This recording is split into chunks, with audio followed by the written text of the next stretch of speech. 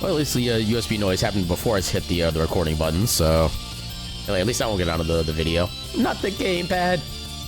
Rip gamepad. 07's in chat for the gamepad. But yeah, I think we can go ahead and just go right once I find my thing. Where's my wheel? There's my wheel. Oh god, I've disappeared. I'm invisible. I can't see myself. Okay, there I am. Welcome on in, everybody, to this week's Wheel of Mystery Randomizer. Welcome on in, Caltrix. Welcome on in, Moxie. How y'all doing tonight? Invis Aaron. Aaron Visible? I kind of like Aaron Visible, actually. Or like Aaron Visible. So that would, I'd only be. So the only things I could see, or no, would Aaron Visible be the only things I could see me would be myself, or people can only see me? Like, they can't see anything else related to me, but just me itself. I don't know how that would even work, that segment. But yeah, I like Aaron Visible. I like that as terminology. But, yeah, so the extent to which you have taken Caltrix's lure is clearly far beyond you. Yeah, what would the vibe of your boss theme be? Is it like any particular genre, like any particular like sound style or sound font or anything like that? Did you have that kind of thing nailed down yet? Because I don't really know what my quote-unquote theme would sound like necessarily. I know it'd be something like kind of good, like energetic rock at the very least. Maybe like little bits of like progressive metal in there for flavor. I guess it's one of those questions that's really kind of hard to answer. It's like, how do you nail down what like the feeling is for yourself, especially when you're not even like an actual like musical creator or anything like that? You have multiple boss themes that you were derived from. Is there any like singular theme from those multiple, or like theme from those multiple themes, or is it just like just a little bit of this random element from here, random element from here, stuff like that? Just yeah, get like what's the central theme? I guess would be what I would want to maybe phrase that as. Look up in Pod Sinkings by Bob Westwood. I'm vaguely familiar with the name. Oh wait, Rob Westwood. I said Bob Westwood for some reason. I'm actually less familiar with it now that I actually realize it's Rob, but yeah, I have no idea who that artist is, so I cannot comment anything about that. The instrumentation would be different. Yeah, maybe post it in the Discord, so if I actually remember to, I can check it on later on. Because like I said, as now, I have no idea what that theme would sound like. But in the meantime, let's go ahead and give that wheel a good old heckin' speed.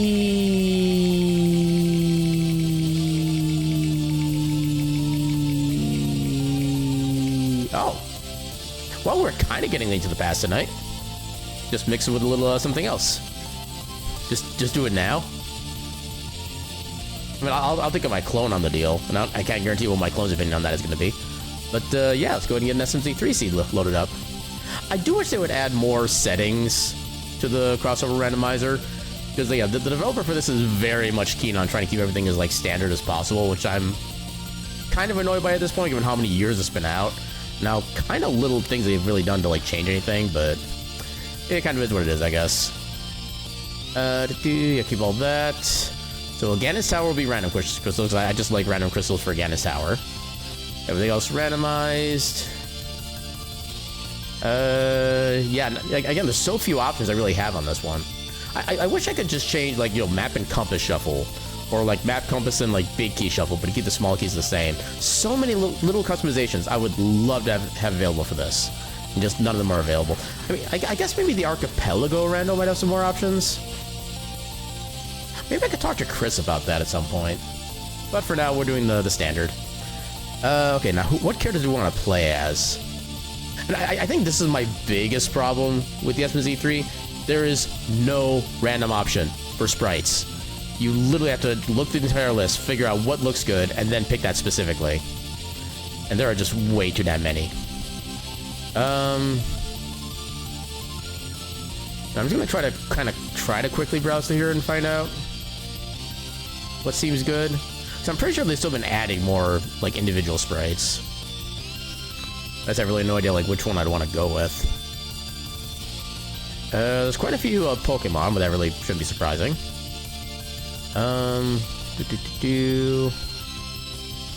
The things are actually kind of smaller on the website than they would be in the actual game, so it's kind of hard to see what some of these actually like look like.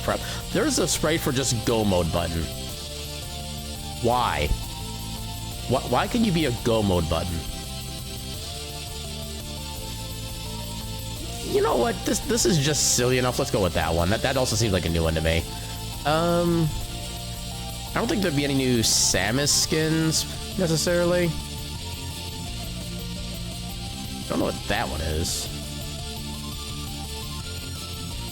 And of course they have Madeline, because what game sprite doesn't have Madeline modded into it at this point?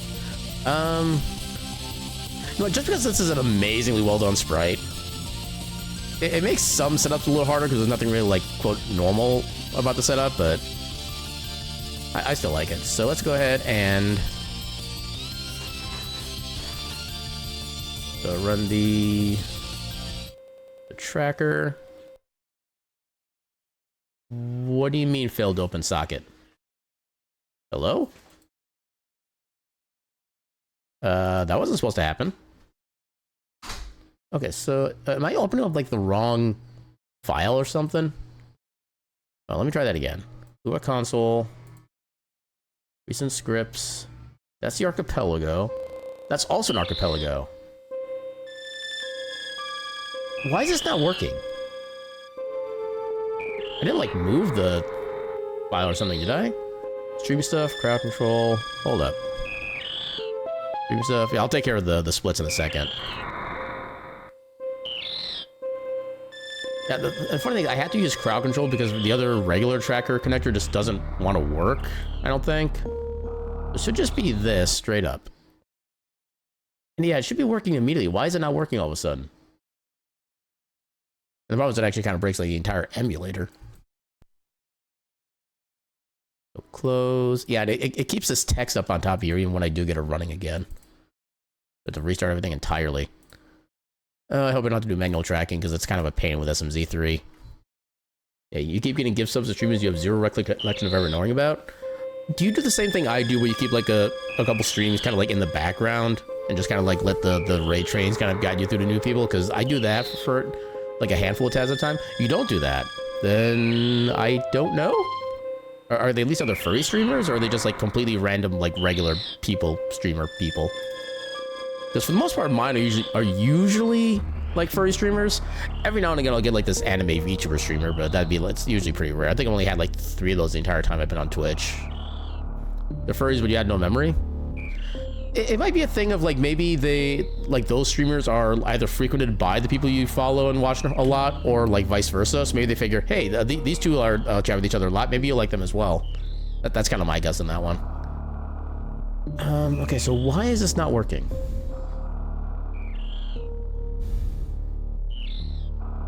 You could just be stupid, but you don't know like half of them. Yeah, Twitch likes to do like the random kind of gift subs of people that you've been like adjacent to, just on the off chance of again trying to help you like introduce new people, stuff like that. It's like one of the few kind of decent things they do for like discovery in a way. But even then, it's like sometimes it's just like half the time you don't even like actually vibe with the person that you got the gift sub for. So it's just like cool, I get some bonus emotes for a while, but then that's just kind of it. Okay. I don't think I have anywhere else. Yeah, because this would be under... Let me see if I have an actual, like, emo tracker folder somewhere. Emo tracker. Let's see if I use a connector for this. Actually, is my emo tracker up to date? I haven't really checked that. How would I check that? Is it tracked to default state? Okay, that should already be set up. BizHawk. Yeah, let's just try this. I know it's not going to work. Yeah, because then it says it needs like an older version of BizHawk for some reason. What version is opening up here? Okay, no, that is the correct one technically. Because for some reason, like the newer versions of BizHawk don't work for that. Crap, I'm gonna do manual tracking. That's gonna be heckin' amazing. All right. Let me get. I got that set up. Where's SMZ3? SMZ3. Yeah, you like Searing's emotes? I do not know that particular streamer. Apparently it's Saynark Cranius. Oh no, that's the artist name, never mind. Yeah, you can look at some beans while I try to figure out what's going on my side. Look at them beans. What even am I playing? So SMZ3 is basically a Super Metroid randomizer and a Link to the Past randomizer combined together, to where you can find Zelda items in Super Metroid and you can find Super Metroid items in Link to the Past. It's a very fun randomizer. It puts together, in my opinion, probably 2 of the best randomizers that are out there, period, and just puts them into a single file. There's also another, there's actually several different combo randomizers at this point. There's also one for the first Legend of Zelda on the NES and the first Metroid on the NES. There's one I think is still in progress where it puts all 4 of those games together. So Zelda 1, Metroid 1, Super Metroid, and Link to the Past, all interconnected. And that one would scare the hell out of me. Partly because I'm not really a fan of like the original Zelda and Metroid for the NES. There's just something, I mean, Metroid everywhere looks the same, just straight up. Eye gets lost so easily in like the worst possible sense. And Zelda 1, I don't know, there's just something about it that just never stuck with me. Why? Why not? Sometimes you have to push the boundaries of what is acceptable. Yes, Metroid is, yeah, I would agree with that one. Yeah, at least Zelda 1 isn't a bad game, so to speak, but like I said, there's just something about it that just never really spoke to me, like, super bigly or whatever. So change category to retro. And SMC3 is the tag. Nope. Not SMC3 pound. SMC3. There we go. Update that. And I guess we'll add retro as a tag as well. Why not? We got the space.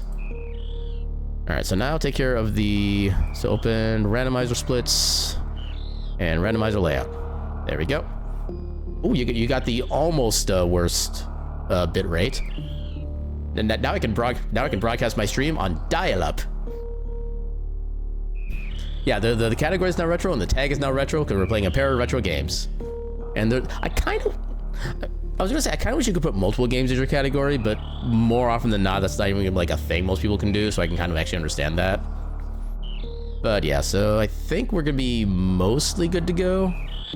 I have not turned my controller on yet. That would kind of help. Get this up. Yeah, I'm gonna have to track manually, unfortunately, because for some reason, just everything is not... Wait. Hold up. Did I just do things out of order? Is that the only issue that was going on here?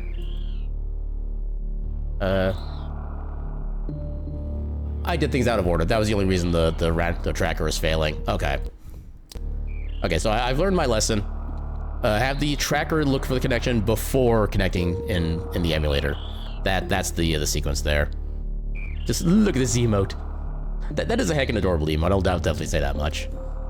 Is that one of those streamers that you're just like, you have no knowledge of whatsoever, or do you actually like follow them in any way, shape, or form?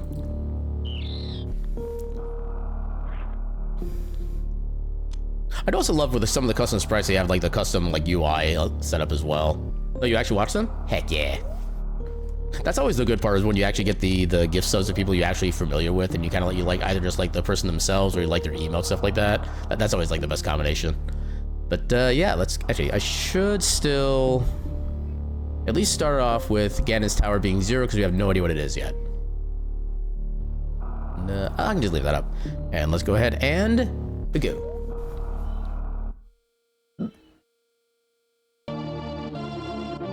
I also like how the ship also like colors itself along with the sprite that you play with as well. Yeah, me at least in terms of time, we're the most familiar with the view. You? Oh heck. Yeah, it's been like what a couple months now, I think. It feels weird to think that it's been that long, but also doesn't feel like that long either. It's one of those things. It's just time as a concept.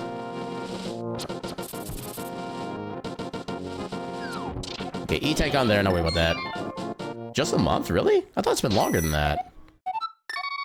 Like I said, time concept. Oh, early Varia. I will definitely take that. And yeah, if you happen to guess what sprite we're playing as far as like the name of it goes, you'll get free internet cookies.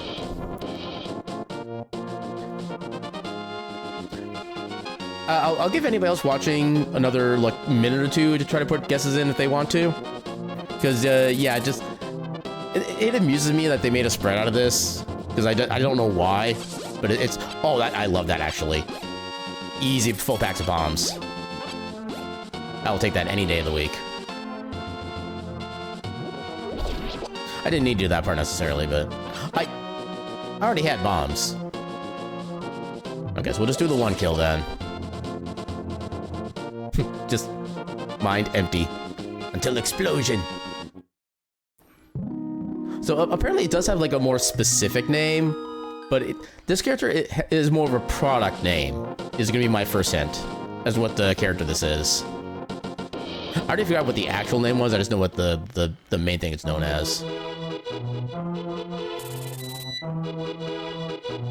But yeah, the first hint of this character is technically just a product. I suppose. Actually, I don't know if this is even like a really like furry thing or not, or there's just something like furries attached to. So this is. Are you familiar with the term blahage? Like B-L-A-H-A-J. To mine, I don't actually know like too much detail about it myself, but it's basically like a big shark plush. They made that into a sprite. So yeah, that's what we're witnessing tonight. I don't know what its Dark World thing is gonna be. IKEA. Wait, is that actually an IKEA thing? Actually, I guess the name does make it make sense now that I think about it. I never knew it came from IKEA. Today I learned. I actually got several of my my furniture pieces at IKEA when I first got the house like a decade ago. This will hold up pretty well overall too.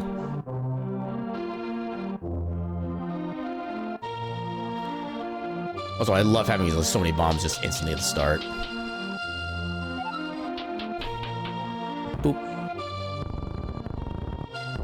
Yeah, I can't really do too much with the powder right now, unfortunately.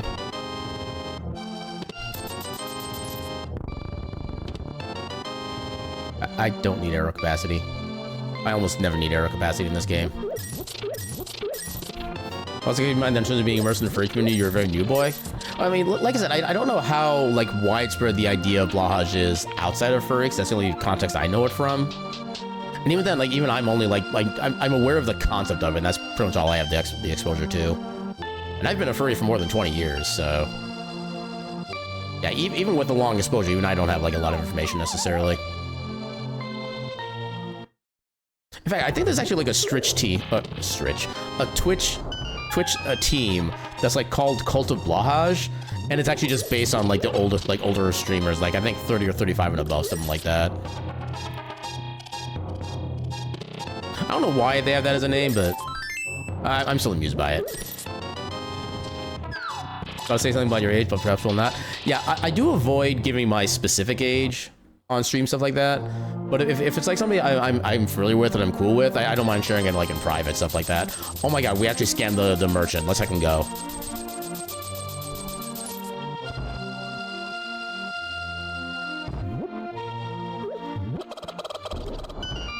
Ooh, that seemed like a good throw. Oh, we can kind of see the chicken. That's the first I've gotten the chicken in this room in a long time. It's just the number of years that's important. I mean, well, okay, I guess if people don't know the actual date of your birth, so to speak, then you can give the year and it's not gonna be like too big a deal. I don't need to go in here. But if you do things like I do, like actually stream on your birthday itself, yeah, then you definitely want to avoid giving out the year, because that gives like all the information to people.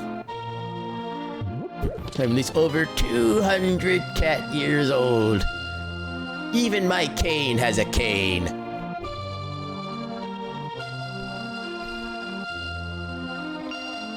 It does make me sad that my Aaron J. Old emote is only like a bit-related emote, just because I don't have enough slots on like for regular sub emotes. But yeah, it's still one of my favorite emotes. I'll even like show it off in case people can't see it on the regular thing. But yeah, this is just one of my favorite emotes right here. That's why you just start with your Sona's age. I forget what your Sona's age is supposed to be. Okay, 25,000. I knew it was a factor of like 1,000, something like that, but I didn't realize. I didn't think it was even like gonna be that much. I thought it was gonna be like 5 or 10. You can drive cars in any part of the galaxy at that age.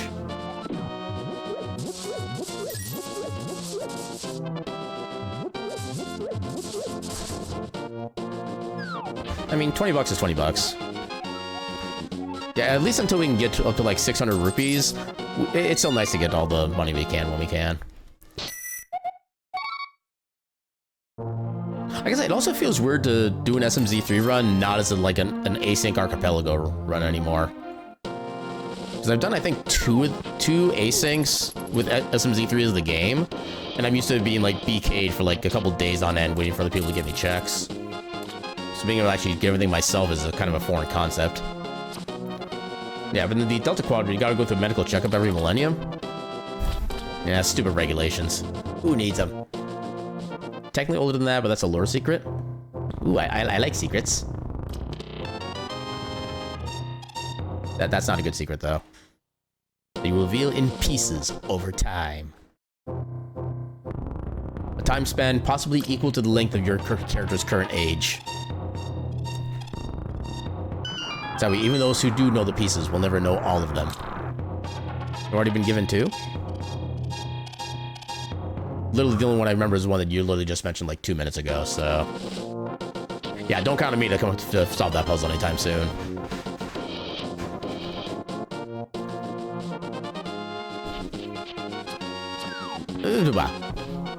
Okay, I barely dodged that. Yeah, early on when you don't have really like a lot of like defensive or even offensive capabilities, you definitely want to avoid damage as much as you can. Okay, you're saying... Okay, I'll accept that as a positive, me being me. I love how I always like accidentally get both of them, no matter where they're positioned at the start.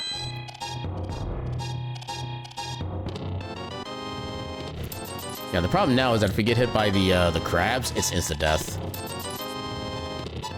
We got nothing of value. That is unfortunate.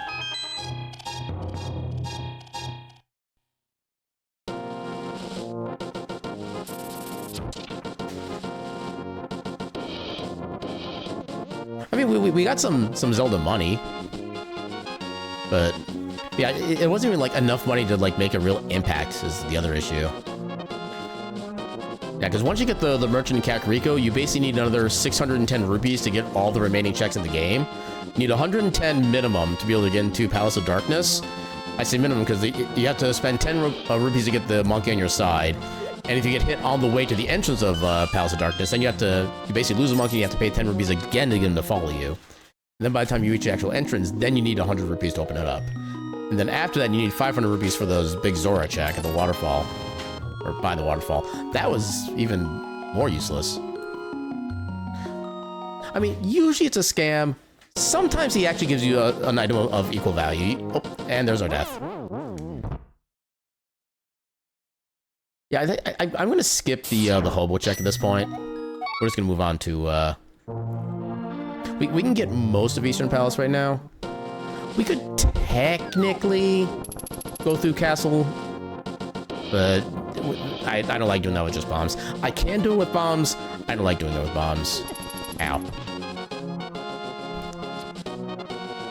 Yeah, we can still get, I think, 3 items at Sahasrahla, 2, well, potentially 3 items at Eastern, depending where the map and compass are. Yeah, we can get up to 6 items just by doing this sequence right here, so I still find this worthwhile.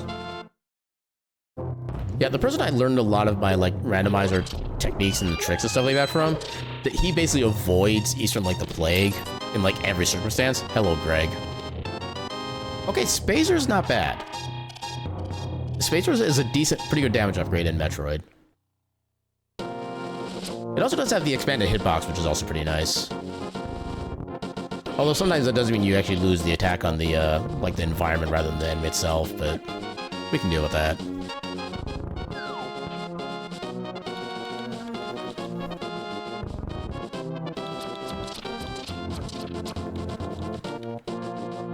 I mean, Spacer beam. Yeah, I'm sad they changed it to wide beam at some point in the series. Spacer just sounds so much damn cooler.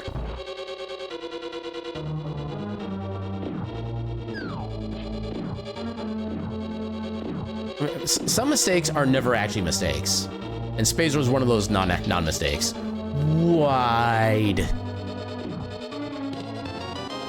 Okay, instant big key. That'll make the routing a little bit better.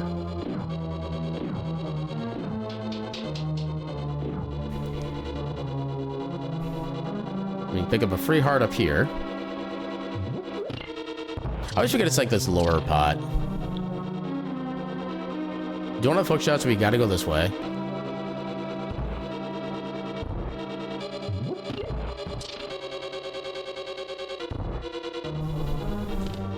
That's not a good sign. So that already gives a good chance that we're not going to be able to get all the items here. I need you to not... Oh, no, that needs magic, too. Come on, I don't want to take damage. Oh, keep going, keep going, keep going. No. Don't. There you go, there you go. Hey, we found an opening, let's go. No, it occurs to me I could have just picked up the heart here after doing a damage boost there. That would have been so much easier and faster.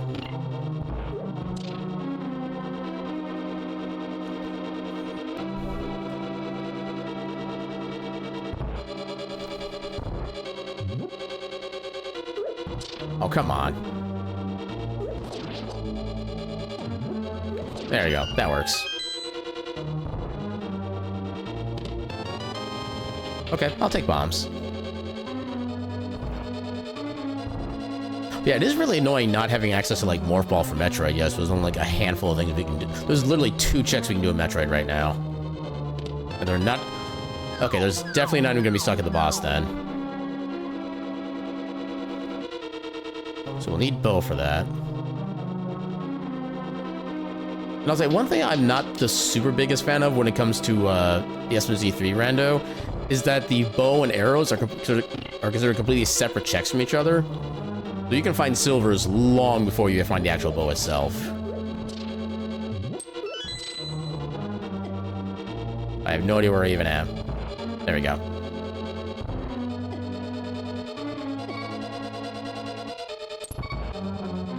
That seemed like a longer walk than it should have been. Yeah, you watch a video of someone doing an enemy sprite randomizer with this, and they angered a cuckoo which had the sprite of a skeleton. Megalovania was in fact on the video. Yeah, that sounds about right. Okay, we're gonna do this the... I'm gonna die, aren't I? I'm gonna... Oh my god, I lived. Okay, yeah, we're doing this a slow way.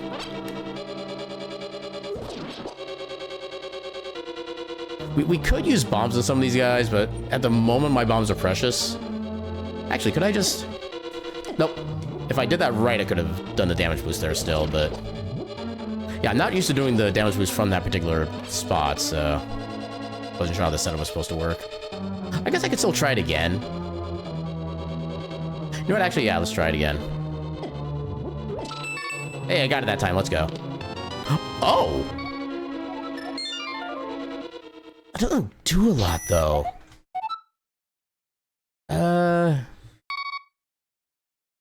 I think we can... We'll try the castle sequence. Yeah, gloves are honestly probably the most important items in Link to the Past to begin with, because they give you so much access to so many different areas.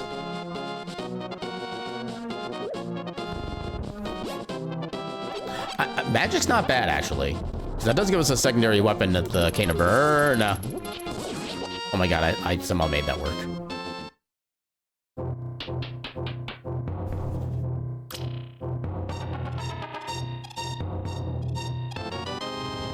Missiles.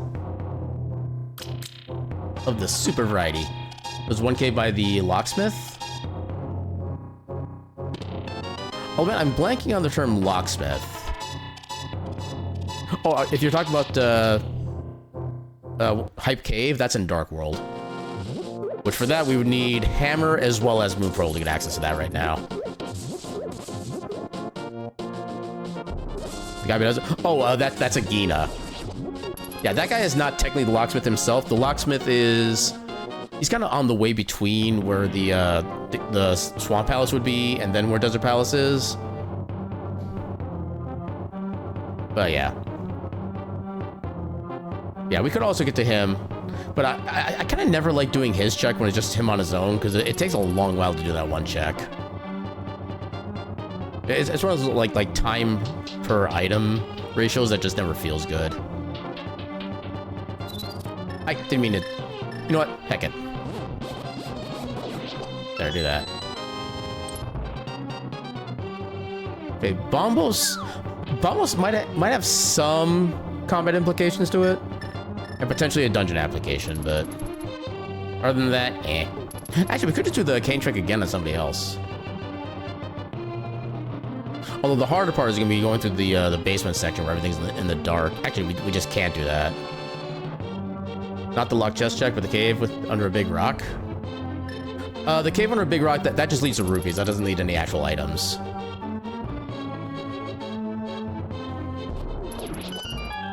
Yeah, I think that one has like 10 blue rupees, something like that.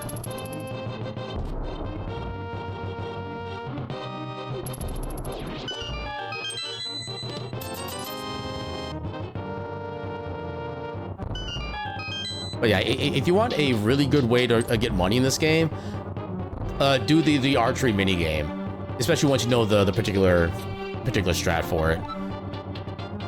So I think with the way the payouts work, it's like 2, 4, 8, 16.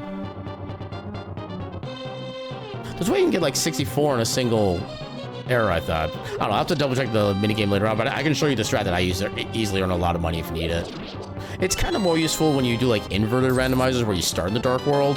Oh, that's not what I wanted to see. Okay, so since we do have the gloves now, we actually can do the back of escape, which will get us a good 3 checks. And I think from there, well, then we can do Agina, and then we'll go to Metroid and see what we can get over there, because it's actually possible there's something important in early Metroid, which kind of feels bad, honestly. So we don't have logical access to Death Mountain yet, so we don't have access to Upper Norfair. How dare those rats not jump into the explosion?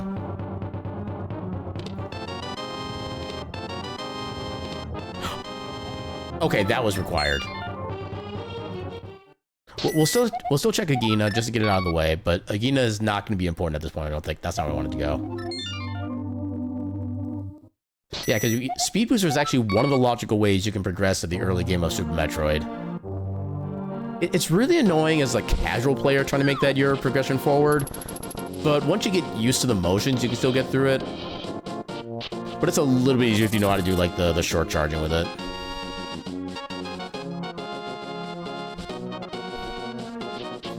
And at least for the basic short charges that I know, you basically just have to have the right rhythm down for when to press and hold the buttons, and you're usually pretty good to go. Yeah, just to kind of show for the sake of reference. Yeah, I think it's like 10 pots of blue rupees, yeah. So blue rupee, blue rupee. So yeah, that's all you get from here. And then this guy just, so you like busted down my door and are being a jerk by talking to me? Normally I'd be angry and make you pay for it, but I figured you're gonna break all my pots and steal my 50 rupees.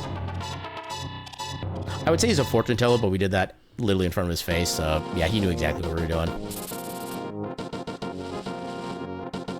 We could take a check at what's on the little hill up here, but eh. Doesn't seem particularly valuable to me at the moment.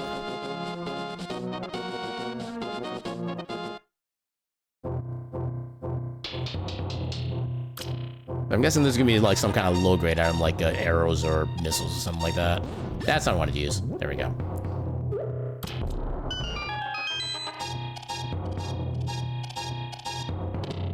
Yeah, sounds about right. Alright. So we'll save. We'll soft reset to get back to Metroid. Yeah, I would classify that as meets expectations.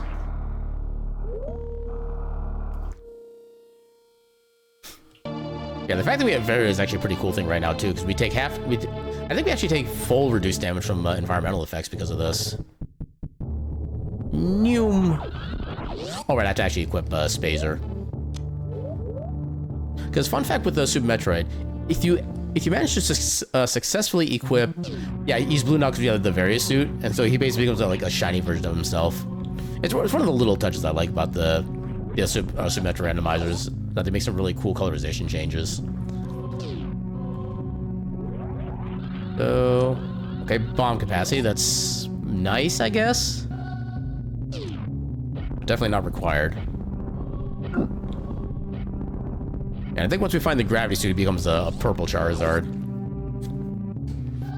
Yeah, I just love every little bit about the design of this sprite. Just all of it is basically flawless.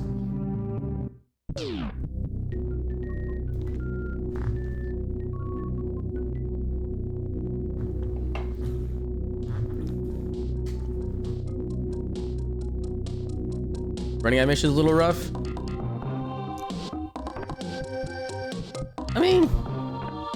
I mean, it matches his body proportions, so I don't really have any issue with it personally. And yeah, definitely by far the most jamming part of the entire OST here. Okay, we get to do... Oh, flippers! So technically that's not in logic because we don't have Morph Ball or bombs yet. Moon Pearl. I'm intrigued?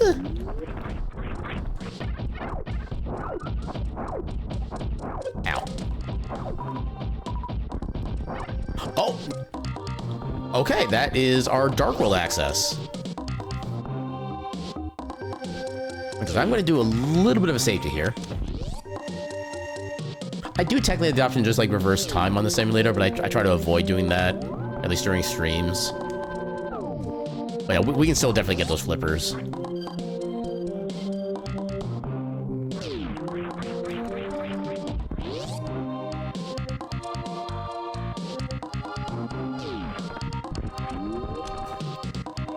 Just like that. Oh, nope. And then, okay, never mind. I need to do spin jumps there to get out of that. I got a little ahead of myself.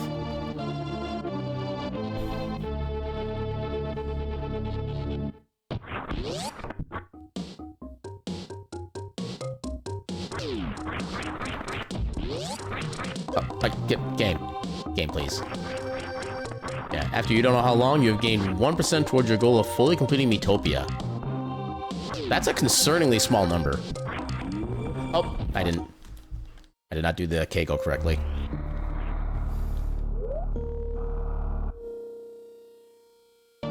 How are you only 1%? I'm guessing you have like hundreds of hours in that game at this point, at least. It's entirely up to RNG. That's even more concerning. Okay, so I guess what does fully completing Metopia consist of? Why am I so bad at this now? Normally I'm good at this. There's a daily reset? You're only giving me more questions. And or concerns. Mostly and.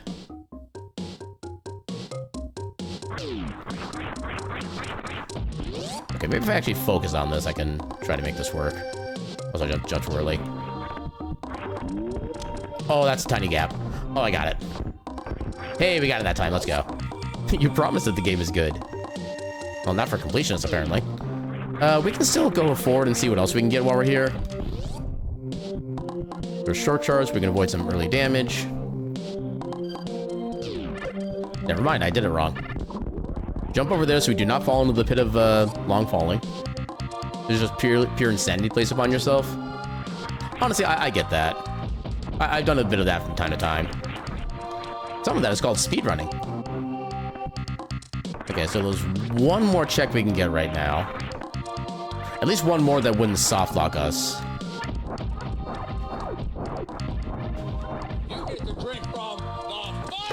Okay, health for Zelda is actually not bad right now.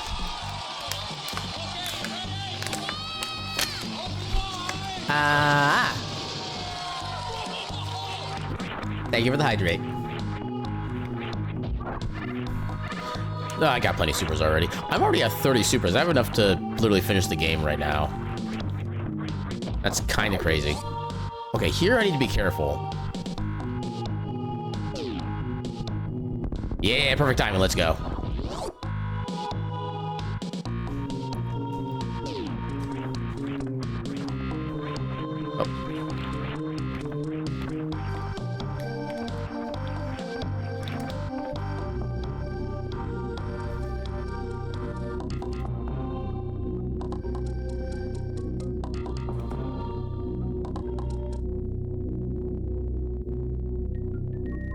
Pew.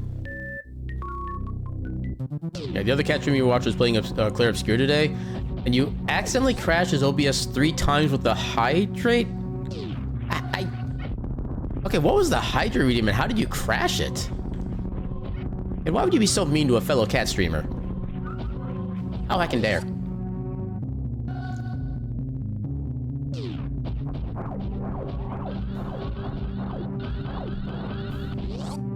And who is the other cat streamer, if you don't mind me asking? I am curious, because there's surprisingly not very many, like, house cat-based streamers. Vitrio? I have no idea what that is.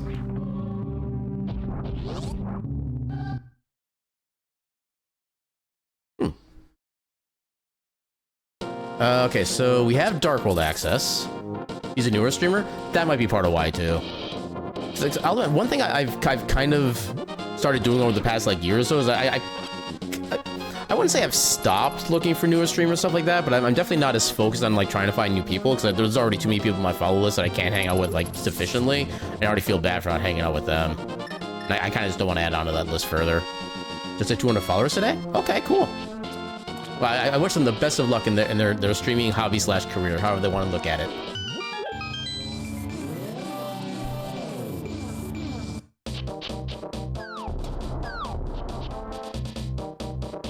So I gotta figure out what all I can reasonably do here. We could do a decent chunk of... Well, I guess it depends on whether or not we find this... Oh, this is bad. This is bad. Oh, freaking hell. Yeah, 4 hearts is not a lot for Dark World. Let's try that again. Also, we only have 1 bomb left. Thankfully, we have a 50-50 shot of getting a bomb for that particular stone every time. Yeah, our first interaction with him consisted of Rive when he was playing Risk of Rain 2, you mentioning that you enjoyed the game, and him inviting you to play. That's always cool.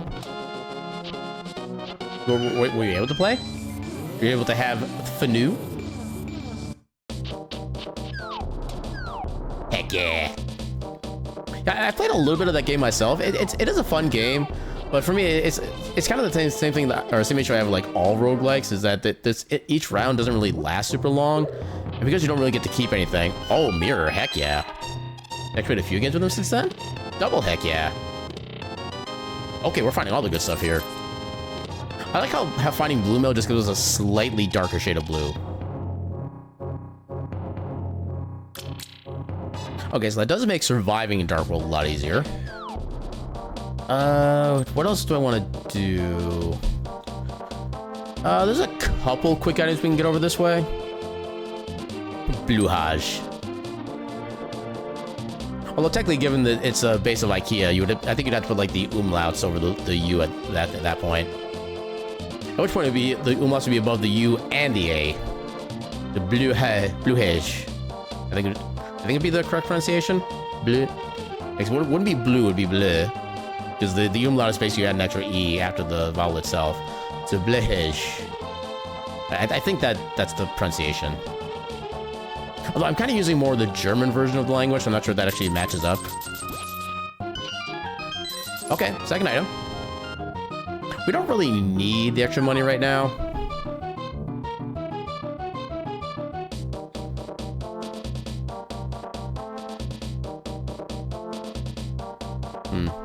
Maybe I should have kept going with the minigame to get more money, but eh. I'm sure we'll get plenty of it elsewhere.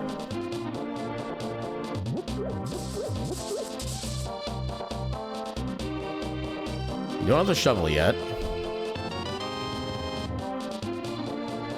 Okay, it wasn't super helpful, unfortunately.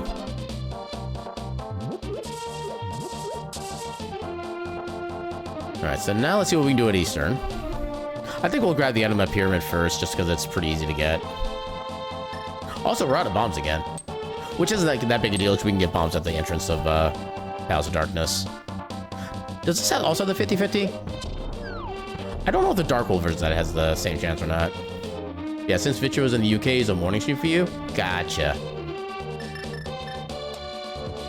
Yeah, there's a number of streamers I follow who are like from kind of well outside the usual like North American continent area, something like that. There's I think at least one I know who streams from the Philippines. I feel like there's a second one, but I can't think of them offhand. There's a couple I know from the UK. There's one, a few actually from Australia. One of them I follow is from Germany, but I don't really get to interact with him like very often. Like I kind of have issues, like I don't know if issues is the right word, but I kind of have like difficulty, I guess, like chatting in like bigger streams. Oh, charge view is always nice. Yeah, whenever I'm in like bigger streams, it always feels like my chats kind of get drowned out. So I kind of naturally stray away from those. Some of the big name streamers do actually do a really good job about still being able to catch every single message, stuff like that. But it still just kind of feels odd for me, which is really bad. Cause I love hanging out with those streamers too, but it just because of my own mental block, I just can't really stay for long.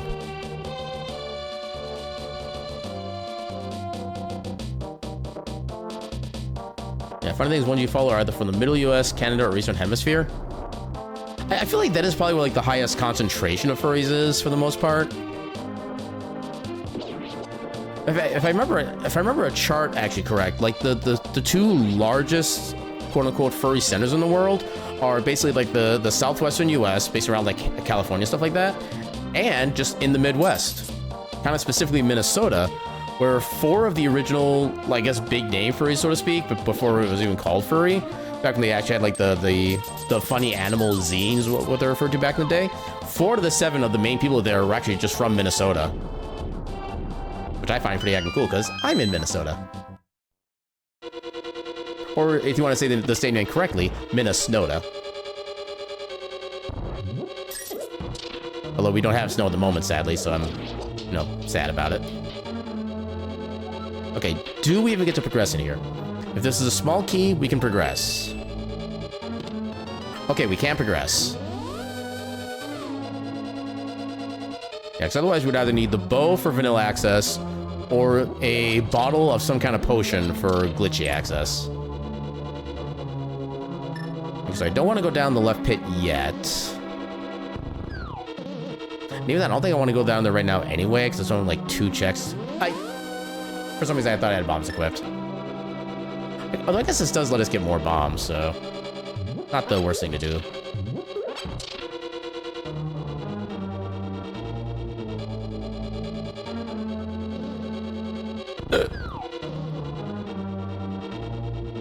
Alright, do the right thing this time. Oh, heck yeah, stab rod. You live in Utah, so for conventions or something like that, you have to go elsewhere, and that gives you anxiety. I can understand that.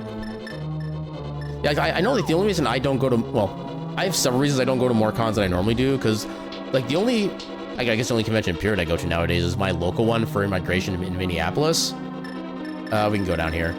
Yeah, the only reason I go to that one is, for the most part, that's all I have the money for, all the PTO I have access for, and like, to be fair, I've only had really one out-of-state convention experience, and that was with the Midwest Fur Fest back in 2015.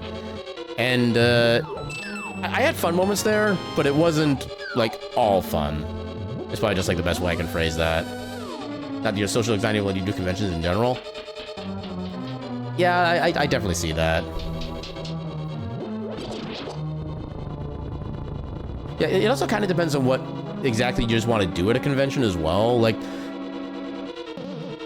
how do I want to say this? Like, if you want to just do like kind of like the small things, the one thing that I usually do when I go to cons is I usually just kind of like hang out in like the board game room and just kind of game there all day. And it tends to be with people that I already know for the most part, but every now and again we'll get like a random other person that comes in and is like, hey, it looks like you're playing a cool game, can I join? And we're like, sure. And they're like, yeah, cool. Then we get to have like a new conference, something like that. The other thing is that none of your friends who are near where you live are furries.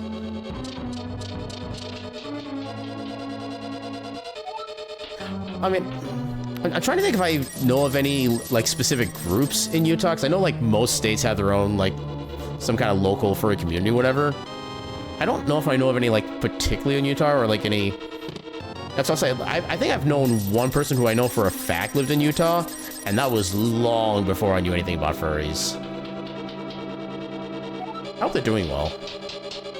They were a cool person to talk to. And we found the sad. We don't have lantern. Technically, none of this is in logic anyway until we find like the lantern and stuff like that. Okay, another small key. I guess I do have sword, and I do have blue mail. You know what? Yeah, let's do these checks then.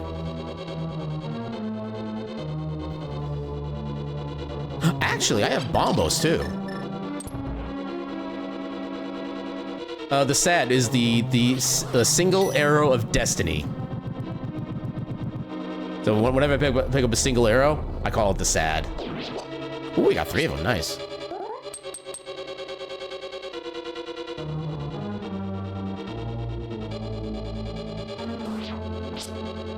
Yeah, there's 2 items that have like their own special acronyms. The sad, which is a term that I came up with a while back, and then there's also Greg, which is the green rupee of eternal glory. There are always 2 Gregs and 1 sad in every basic randomizer. Why can I? Okay, there we go. I suppose I should say in standard randomizers, there's 2 Gregs and 1 sad in every seed. Because there are some settings I think do kind of change around what the item distribution is. That wasn't so helpful. That's everything we can get here for now then, until we actually get the bow. Or technically a potion, but I'm not putting that in my high priority list.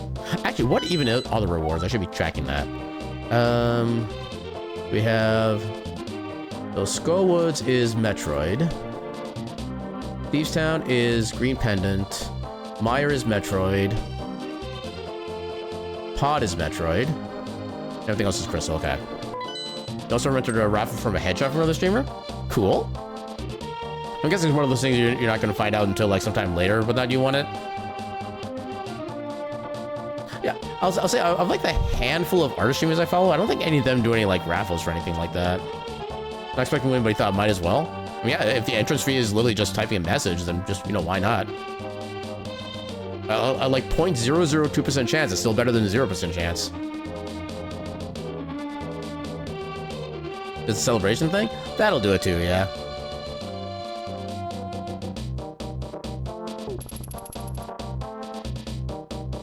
Actually, it does kind of remind me. There was a friend of mine who did, I think it was a birthday stream a while back, where he did like a whole bunch of like community game gift things. I still have a few codes I haven't even redeemed for that yet. I was kind of wanting to see if I could maybe find somebody else interested in them, but I never really had the chance to. Let's just think about maybe like just at least getting them used up so they're not just like hanging around in existence. Taking that. Okay, so after this, we're gonna have to save and quit and then go to a different way to get to Dark World. Actually, no. Oh no, flippers don't work in that direction. Yeah, we do have to save and quit to get into the other side.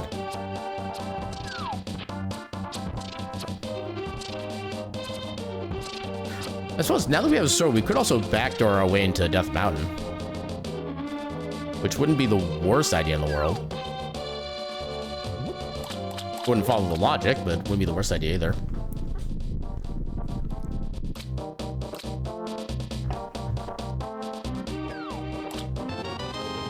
No, it's not the worst thing he's given us.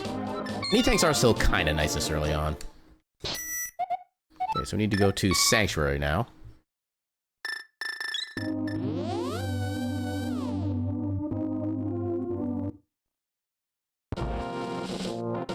I could go down and try to get the dark cross check, but that seems like too much of a pain right now for me to do. Hold off on that for later.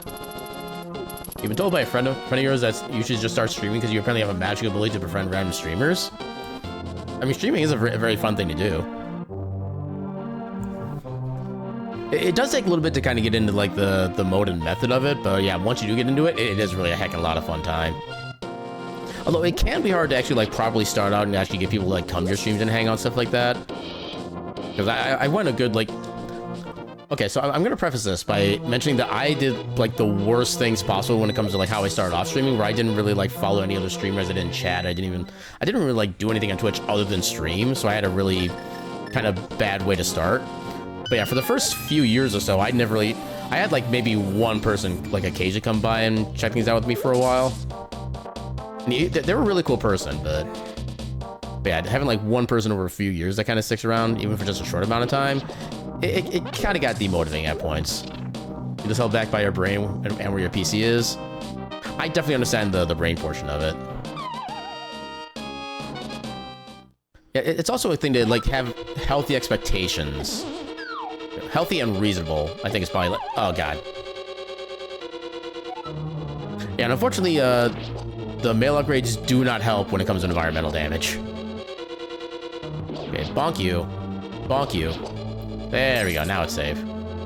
Yeah, you gained a follower, you know it was your last stream in 2023. Could have been a bot, but still. From my limited understanding, usually if it's like a bot follow, it's like a bunch of bots kind of following at the same time. Oh, there's a morph ball. Okay, now Metroid is opened up. But yeah, I feel like bots don't typically just they don't really follow like individually, stuff like that. You don't care about any more followers anymore. Well, if you want to have the like affiliate level abilities and access stuff like that, you will need to have at least some care about that. Actually, no, I think they've... So I think Twitch is actually doing a thing now where you don't even need like minimum prerequisites to like become an affiliate. You just need to basically put an application in, something like that. I don't know exactly how the new form of it works, but it's something they like just recently started. Yeah, I think you can just technically just like apply whenever and become like monetize it like immediately if you really wanted to do that. But yeah, I joined and basically became an affiliate in the days of needing 50 followers total, an average of 3 concurrent viewers per hour average, and whatever the total number of days and number of hours per month streaming, which was like super easy as long as you keep like a half consistent schedule. I have a sword. I should be using my sword. Although hammer does so much more damage. But also has a much worse hitbox. Okay, there we go. Yeah, we were the mindset that it would happen in time. Yeah, it definitely does happen in time as long as you keep at it. Yeah, because I know there are some people who, like, they kind of just stream, like, off and on. And then they would, I definitely imagine they have a lot of trouble with, like, trying to maintain, well, it's not even just the schedule, but even just, like, the consistent viewership, stuff like that. So being able to stream regularly is a thing. Okay, we're just a tiny little fish as our Dark World form. That amuses me. Oh, wait, no, we're not a fish. Our Dark World form is Baby Shark do-do-do-do-do-do, Baby Shark do-do-do-do-do-do. Sorry, not sorry. We can't even progress through here. We don't even have Fire Rod. We do have the big key, so we can get the big chest on the way out.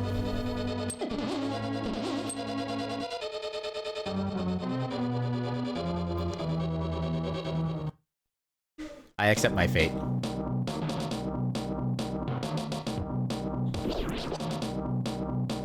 I don't really need the bombs at this point, but I'll still take them.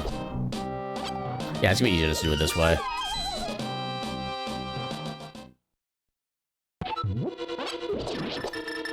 Bomb is it? Oh, I thought you turned into something when I powdered you. That makes me sad.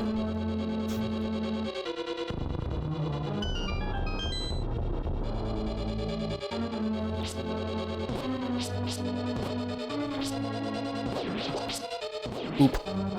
I booped the snoots. So many small keys that I don't need any of them. Nope, I did not do that sound correctly. There we go.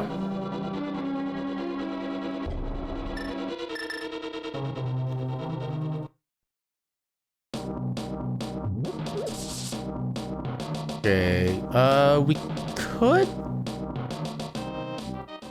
You know what? Sure, let's just go, let's get Graveyard Ledge before we move too much further. We'll be missing out on doing the King's Tomb check when we do get boots, but... I feel like doing something slightly out of the box right now. I think I want to have the hammer ready. Just in case you need to, like, bonk an enemy like this.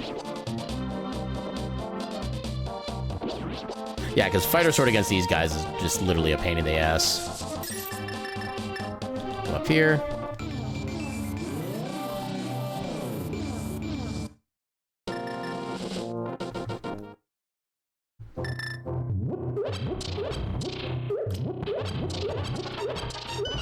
Ah, dang it. Okay, supers. More space explosive power. Trying to start moving stuff back into your room? Wait, back into your room? Did something happen? Hopefully nothing bad?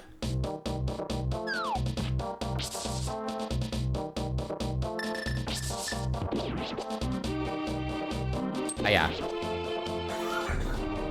Hiya.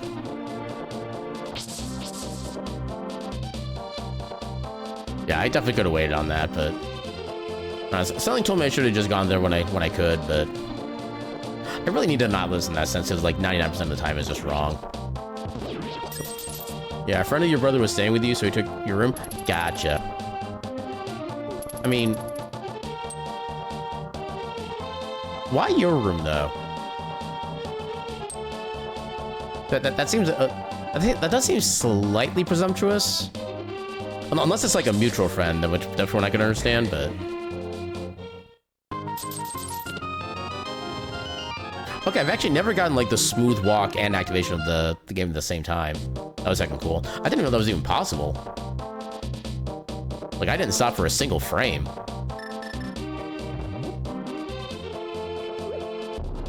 Ah, do it too early. Is it fine smile or fine Aaron J fine? Ooh, square attack's always good.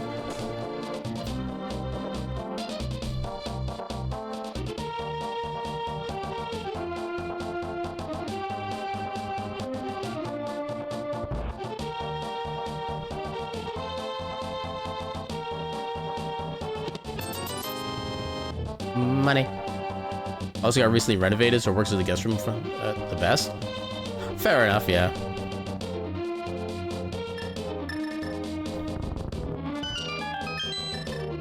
I think we should have everything we need to complete this dungeon. Yeah, I think all we really need is hammer. And this place is full clearable.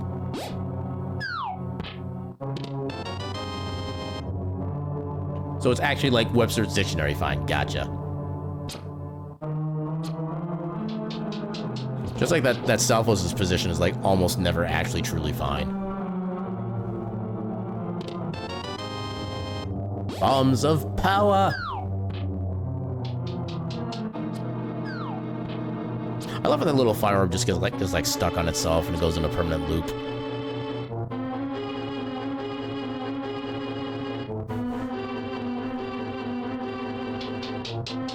Hey, you're always reaching out to me about to make sure I'm taking care of myself? I'll do the same for you.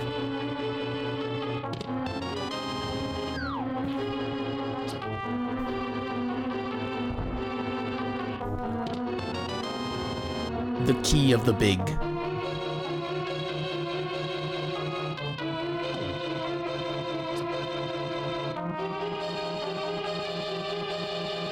Wah.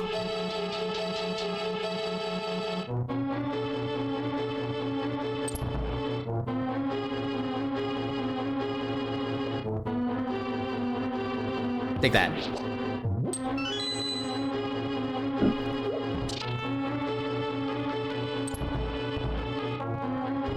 Yeah, for the most part, anybody who hears like even just like semi-regularly and either my streams or just like anywhere else that we interact, I'm basically always hoping for like the best for anybody that I've interacted with at like any point in my life.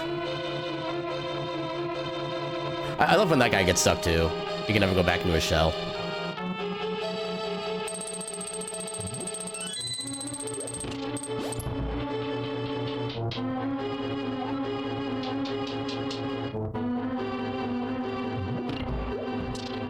I wish I had hookshot here. Hookshot is the easiest and quickest way to take care of these little cricket guys. Ooh, fun fact, these crickets here have basically the exact same coding as the mice from Light World, and which form they take just depends on which world you're in. If you're in Dark World, they are specifically the crickets. If you're in Light World, they are the rats. And I hope I said the right words in the right sequence there. I don't know if I did or not.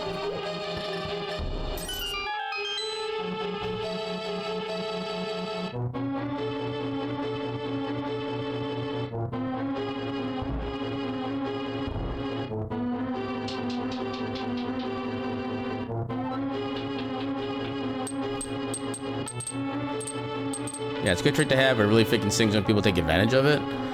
I would say I'm fortunate that I don't think of anybody, like, take advantage of that aspect, for me at least.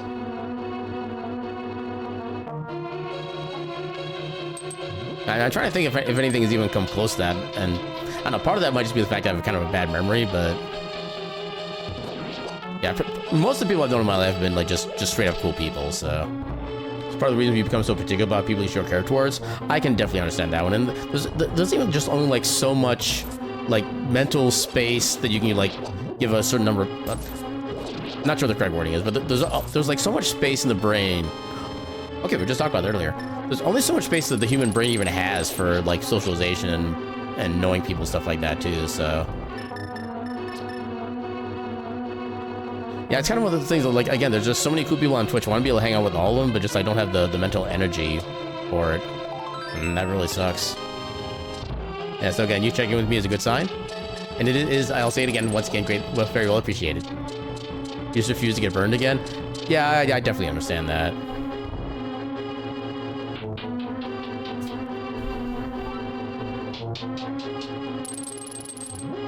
Oh, God. Which one had the heart? I think it was over here. Actually, it would have been harder in the next room anyway.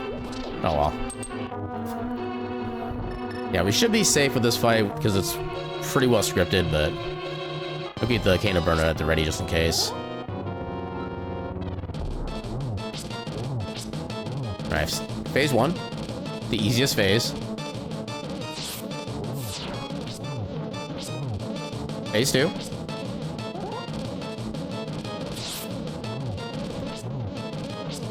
Oh, I missed. That was almost... He didn't give his death cry.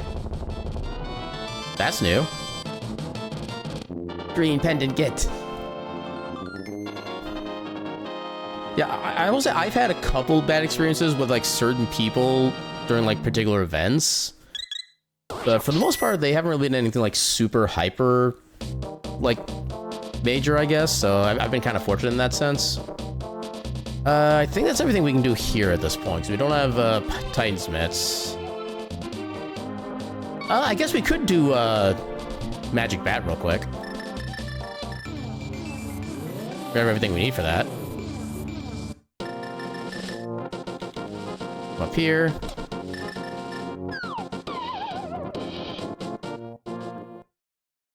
Then, as I always say, rule number 1 about Magic Bat. Pet the dog.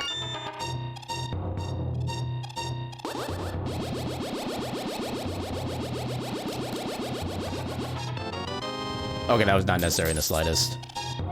Yeah, let's save and quit. Go back to Metroid.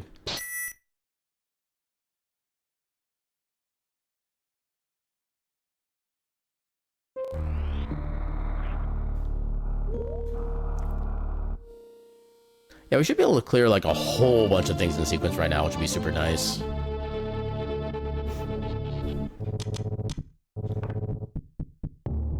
Oh, I screwed that up. There we go. Flying Dirg. Yeah, though it certainly sucks, you retain the ability to learn from other people to be an ally with fairly little information on them. That is I think talent is still the right word to use, but yeah, that's definitely a good talent to have, to be able to kind of figure out like who's actually gonna be good for you and who won't be.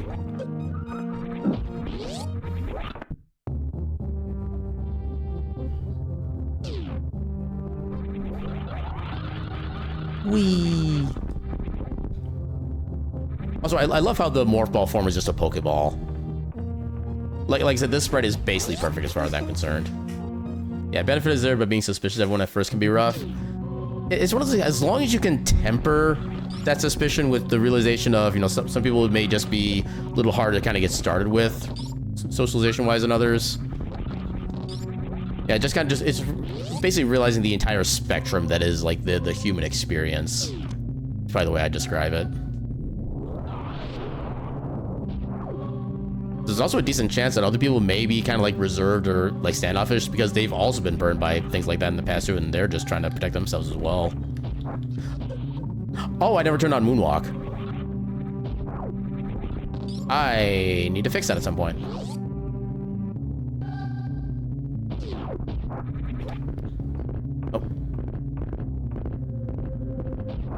Oh. Sure, we'll give him just because we're here.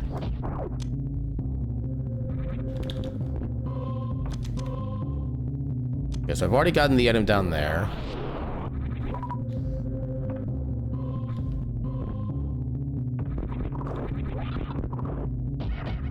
Okay. Too many shots. Yeah, you phoned over yours? That's at least a good thing to be able to do. Because yeah, definitely go too far on like either extreme on that one is definitely going to cause more harm than good. Yeah, I think I'm going to stop at the save room here, reset, and then activate Moonwalk so I don't forget again. Hasn't been necessary yet, but there will be a couple spaces I think eventually where that'll be nice. Actually, literally, this upcoming room that we're going to be doing here, that's going to be a great spot for the Moonwalk trick. So save here. Oh, And so one thing that does suck is that if you select no for the save station, you usually have to leave the room and re-enter it in order to actually save again. Which is kind of dumb. Alright. Reset. Come in here. Then special setting, Moonwalk. There we go.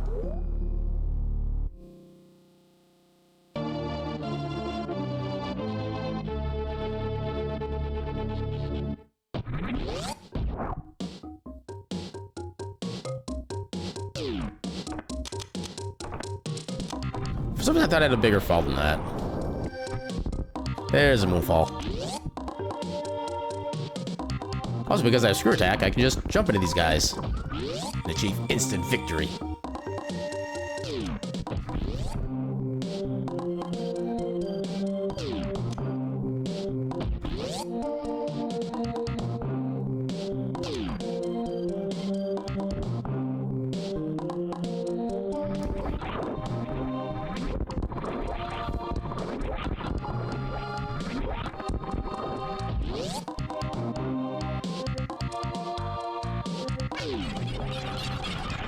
Oh, how did that happen?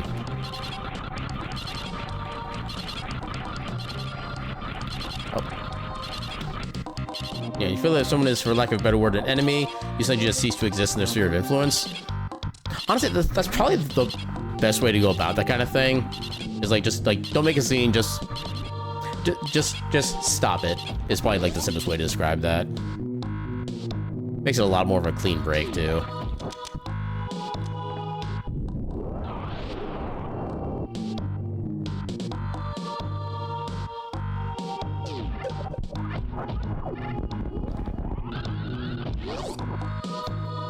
Alright, now we can take care of everything else here, which is super nice. We do need to go over here. Ow, heck you. Heck you and the heck and heck. Yeah, no goodbye, no conflict, just a quiet dissolving. Yeah, I'm trying to think of another, like, cool word for that, but it's not coming to my brain right now. Yay, pot lid. Second go.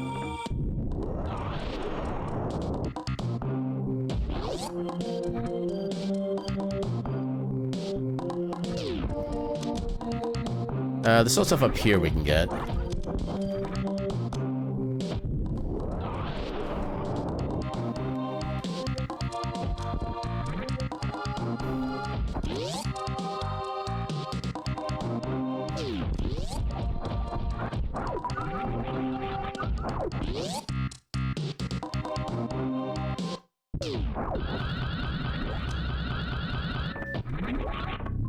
Oh, I thought I was gonna be able to make that work. Dang it. I thought it was gonna be like open the door and then just like zoom through it as it was opening. But alas, I'm not allowed to be cool. Gonna be where you move stuff. Have fun and do it and do so safely.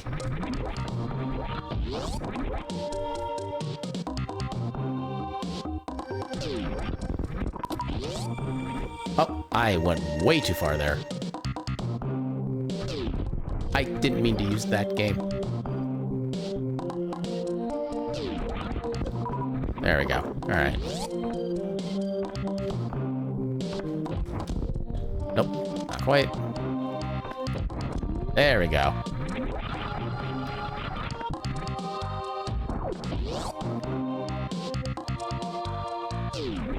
Honestly, Bottle's kind of nice right now, because we can get the Sick Kid, and we could theoretically get into Palace of Darkness further. Not that it would do a whole lot without Bo, but the option is now available to us.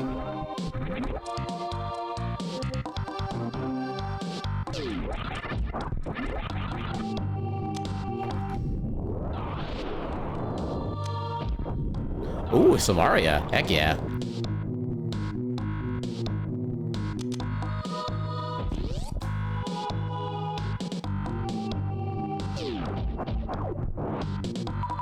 It's gonna be a tad slow because we don't have gravity, but it's fine.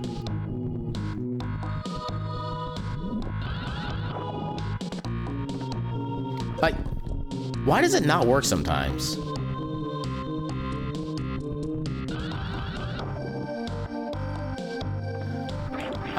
I literally do not know why that chooses not to work on certain occasions.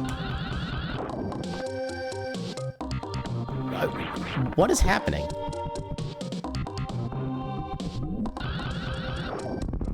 Oh, maybe I need to hold down the button for longer than that. Maybe that's what the issue is. It looks like a minimum number of frames before it triggers like that. Which would seem weird to me, because I've never had that opportunity before, but... yeah, I've never really fully researched this. Maybe that's part of the problem.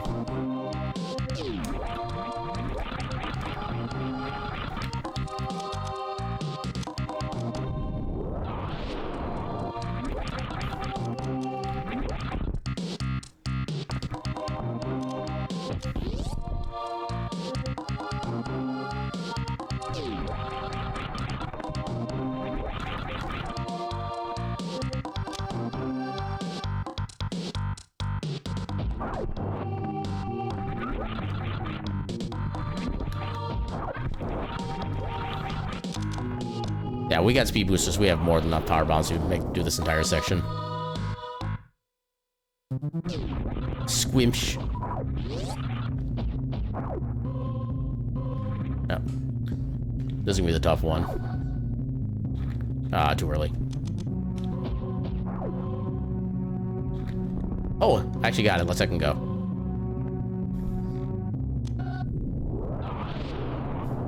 Oh! Oh, we actually could have used that earlier. I mean, we didn't really need it necessarily, but definitely would have made some checks a lot simpler. In fact, we actually could have gotten the dark cross check with that.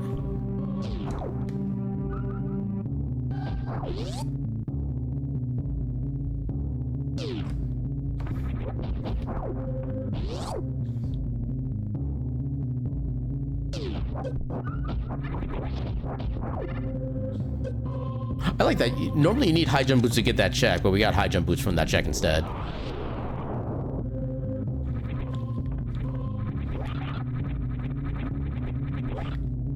Alright, we have high jump now, so we can actually do a lot more with our wall jumps. Actually, that means we can't quite do this. Yeah. Okay, so I gotta take one of these off. We'll take off high jump. Yeah, 'cause for whatever reason, if you have high jump only or speed booster only, or hell, even neither of them, you can make that jump easily. If you have both of them equipped, it's just not possible for some reason. It's such a weird setup. Oh, hello, gravity. Okay, we can basically full clear Metroid now.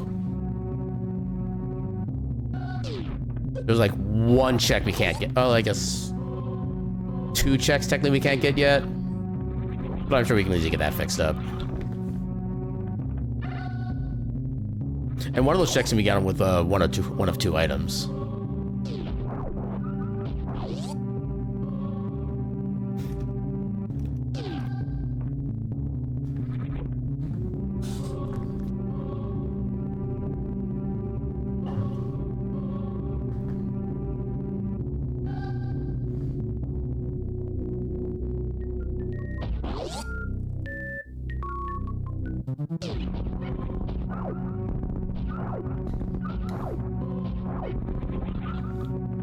I keep coming so close to being able to do all those. I can do that real quick. Ooh, boots. That's how I can go.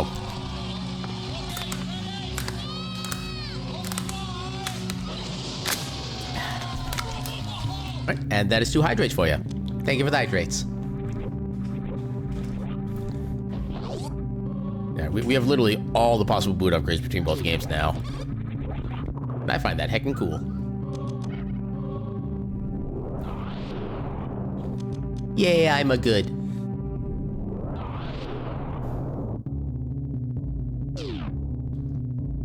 I have screw attack. I can get through these guys easily.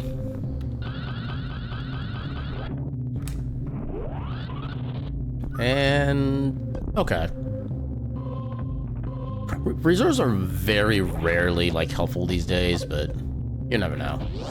Can I do this with high jump on still, or do I need to take that off? Okay, no, we're fine. And I have exactly the amount of power bombs I need too. That's amusing.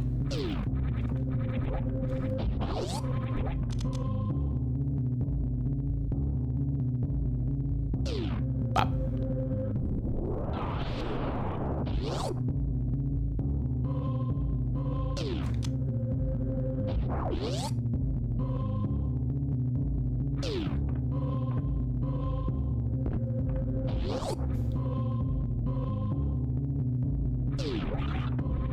I did not get the wall jump there for some reason.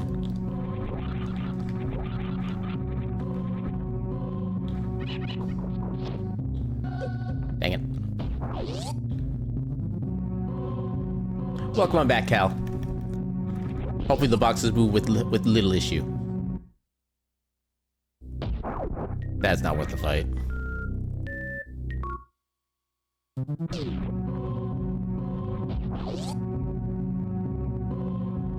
Just go to actually be able to sprawl across a bed. Honestly, that's like just one of the best feelings, period, I would say. I could have made that. There we go.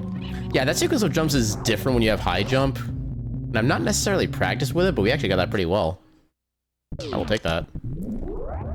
Get this open up first. Get our refill of stuff.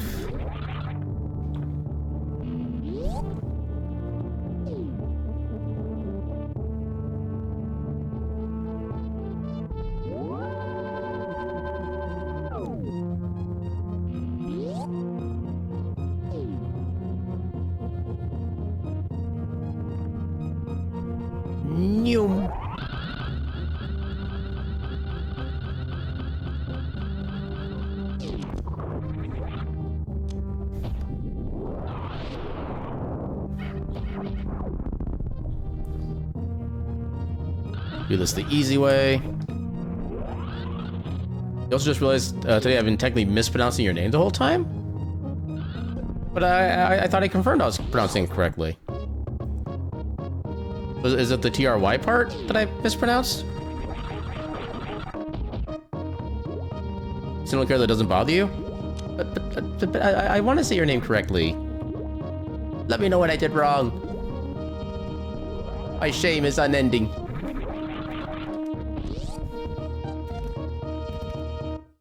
Was it Caltrix instead of Caltrix? I think we're saying Calent. Yeah, I've been saying it like Cal, as in like Calvin, stuff like that. So it's actually Caltrix. I guess the AH would give more of that into. Okay, fair enough. I will attempt to be better in future. Thank you for letting me know.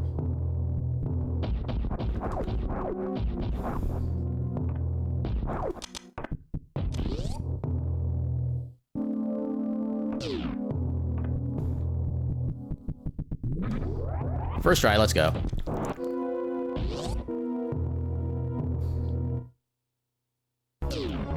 And thank you for the redeem, Moxie X, or Moxie X. You don't mind as evidenced by you only now realizing this? Yeah, like for me, I've kind of gotten used to a couple streamers that I used to follow, or at least used to watch back in the day. Kind of got used to them just like not being able to get my name correct for whatever reason. Because one thing I do find amusing is that whenever somebody is saying my name for the first time, you can actually tell what region of the world they're from based on how they pronounce it for the first time, generally. Like, if they're from, like, the North American continent somewhere, there's a 50-50 chance they'll say Aaron, or a 50-50 chance they'll say Aaron. If they are a, like, European streamer of some flavor, 100% of the time they get it right first try. I don't know what it is about, like, the European side of things, but they just know how to pronounce my name by instinct. And I'm always amused by it. Arun? Hey, you didn't redeem that name for me. You redeemed that name for you.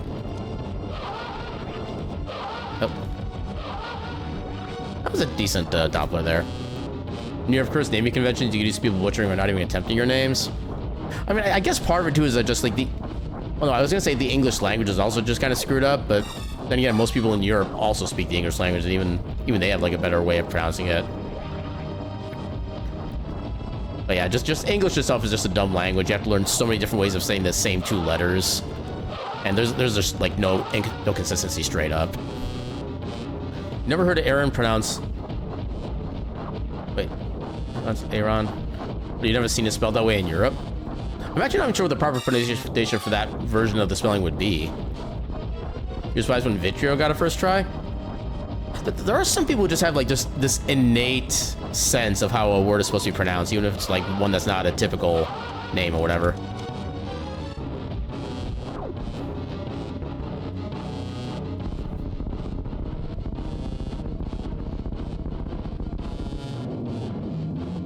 Oh, unless you mean like the American name Aaron. I'm guessing maybe that's what you're referring to by that spelling.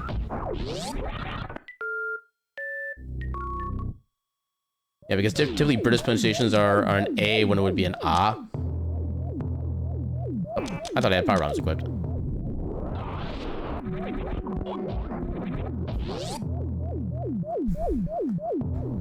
I was gonna make some other comment about like how people say my name in the past, but I completely spaced on what that was gonna be. I'm trying to remember.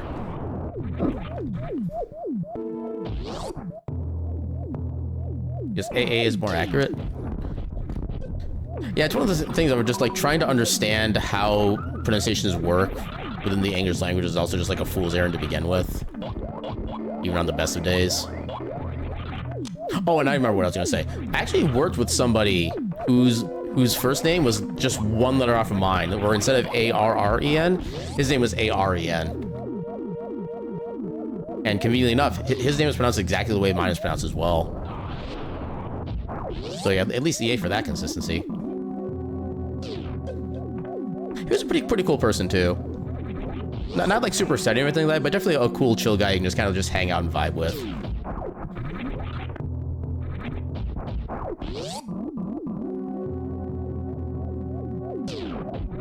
Oh, I missed.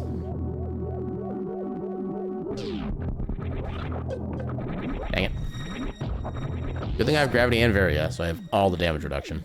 Then you have people like you who can make a character named Zalterix, or no, Zalterisk, or Zalterix. I'm assuming Zalterix is the correct pronunciation for that one. This time I'm actually paying more attention to the combination of vowels. Worked with a Jean, pronounced like Sean or yep, male French Canadian name, but you remember the call was asking for a name named Jean? Yeah, I definitely see that. Or you guess it's Zalterix? Yeah, I think that was what I said the first time, I hope.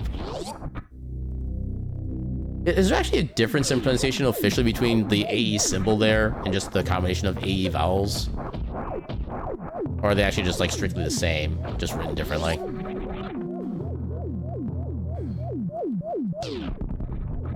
Yeah, it's like the little minutia of that I would like to be able to just know offhand, but I just not in my memory banks for whatever reason. Yeah, I got that shot.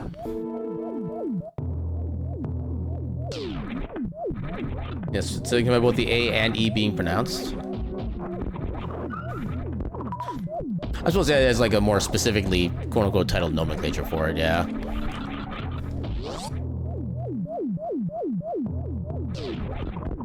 Well, I suppose like not sure what the proper term is for this, but yeah, what would the term be for like the history of a certain language?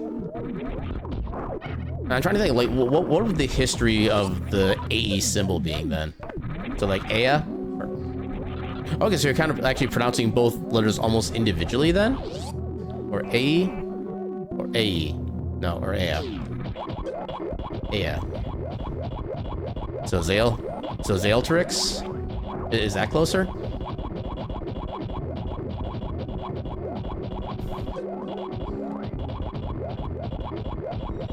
Yeah, there's more to it. That's the slogan of life right there. There's more to it. Zalterix. Okay. Zalterix. I think I'm getting it right.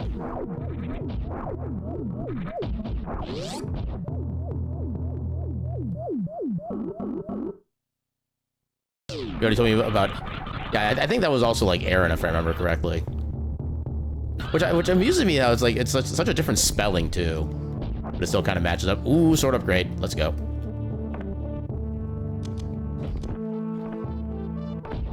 I don't need a blue pea.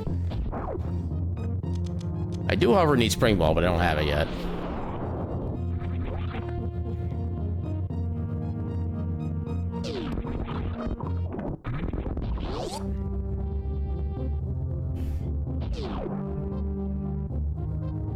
Paralaren. I don't know why I do that so early. Oh. Oh, that's not gonna work. Oh my god, please. I'm trying to do a thing here. Hopefully that works. And now the Chozo statue must ponder the Poke Orb.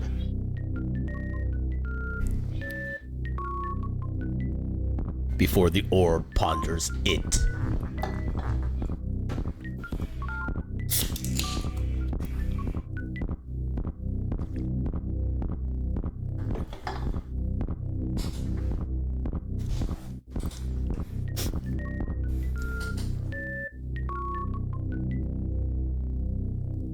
Bop.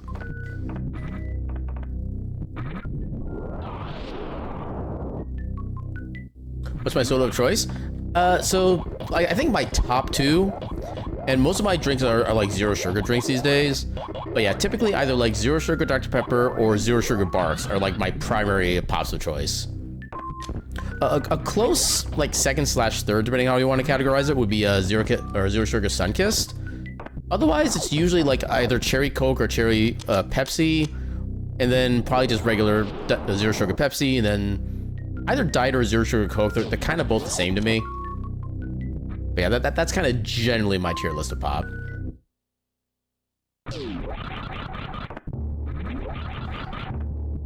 And I will say, I wish they had zero sugar or even just like Diet Asian Treat.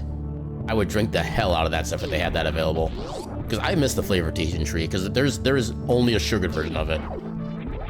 There is no like quote unquote healthier version of it. Which makes me immensely sad.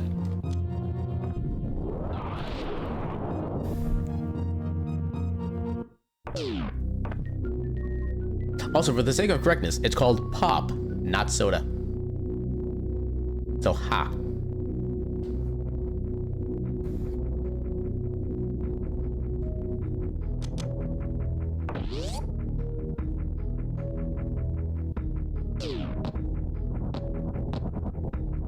Yeah, you're currently working on a parallel stand-in for someone with the Capriqual because they indirectly sparked their creation. That's cool. What was the Capriqual again? I think I remember it being kind of like an air aspected creature of some kind. Flavored bubble water. I mean, that is an accurate description. It actually like describes the item in question. I will accept that. I didn't know I could do that. You can actually like be down here and not trigger the... Okay, there it goes. Gold race, got it, yeah. Oh, and for water... Okay, yeah, I suppose, yeah, qual for a squall, yeah. I remember the wind part of it, at least. I'm proud of that much.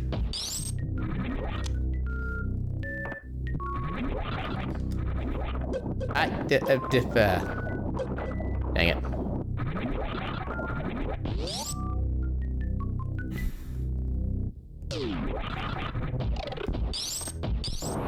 And that's why Ice Beam kind of sucks, is that anything that would normally be one shot is now two shot. I don't feel like taking it off right now, though. So for now, we'll just leave it on. Ow. Technically, it is possible to get the X-ray check without having space jump, just by doing like a whole bunch of damage boost stuff like that. I've done it. I'm just not comfortable with it. Yeah, speaking of wind, you actually learned a lot of wind-related words for a DLC for Minecraft Dungeons. That's an interesting way to learn a bunch of vocabulary. For example, Scud. I wasn't aware Scud was a wind-related word. What is its definition? Oh, hell yeah, let's second go. We got the bow. That gives us 2 more dungeons we can complete now. I am very low on power bombs. I think we really shouldn't need... Oh, no, we do need... We kind of need it for Kraid. Used to describe things moving in relation to the wind. Is that where the term Scud missile comes from, then? Is that actually just like using wind to like help accelerate or something, then? Yes, the clouds will be scudding across the sky. Sounds like a variation of like skidding, then. Except maybe in like a smoother, more controlled format.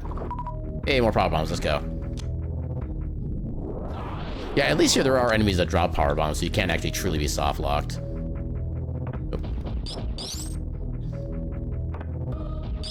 So that's not where Scud missile, okay. Next, I do vaguely remember Scud being more like an acronym for something, but they have no correlation, okay. So just one of those like semi-happy little coincidences.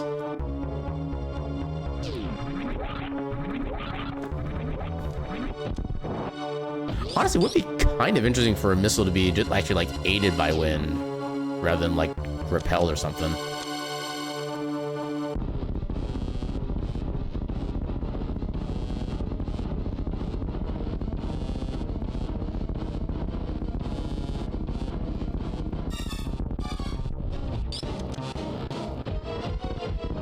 Oh, I thought I did that too early. Let's second go. Wow, we fought Kraid and we actually got credit for fighting Kraid. That's kind of rare. Actually, I should probably note that. Actually, I don't even know what our reward was for Fantoon. I paid no attention. I think it was a crystal of some kind. We'll just mark it as a crystal for now. I also don't know why it's not tracking them. Let's just track them manually. Do that. Squimsh.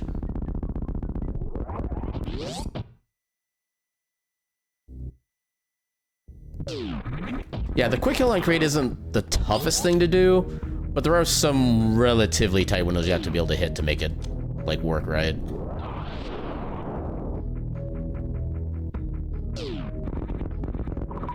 Yay, more power bombs.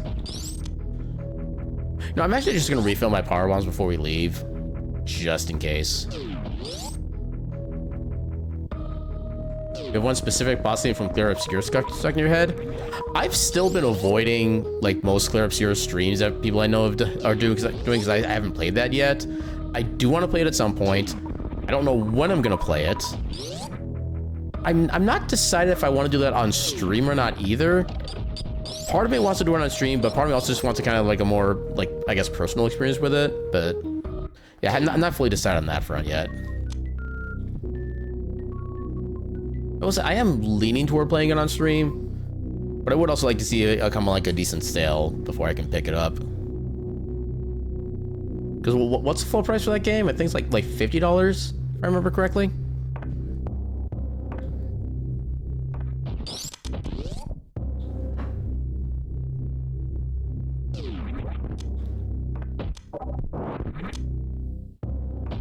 You guys have no interest in playing it, so you played it vicariously through a friend? More than fair. Yeah, I've always been a fan of like the turn-based combat with at least some essence of like interactability. Ooh, Titan Spins, let's second go. But yeah, with like some kind of interactability in between turns, so you have something to actually like kind of pay attention to. And the fact that it's like a more realistic visual game in that kind of subgenre is what I found like most curious about, and that's kind of why I've been wanting to play it.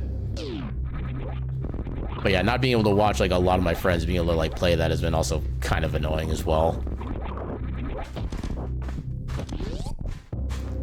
Although I think one of my favorite comments I've heard about Clear Obscure is that it's not a JRPG. It's a JRPG. I dare anybody to disagree with that.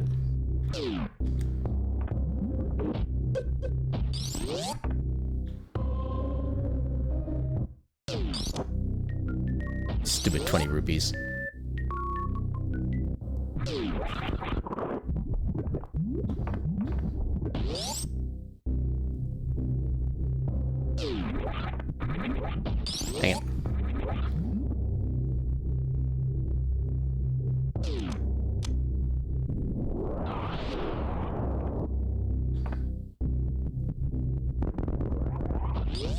I think that still works, because I can just, like, immediately shoot and still pick the item up, yeah. Yeah, you got very familiar with the song because your friend was struggling so hard with the boss that he ended up making you transcribe its attacks for him? Wow. Yeah, that is kind of one concern I do have with that game, is that it does seem like it's kind of Souls-like in its level of actual, like, difficulty with the mechanics you have to, well, not really, I guess with, like, the amount of damage that enemies do even when you do get, like, partial blocks. There's one thing I am kind of concerned about, but I'll probably still play the game, and I'll probably still enjoy the hell out of it regardless. He's on the hardest difficulty, but still. Yeah, I know a lot of people who try to do, like, the hardest difficulty right off the bat. Because they're just crazy that way.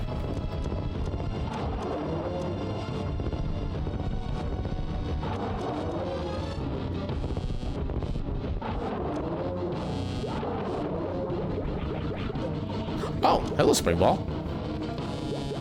That'll make some movement easier.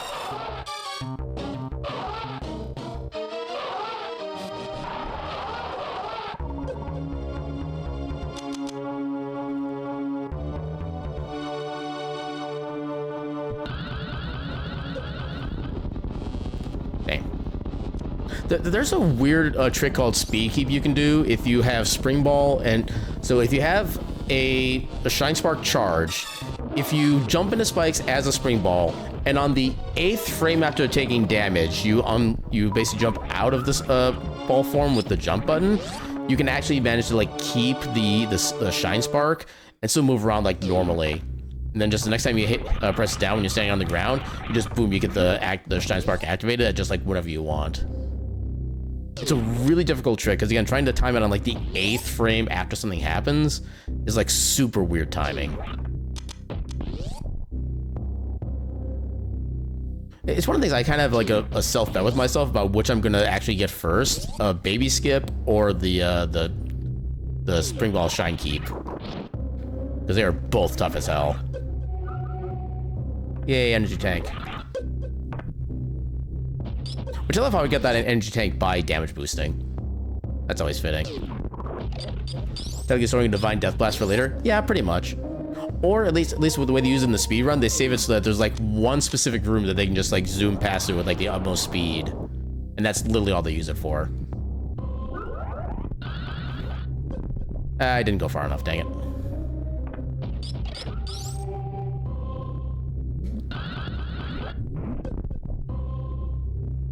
Stupid missiles.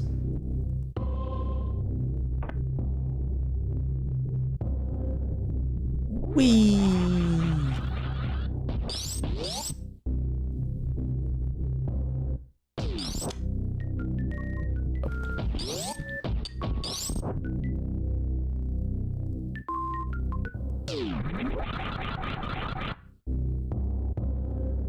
I love getting that mock ball. It saves like a quarter of a second, but it's just so swag. And honestly, if you're gonna do any trick, do it for the swag. There is no better reason.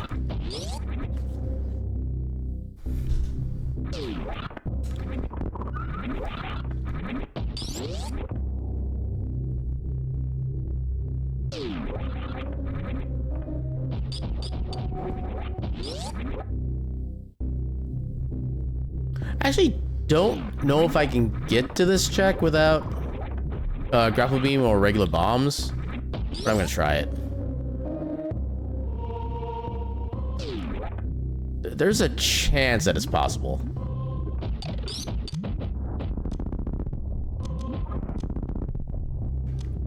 I didn't realize there was one of you that far over. Okay, so I think if I do... Yeah, like that, okay. That, okay. Well, at least I know I can, in fact, do that strat. And it's actually pretty simple. As long as you have high jump and speed booster. Ow. That was the center of my noggin. Welcome on back, Call. Okay, saying Call feels a lot weirder than just saying Cal. I can get back up there later. I don't need those checks right away. I literally have everything I need right now.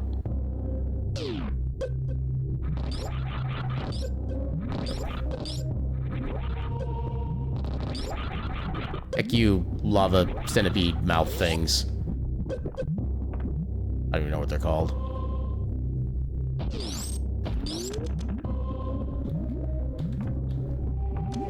Dang it. I guess I'm used to it by now. Probably, honestly, yeah. That tracks. Well, I guess because also Cal is actually like a more quote-unquote standard existing name. All right, I can just do the easy strat.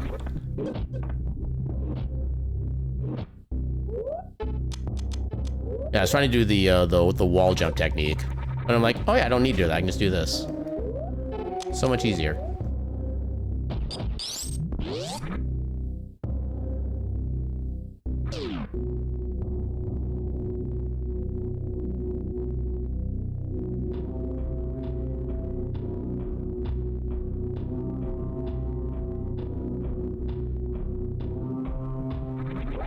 Yeah, if you're wondering what that trick is, it basically utilizes the fact that Metroid has different mechanics of movement for being in liquid versus gravity and non-gravity. And so the way that particular trick works is that you start off without gravity suit. So I think you're basically what's the right way to say it? I'm trying to think of how to actually like describe this in math. Oh, right, this doesn't open unless I have space jump. They actually keep that mechanic in SMZ3, which annoys me. Okay, so that's 2 checks and a link to the past dungeon we cannot access right now. That's unfortunate. But yeah, so because of the fact there's 2 different types of momentum systems, unequipping the gravity suit at the start, or unequipping gravity suit at the start makes it so we have a lot more upward acceleration than we would if we just had the gravity suit on entirely.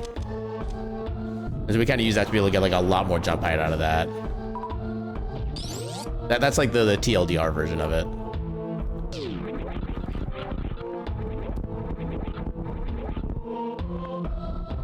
Actually, I guess I could still.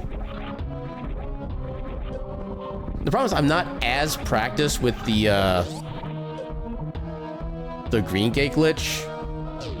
Well, it's not that I'm not as practiced with it, it's that I don't have as much ammo for this, but we can still get across here.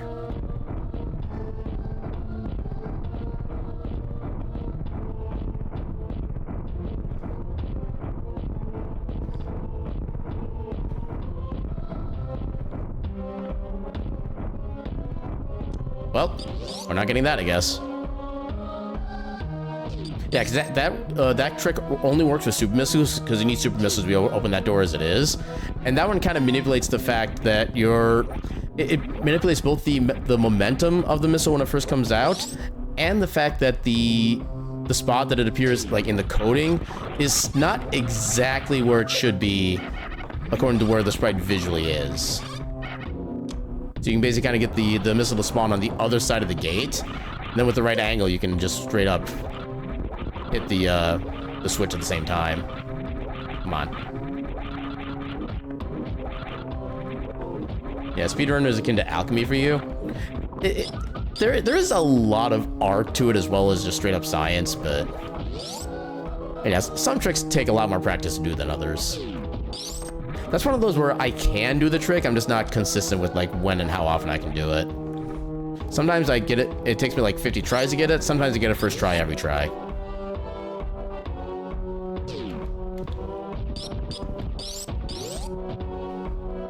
Now, being low energy here is a bit concerning, although we should still be fine. Squinch. How dare you still hit me? Yeah, thankfully these guys do drop big health when they die, so we can get a little bit of a refill here.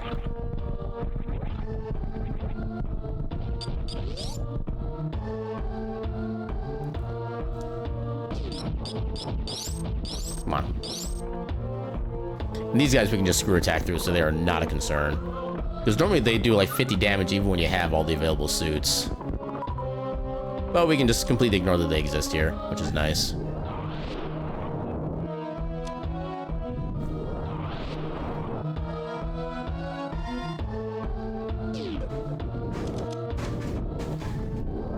I wish I had regular bombs. Oh, what do you mean no squish? There's squish.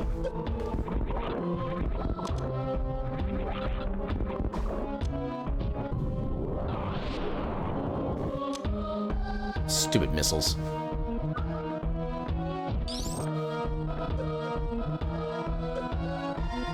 Oh, that... I thought that started higher up than that. Also, I needed that super missile. Holy crap. Oh, I didn't do that correctly. Dang it. Oh, I'm just gonna reset the room then.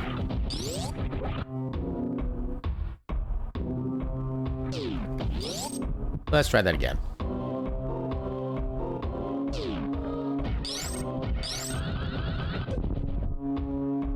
What? Why am I so bad in this timing now? I've gotten really good at this before.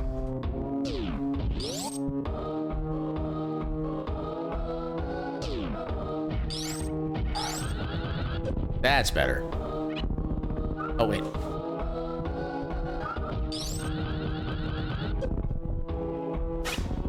That's what I'm talking about.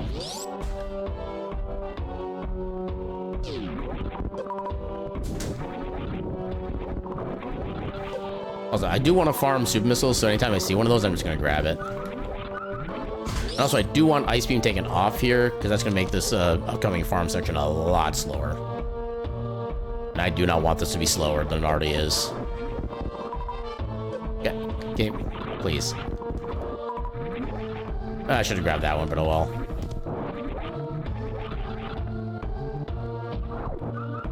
Yeah, this is where the quote-unquote wide part of space is actually really nice.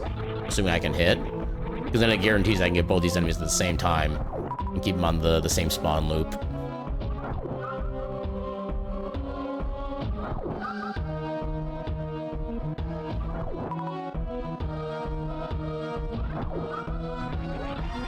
Okay, not sure how that missed, but okay.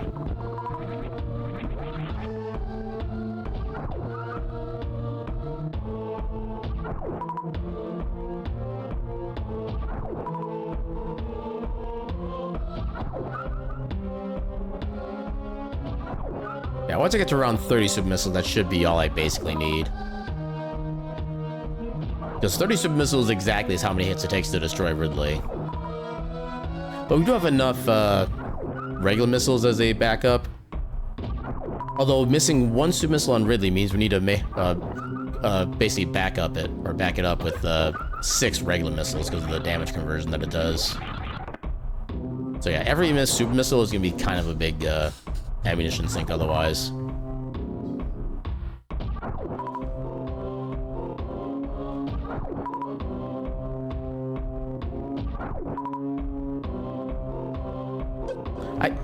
I don't get why I don't jump sometimes. I wonder if maybe my controller's starting to have like some signs of wear that I'm just not really like fully being cognizant of.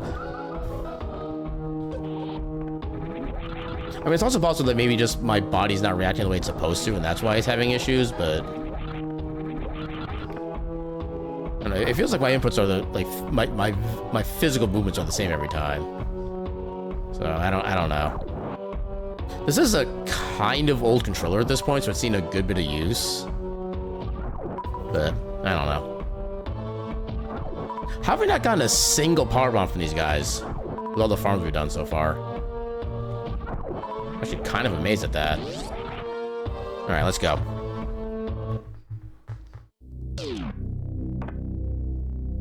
Get over here.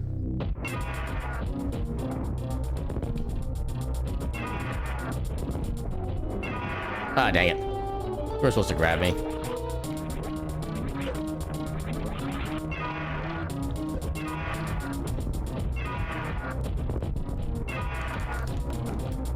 Oh. Well, there's one miss super. Well, technically 2 miss supers. Whitley.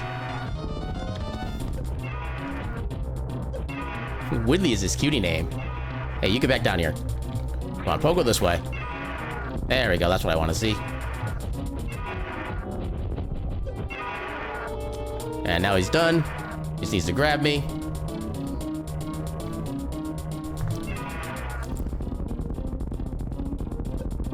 It really makes horrible noises. I definitely remember the stories about that. I remember when I played Fusion, I definitely noticed the noises, but they didn't seem too terrible. But yeah, they are still definitely noteworthy. The scream. Aaron J. Uh-oh. That I can do.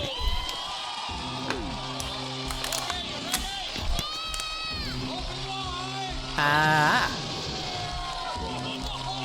Actually, we do have an ad break coming up momentarily, and it is time for my usual buyout break, so I'm gonna go ahead and get ready for that. Let me turn on the burb. And yeah, that guy's gonna be on that platform for like basically ever, so I'm not worried about him. We're gonna take a quick little BRB so I can do my buyout break, stuff like that. Feel free to do whatever you need to do in the next few minutes as well. And yeah, until then, we shall be back momentarily. Burb.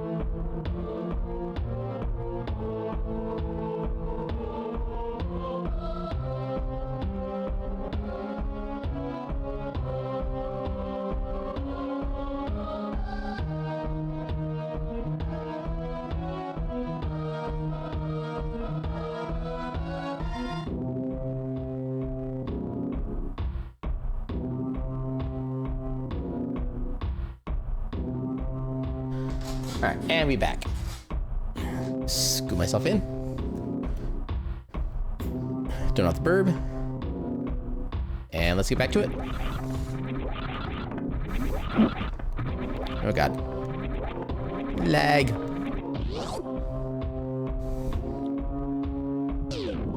Also, I didn't see what the reward for Ridley was either. Dagnabbit.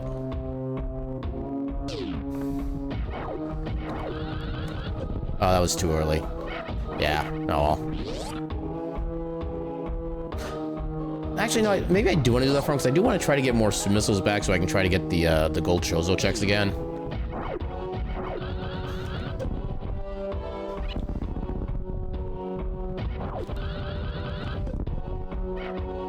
Oh, I did that at the wrong time. Okay, dang it. There we go. That was a flying out the seat of my pants backup too, and it worked.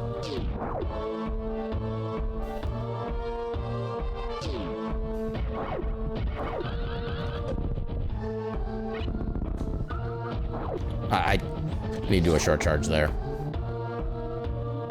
Like a quote-unquote semi-proper short charge.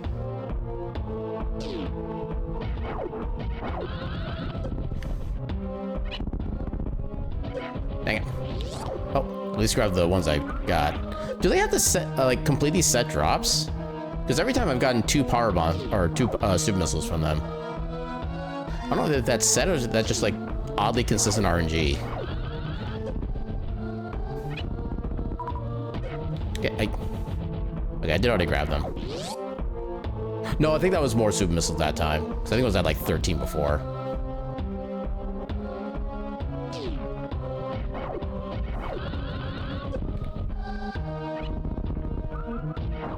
Oh, I did not position that right.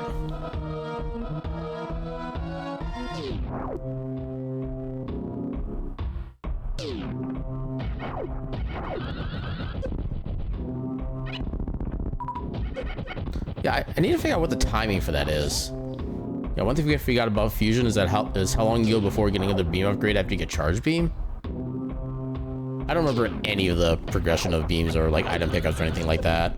I just remember plasma, power beam, and what, gravity suit? I think were all like the very end, like post stealth mission upgrades, if I remember correctly. Oh no, it was power bombs. Wait, or did I say power bombs already? What do you mean he lived? That's not heckin' cool.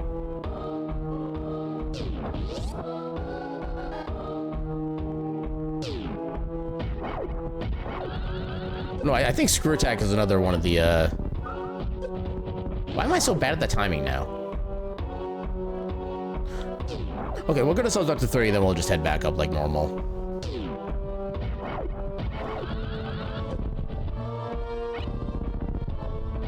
Oh my god, why am I so bad at this now?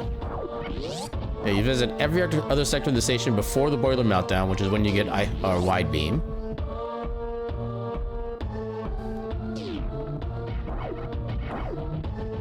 What do you mean I didn't get any charge?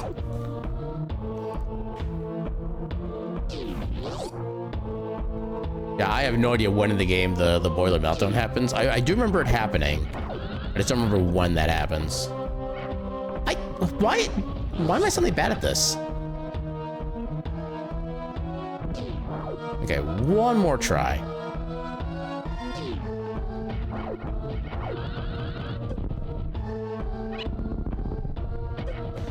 Okay, fine. Okay, so it is a random amount per enemy then. It's just, I'm guessing maybe 2 is just the minimum, for whatever reason.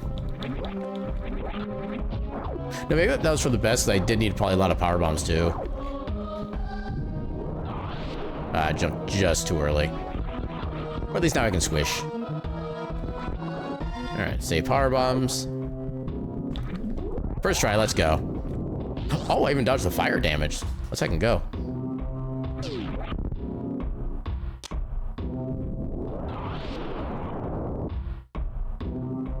So the order is 1, 2, 4, 3, 6, 5, and then back to 3 for meltdown.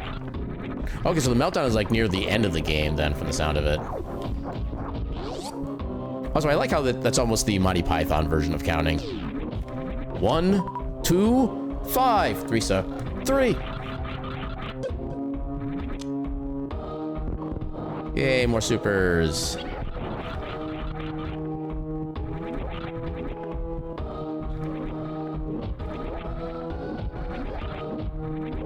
You don't remember the rest of your order specifically after that? Oh, so is that they're actually like more before you get to the quote-unquote end game then? That would be nice, but it's not really necessary.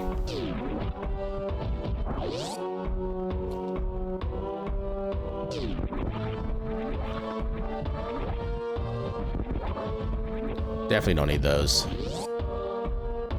don't know if this actually does anything, but we'll try it. Nope, didn't do anything.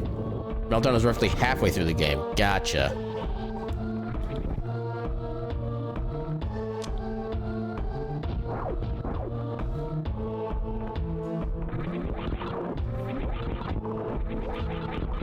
You know, I think game's just gonna give me super missiles. I may as well accept them. Wow, every single one of them dropped a super.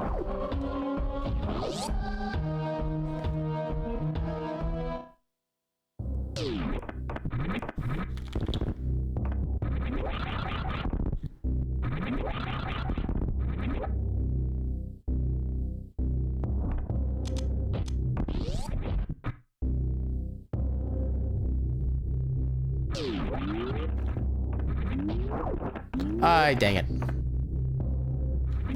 Well, thankfully with the speed booster and high jump, we can easily get back up. Yeah, ideally, I would like to see grapple beam before we finish up all of Metroid. Certain rooms just don't have music loaded into them for whatever reason. Or at least like certain entrances don't for whatever reason. I don't know why the design choice was made that way, but it's just the way some rooms are.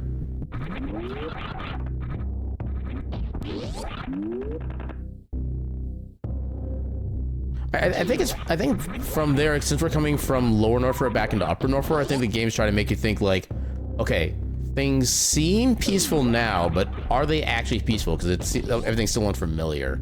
I think that's probably the theme they're trying to go with like the no music there.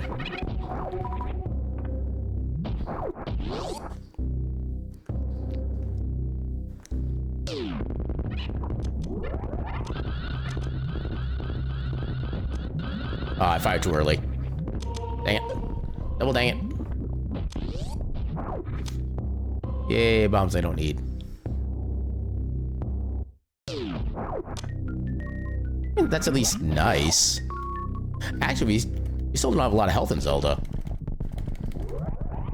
We'll definitely take those, actually.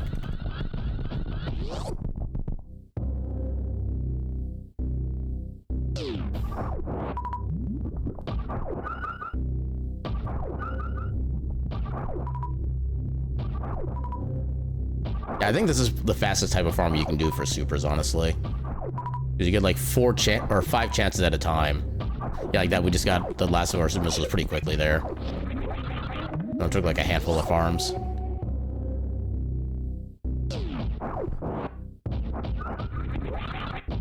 No, I do want to go up there. Nope. Didn't do that quite right. There we go. What do you mean, no? There we go. That's more like it. Okay, so somebody who got art of their Sona that said, pure of heart, dumb of ass. Yeah, I've seen memes like that a couple times. I appreciate the phrasing. I think that's a kind of old line too, something like that. But yeah, it's still a great line. Okay, more health. Okay, I think the track is just not updating with what we get for Zelda. Clever and humorous, exactly. It's like the best combination.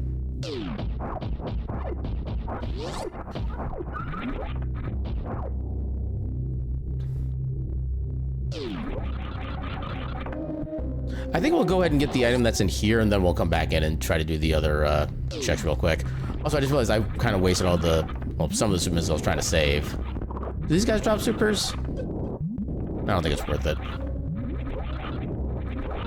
Although, actually, we'll have another little farming station we can do that with, so... Okay, is this actually necessary? Not in the slightest. One of the few actually useful times for X-ray and a rando. It's the, do I really want this check? Oh yeah, never got anyone over here either.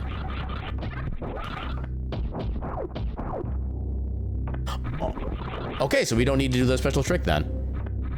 We can just literally go like normal. Okay, I like how Charizard's spin jump is basically like a vortex at that point. It's not just him spinning, it's just a black hole forming in reality. Actually, since we don't need the farm anymore, we take the technically shorter way.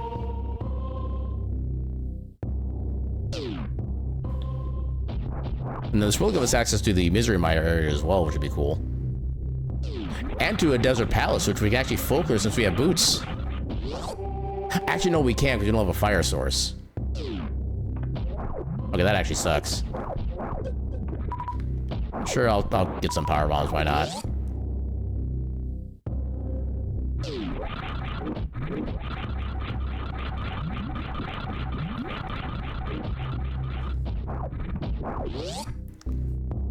Also, one thing that you like about Fusion is that the SAX uses the screw attack from Super Metroid, while the one you get is different, putting that nice detail of continuity that the SAX is just the power, or stupid my message popping up, to do just the power suit from the previous game. Yeah, fair actually. I'm pretty sure I never even thought to notice that back when I played it.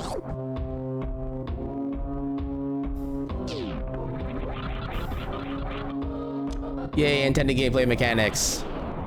In a randomizer, let's heck him go.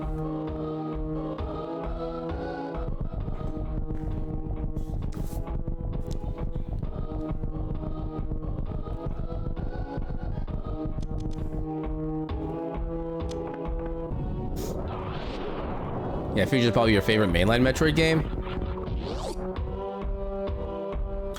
Which did you play first? Did you play Fusion first or Super Metroid first, out of curiosity?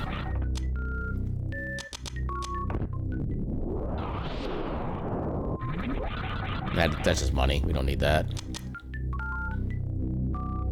You play Fusion first? I feel like that kind of makes sense for why... No, you need to go back. Go back, buddy. There you go. That's what I wanted. I'm amazed I was able to, like, make him go back again. He looked at me funny. It's his fault.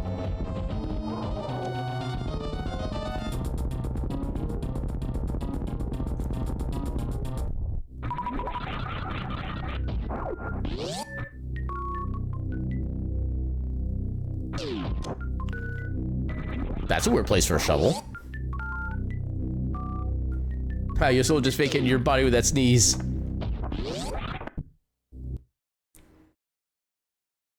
I feel like that's a meme from somewhere, but I can't think of where that's from. It burns! Okay, I love how the swimming is just a fin, like a normal shark. I appreciate that. Although, wait, hold on. Facing up, it's the normal Blahaj sprite, but anywhere else it's a fin. I feel like that might be an oversight in the sprite design.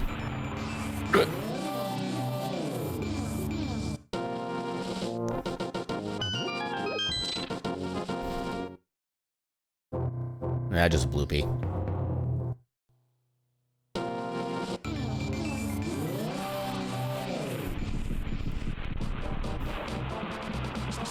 Also, I have boots. I should be using these.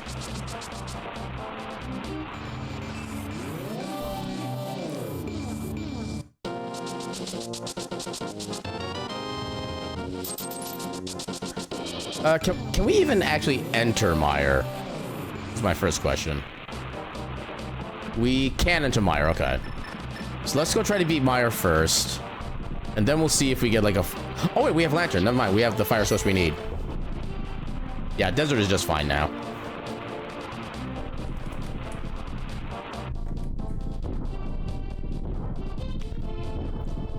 I do wonder with having access to Ganon Tower this early if that actually means anything. I know the last couple times I've done like a random Ganon Tower entry requirement, it's still been like 7 each time. So like even the fact that we could access it early or not didn't even matter. What do you mean miss? Get him. Get him. Get him.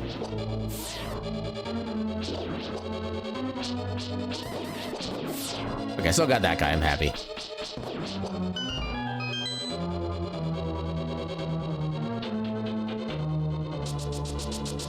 Noom.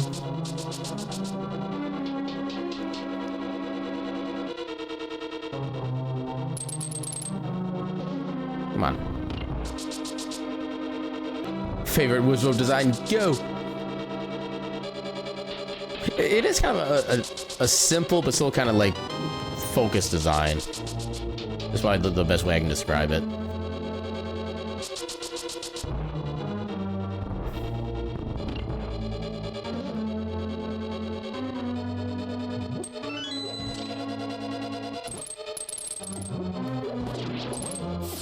Wait, what do you mean I didn't hit that?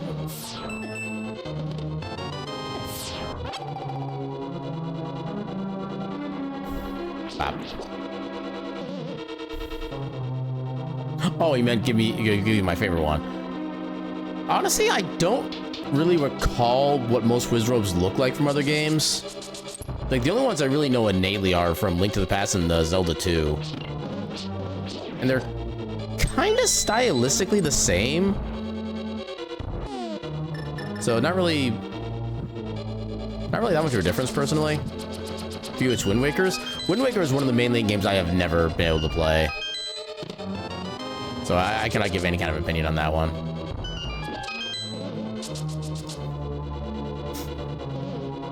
Yeah, in fact, one of the people I actually do know who's also a speedrunner and randomizer player as well, Savage Wizrobe, his persona actually is a, I think was it a Wizrobe? No. Okay, I'm drawing a blank now, but... Okay, I think that in that case, yeah, I think his persona actually is a Wizrobe from Wind Waker then, if they're the magic verbs then. Because that 1000% describes what his persona looks like.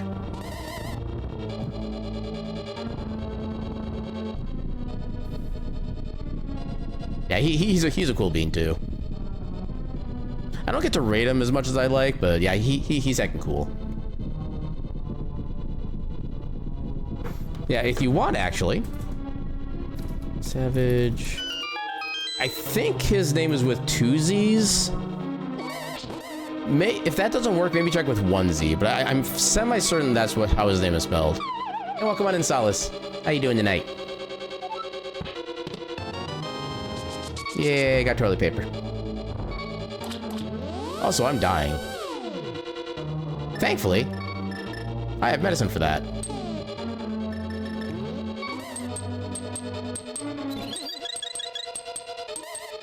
Delicious fairy medicine.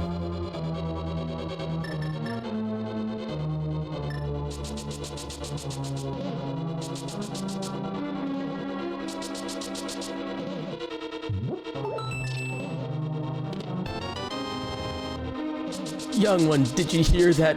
Bombs? That is not a meme I am familiar with, so I do not know if I'm probably not pronouncing that anywhere near correctly. Or, okay, for some reason my brain started interpreting that as like a parody of YMCA by the Village People. Young one, did you hear that? Bombs. Or I guess technically bombos for the number of the syllables there, but still. Definitely seems like it's Wind Waker design, so the beat that gives it to you. Yeah, that's kind of what I figured. Oh, the big key's gonna be in here. This is the worst spot for the big key, because then you gotta go through that entire sequence again to get back to the big chest. This is by far the worst layout. Because this is the same super tile, that the floor tiles are still gonna be falling down, so you have to reset the entire thing. Oh, not that. Oh, that's not it. Dude. Okay, you know what? Okay, that doesn't work. Freaking hell. Yeah, the original Zelda reference that happened in Japan that was only open at times during a week period was a ROM hack mod that had announced with the original? Had an announcer on the original.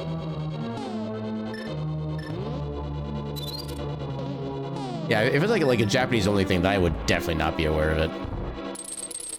You cannot type for anxiety? I are for all the hugs that you could ever want. And I bite the anxiety. I'm not that.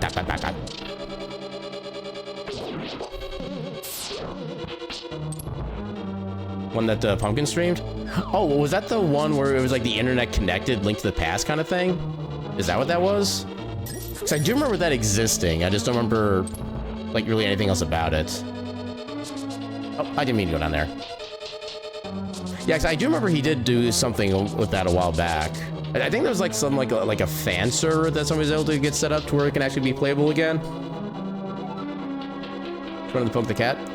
Well, I booped the Silas back, and hope you're having a fantastic night. And if you're not, hopefully I can help make it at least a little bit better.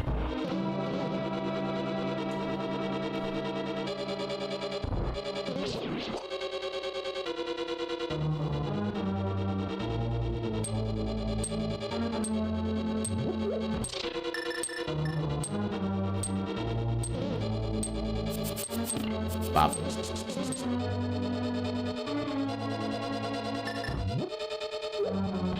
I'm actually a good wind down stream? Yeah, I'm a good cool down stream. I'm gonna specifically take out the word down and say I'm a cool stream. That's how you do word math. Oh god. I didn't think that would work that way. Huh. I literally stabbed it while it was like still 20 feet in the air by just dashing into it. This game is funny. Okay. We'll keep this as a backup, but I think I guess we only have Master Sword.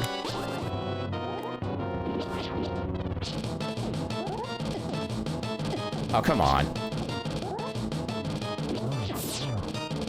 Oh, you got hits on the boss itself, too. Nice. Okay, one more. I shouldn't even be risking that much, honestly.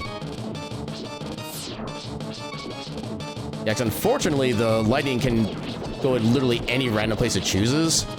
And it could still just hit me out of pure spite, no matter where I'm at. Oh, that got close.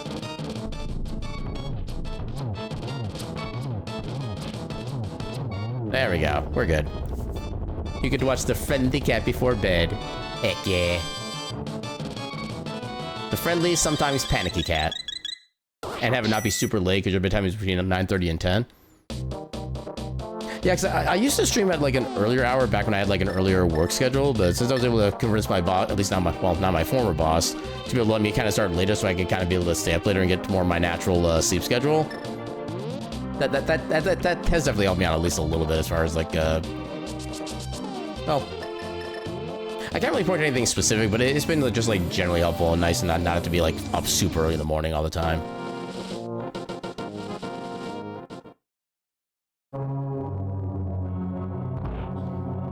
Yay, pets. Pet that dog.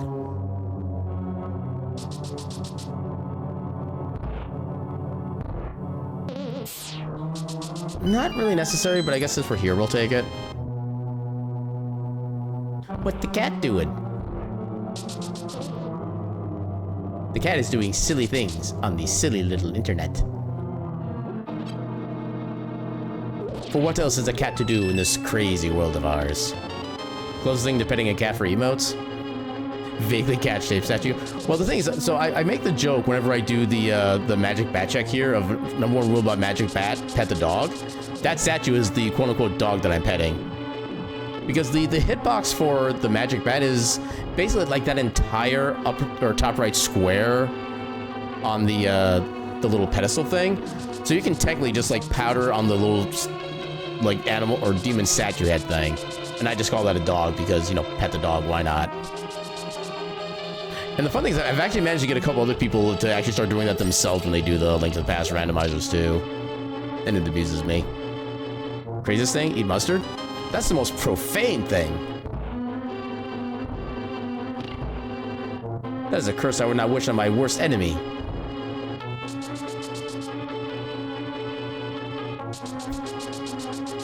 Mashing keyboard.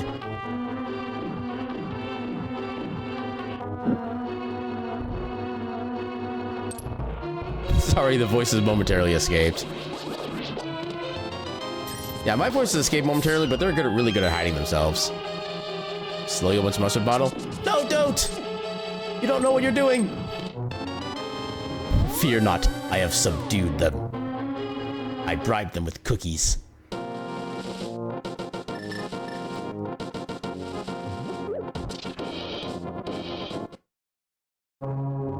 Desert to mustard food? I don't even want to know what that is. That just sounds nasty.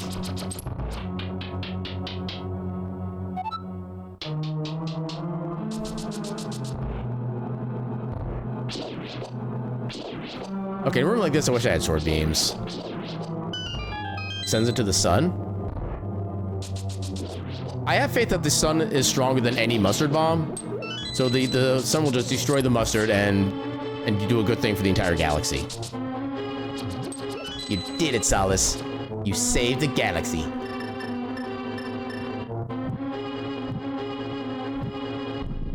Yeah, the voices assist in the creation of your world, the price being a mental capacity deficit for a time. Yeah, I feel like that tracks. For honestly, like, probably just most creative people. So this is gonna add a lot more lag than it normally does, but this also works as a quick kill. Or, well, I guess it's not so much lag, but the fact that it's a slower projectile speed. It's a little harder to use. Yeah, see that? Yeah, that just didn't quite work there.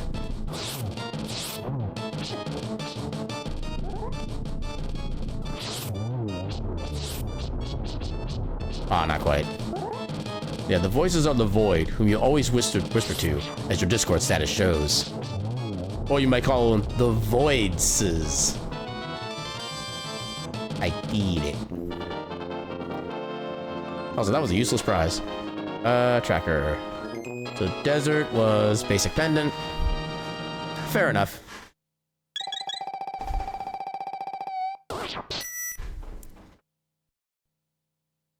Okay, so what were the other two? So we have red crystal at Eastern, and then other pendant at Hera. So we actually don't even need Hera at all. So we just need basically everything in Dark World, and then Eastern. Seems fairly simple, actually. Is there anything... I guess we do still have, Oh, wait, we haven't even gotten to, Death Mountain yet. Yeah, let's go do Death Mountain. Sanctuary. Plus, we can do Bonk Rocks. Alright, I got the shovel, too. I'll have to try to get to that at some point.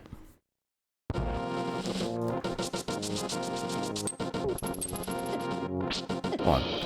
You can technically trick the shovel to dig, like, everywhere at once. Although you don't actually get any items from it, unfortunately. Come hither. You shall join me in the void. But only if there are cookies. If there are void cookies, then yes. Bombs. So is that?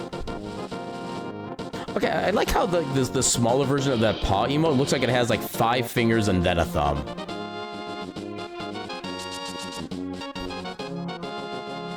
Yeah, I'm always kind of amused at just like how, like, some sprites or like some emotes look really good at the small size. Some of them just have like the slightest things that just make them kind of look weird at like certain perspectives. There's an incomprehensible action of creation taking place.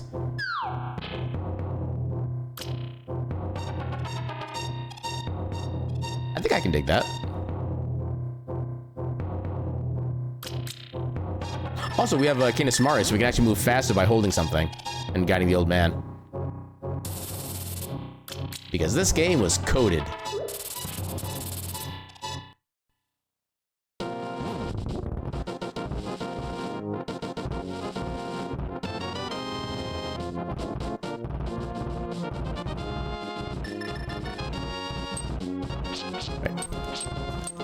Come on. Dude.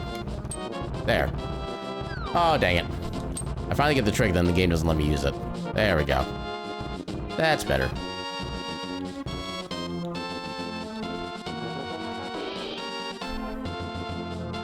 Okay, so do I need to worry about what's in here?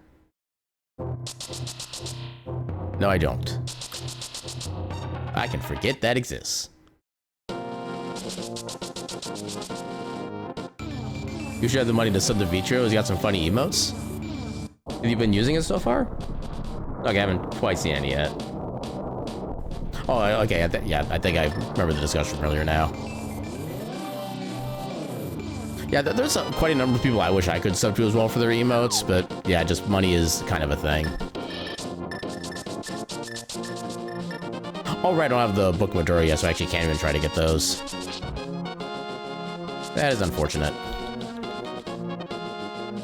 Okay, so we'll take care of...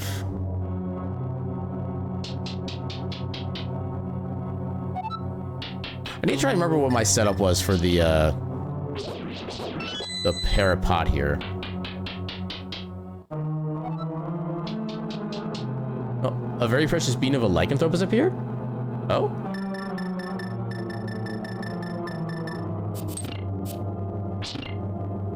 Fool, I am the void.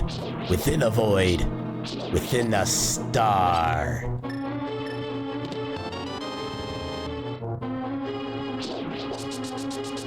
Okay, so, yeah, what was the setup I had for this?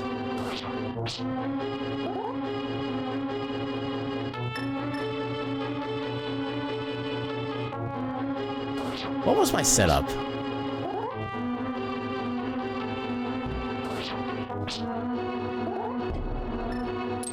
Oh wait, no, this was the original setup I had. We have to go here and try to... I soft locked. Dang, freaking nabbit. I thought I did the correct movement. Oh, I think it had to be left and up. I think I just did left. That's one of the tricks where I've like done flawlessly for so long, and then just out of nowhere I'm having trouble with it. I don't know why that kind of thing happens, but it just does. How did I not take damage there?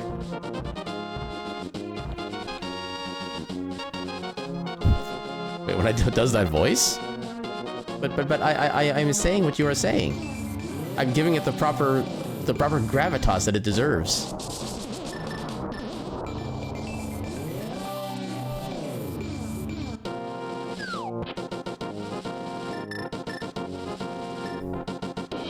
I will have to hit that switch again a couple times. But Aaron's spoopy. Spoiler, Aaron is literally the least spoopy thing to happen anywhere in existence ever.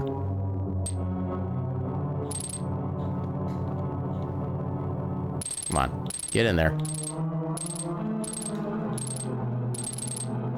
Oh, I didn't mean to do that. I mean, I guess since we're down here, let's pick this up.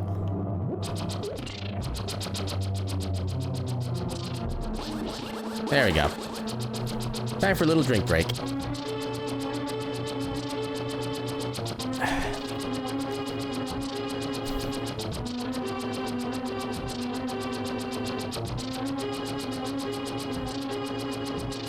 I mean, I guess to be fair, I can do a really good maniacal laugh if I really want to. Like, there's one person I've actually, like, legit scared when I did my evil laugh, which I find kind of amusing.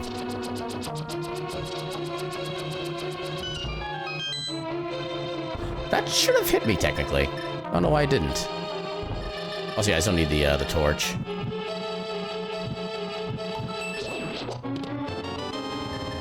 Okay, so that was logically required. Which kind of makes sense, given that we found the small key literally first, so... Alright, let's try this again. Come on.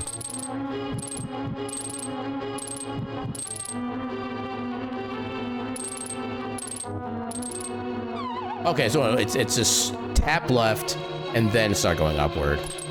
That's how the trick works.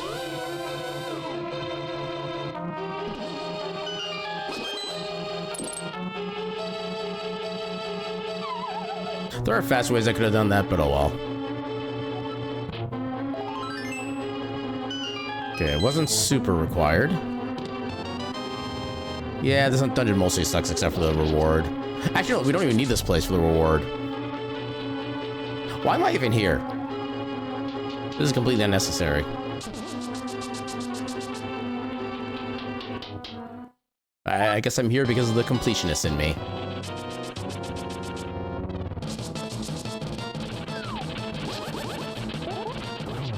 There's 1, 2, and 3.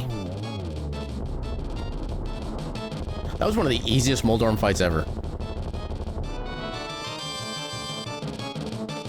Yeah, that price, that seems about appropriate.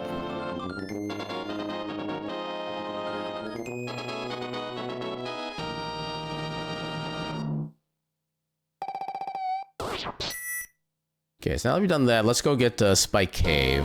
And then we'll do everything on Eastside Death Mountain all at once.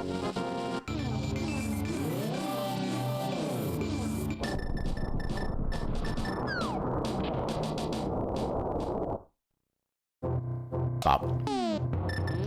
Get this ready ahead of time. You can technically use like the hook shot to get across like slightly faster, but you still take the same amount of damage total anyway, so it doesn't really help that much.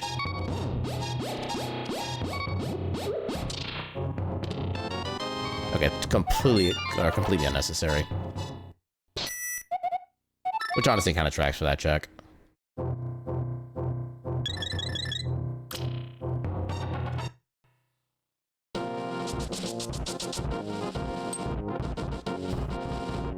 Welcome on back, Kyle. I hope your BRB went smoothly.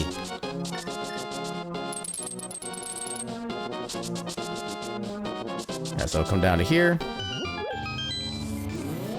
There we do all sorts of like super efficient movement to get everything in Eastside Death Mountain like super quickly. It is a good night to Lyconius. I hope he's doing well. I haven't had a chance to really like hang out on his stream for a while. Is he actually live right now? Because this seems awfully late for him to be streaming if he is.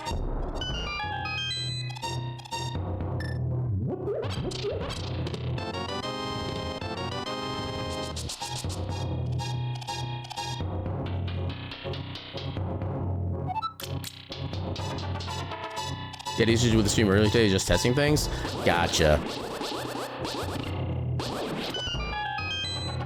Yeah, I feel like a lot of people have been having issues with their streams lately. And it's been like a variety of things too. Like there's like one other person I know who normally has like a very consistent like internet / bitrate kind of setup, but he's just been having issues lately, kind of like I have for the longest while.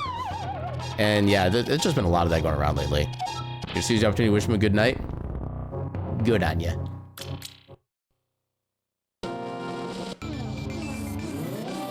Gotta take care of all the good beans.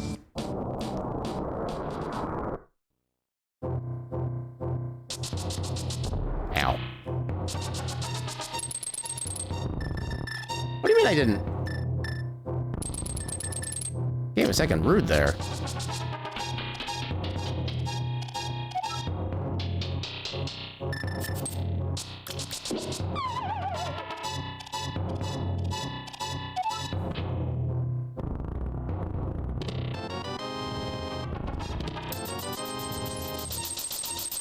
Yeah, he found it so wholesome that his mom watches his streams. Well, I know part of it is that he actually streams to help like support his mom through some stuff as well. I don't know if there's any like specific thing going on about that, but yeah, it's like a really cool dynamic that they have going on.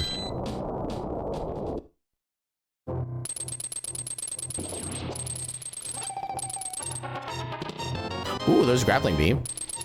So it does give us access to the last 2 checks we didn't have access to before. Or at least, well, one, because we already had space jump for the first one, but yeah. Actually, it's actually a really good thing we didn't do Meridia yet. So that way we actually can probably full clear Metroid. Oh wait, no, there's still another track we can get up here. It's funny when she's accidentally unhinged. I don't think I've witnessed any of those unhinged moments. Like, what kind of unhinged are we talking? Oh, I didn't mean to drop 2, but oh well.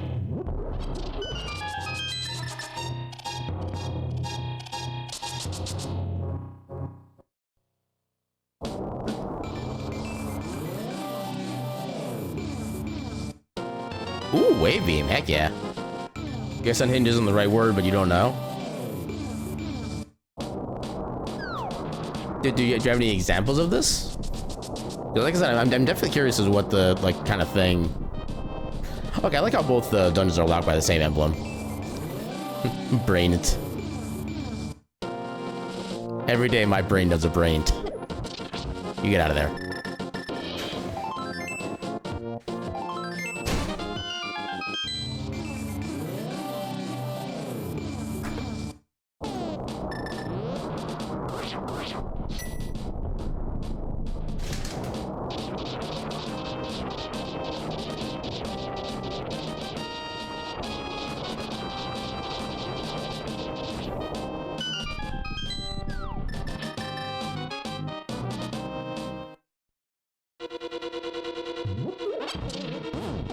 Yeah, it does always suck having to go through this dungeon without half magic, because you use a lot of magic in here, but we can still make this work. Oh, wait, actually, no, we can't. We don't have Fire Rod. So unless this is a small key, we're going to be basically hard stuck out of this dungeon for a while. Okay, we cannot do this dungeon. That's unfortunate. We can still... Yeah, we can still do this. This dungeon sucks, period. It's... I would say that Ice Palace is a slightly worse dungeon from a casual standpoint, just because it's a pain in the ass to try to navigate through. Whereas at least Turtle Rock is relatively... Oh, please don't be 7. Please don't be 7. Okay, we need 5 crystals for Ganon's Tower. We have 2. So I'm guessing Fantuna is another one. Is there anything else we can do up here? I think we're good. So we have to save that for later. We need Fire Rod for that. We can technically do Ice Palace. Although it's not really advisable per se. We don't have the...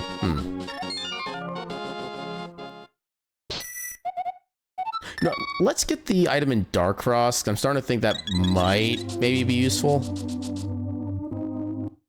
Because we're at the point where just like any singular check can be something important. Third Rock is just frustrating. Kind of when you're first like playing the game and kind of learning how everything goes, it can be, but once you get kind of used to everything and you kind of start doing the game like regularly, it's not so bad per se. It's actually kind of nice to be able to like use all of the techniques that you learned up to that point. It's actually kind of a decently varied kind of dungeon by that point. Yeah, the only other game that Phantoon shows up in is Other M. I didn't realize Phantoon showed up in another Metroid game other than Super. Is it like the same form, or is he like more, or is he like actually like a physical presence somehow? Given that he's technically a ghost in Super Metroid. Oh, he's the final boss? That seems like an interesting choice.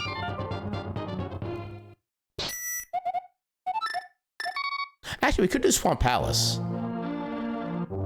Yeah, we'll do the dig check. Actually, we could do all of Smith Chain. You know what? Actually, let's do Smith Chain, and we'll chain that into everything here. Or maybe a second final boss, I can't remember. Yeah, I would have no idea on that one, because I've never... I've barely even, like, looked at, like, review footage or whatever. Do we get Bonk Rocks? I want to say we did... Yeah, we got Bonk Rocks. Although we still haven't done King soon. We need to try to remember that. In case the situation comes up.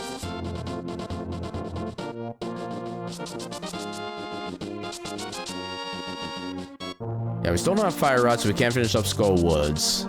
Oh, wait, we have the bottle. We can talk to Sick Kid. Other M is overhated? I've heard at least like the gameplay is like pretty good for that game. But yeah, just... And it's one of those things of like, people do make a big fuss about how Samus is like completely like stepped over as a character and kind of removes all of her badassery. But there is an actual explanation for that, because like Other M is that like basically like her first official mission, something like that, where she's still kind of like the quote unquote new person on the team. Because in that case, I could still kind of see her being like more kind of nervous about how things are supposed to go and just the events that come up, stuff like that. So I can actually understand the character, I guess, progression at that point. One of her earlier missions. So it's not her first mission then, just an earlier one.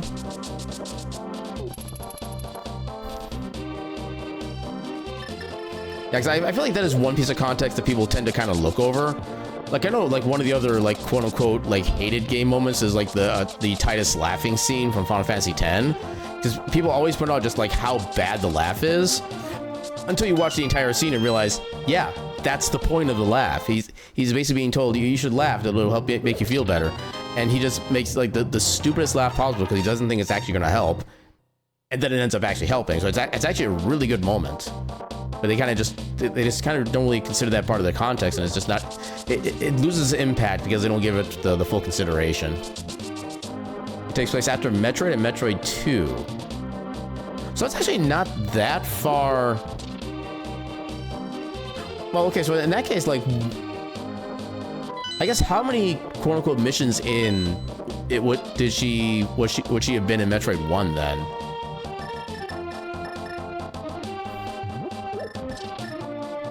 Because now I'm trying to understand like what the timeline as far as like mission count would be, given the timing of that. That's her 0 mission or first?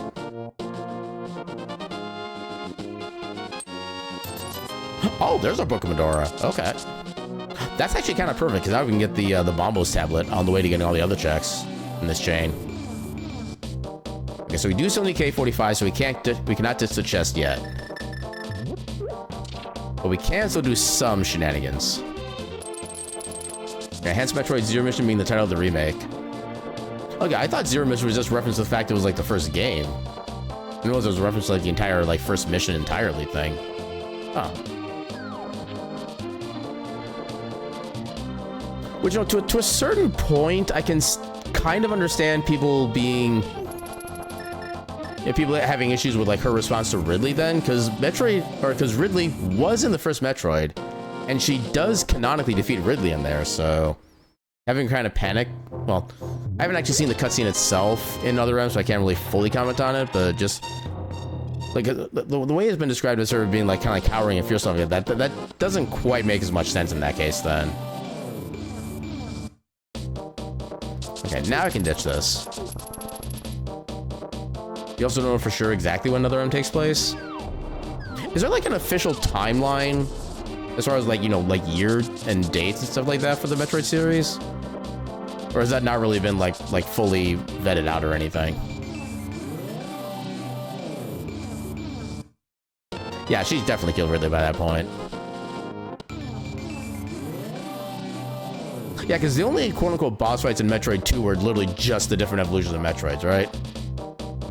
I don't remember there being any, like, non-Metroid, like, big enemies in there or anything like that.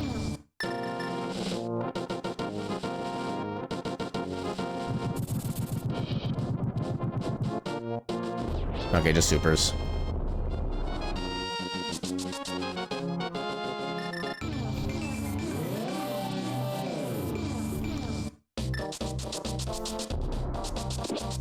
Yeah, it's also a combination of the trauma that happens over the course of Other M.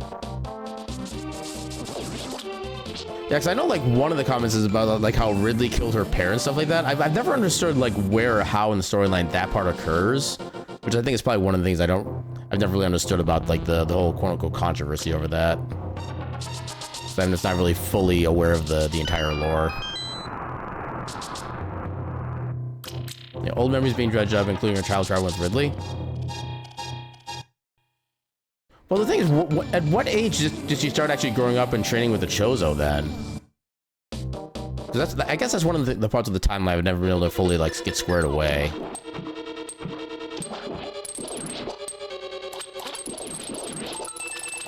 Come on. Not long after her parents died? I guess it would make sense, but yeah, kind of more like kind of curious about the details at that point. Oh god. No, I love when I try to throw the bomb, but the game doesn't let me throw the bomb. Even though I'm very explicitly throwing the bomb. Ooh, red mail. I don't know if I like that color. Although I think it's more like the purple outline that I take issue with. Although it does kind of look more like a gummy shark at this point, which kind of amuses me. And she was genetically modified either by or under the instruction of Ravenbeak, among, like, others, because she has, like, what, like, at least 4 different DNA types in her right now. Where are my bombs?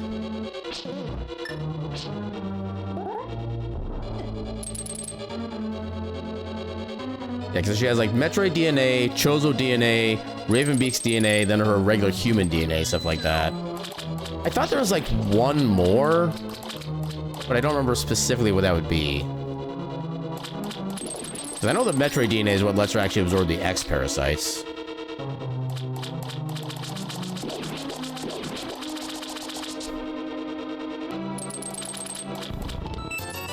Hey, we found Greg again. Greg Jr. The same level of mediocrity that Greg the First had.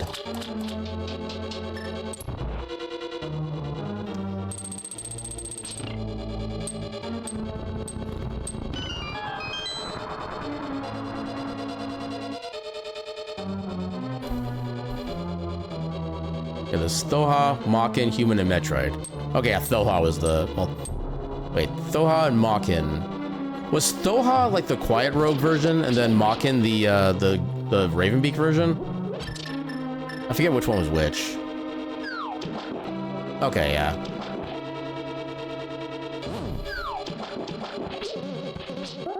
Oh, my headset went beep. I don't know why my headset went beep.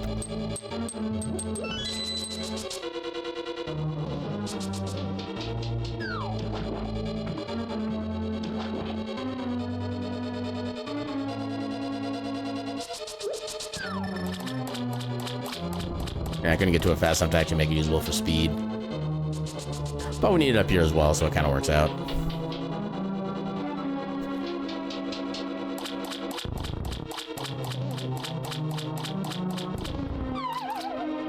Yeah, you just have numerous questions and speculation about where the story goes after Dread. Yeah, because I kind of wonder, like, how they're gonna, like, both narratively and mechanically use the fact that she has, like, so many different types of DNA, especially, like, the Metroid DNA, the way that it gets, I don't want to say too much without, so I don't want to, like, accidentally spoil it. But I'm curious as to where they take the Metroid DNA part next. I think that's all I'm going to say for that.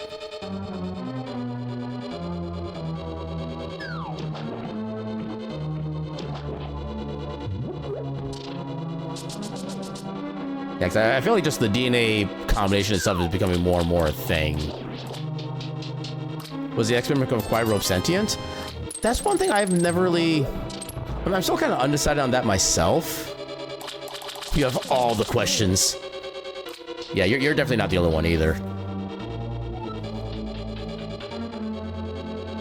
Well, okay, so my understanding was that, like, when the X-Parasites take over a host, don't they also technically get the host's memories? I think that was part of the lore for them. And I kind of wonder if... Because I know one of the theories I'd heard was that... Okay, so just make sure, you've not played it yet, but you're already familiar with the story for Dread, and you already know, like, all the story points and everything? Or are you not even familiar with that yet? That's like what happened when it still struck you as odd? Yeah, okay, you have already played, okay. I thought you still had, like, a first player that left to go. But yeah, so my thought was, or at least the thing I'd heard, was that it was still the X-Parasite, but because it had taken Quiet Robe's memories when it absorbed Quiet Robe, it kind of had the knowledge of just what was all happening with Samus, and, like, the only way out for, like, anything on that planet was to just let her basically leave, and then kind of, like, I guess be a part of her at that point. And so that's why the X-Parasite basically sacrificed itself so she could get out. So it would at least live in some way through her. I don't know if that's gonna be, like, the correct ending, but it's like, from an evolutionary standpoint, that would kind of work. Even though, again, the creature would still technically be dead at that point for the X-Parasite, but... Yeah, it's one of those things where, like, I don't really fully know all the details and stuff like that. I think it would have also obtained the desire to aid Samus. You know, I was gonna make a comment of, like, you know, all the creatures that the X-Parasite would have absorbed would probably have done the same thing, but literally everything else that X-Parasite absorbs has just been random, like, random fauna of a planet, so it wouldn't have had any actual, like, connection to Samus as well. Yeah, if anything, I think it'd probably be something to do with the memory about it, and, like, knowing what she's trying to do, and be able to make some kind of, like, calculation to say, you know what, this is actually worth the sacrifice and stuff like that.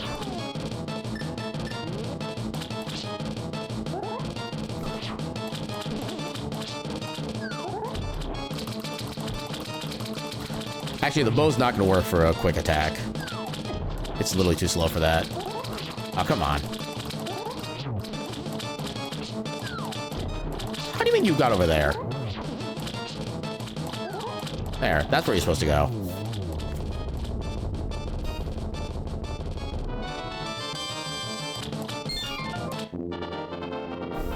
Okay, so we still need 2 more crystals for Ganon's Tower. So we can get that through Ice Palace. We can get that through Eastern.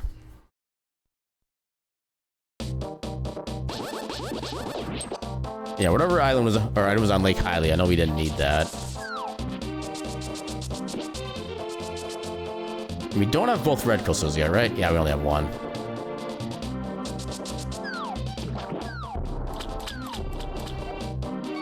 Actually, you know what? I want to get the Zor items first before we go into Ice Palace, including the Hobo. Yeah, the only other beings were the scientists on the BSL station, Rip Scientist guy who became the Wide Beam Corex, the SAX, and the Chozo soldiers. So BSL station, was that the one at the start of Super Metroid when you basically first try to like pick up the baby Metroid again? Yeah, mostly just feral creatures, yeah. Or creatures that were just like purely trained for war and didn't have any actual real connection to Samus at that point.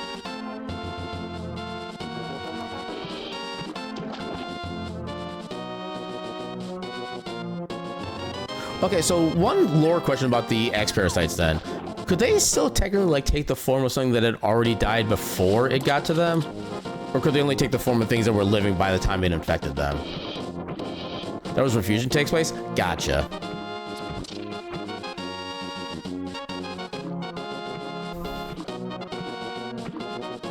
Yeah, it's mainly just so many things I don't actually know about the X-Parasites and how they work. That kind of helps prevents me from getting like fully formed opinions and thoughts on how like the storyline works and such.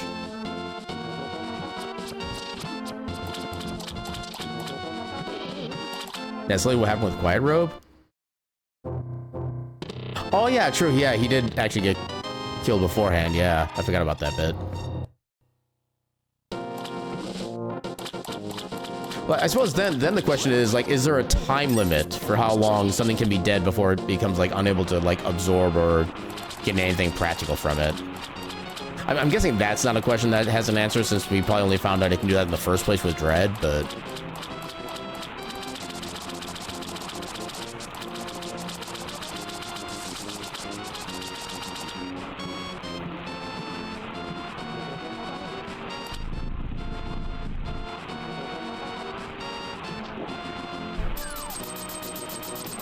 I mean, a full heart container isn't so bad.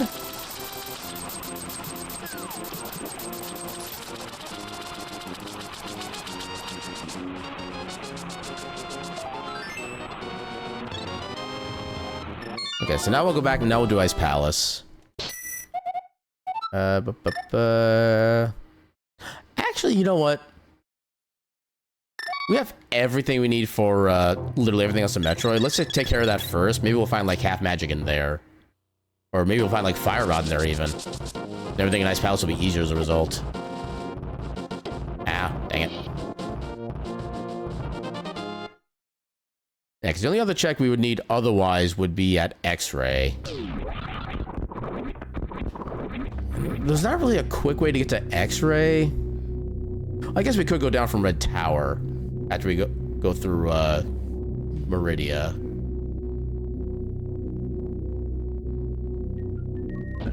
Yeah, I'm trying to think of like the best order of operations for this. Yeah, they mimic DNA, so short of a creature's corpse being either just atomized or dead for so long the DNA is just faded.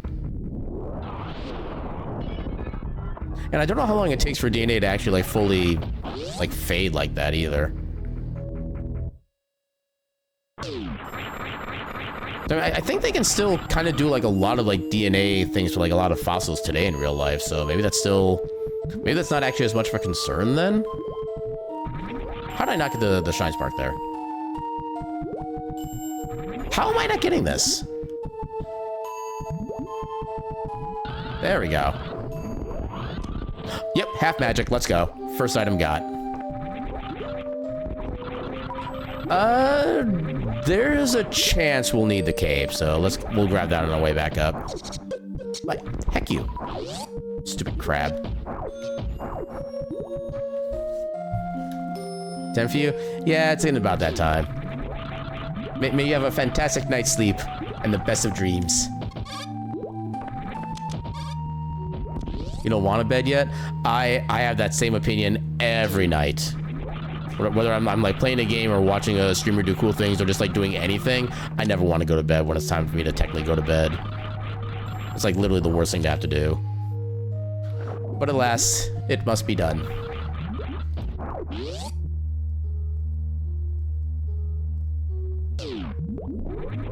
Ooh, I got a good time jump off that. Let's second go.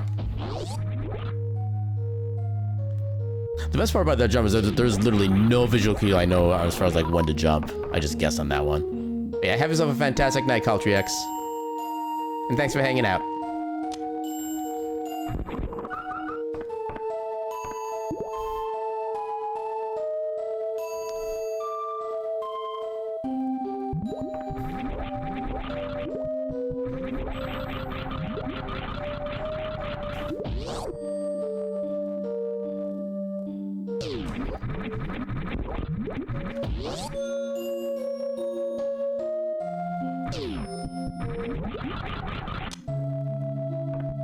$20-inos.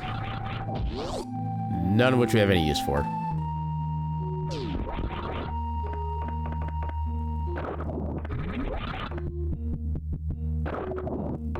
Okay, bye-bye.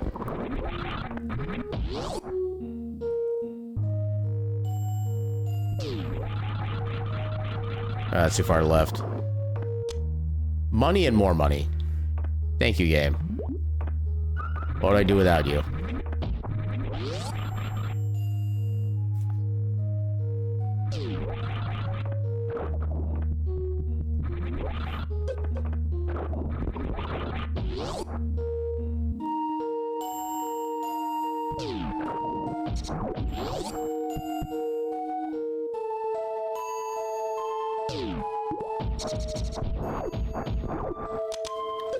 Dang it.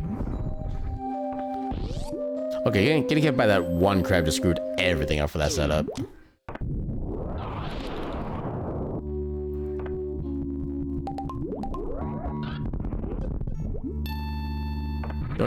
Don't need the missiles. I probably don't have any use for the regular bombs anymore, but we'll grab them anyway. Just because we can.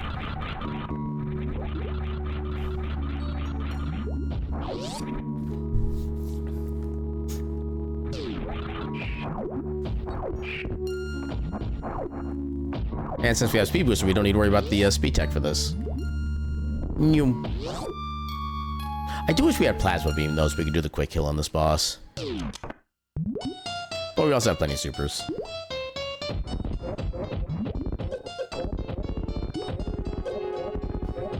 Yeah, one cycle, let's go. Not a perfect fight by any stretch, but still a good fight. Heck you. Heck every single one of ya.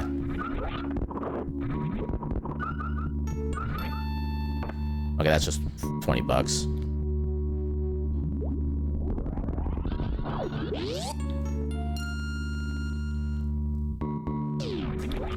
Nope, that broke it. Just that one missed wall jump, and I lost any chance of getting any version of the halfie. One of these days I will get this.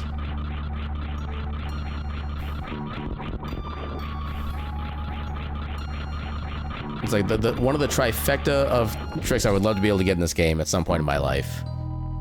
I to get the full halfie, to get baby skip. We don't even need that. What was the other trick I wanted to get that was like super tough? I already forget.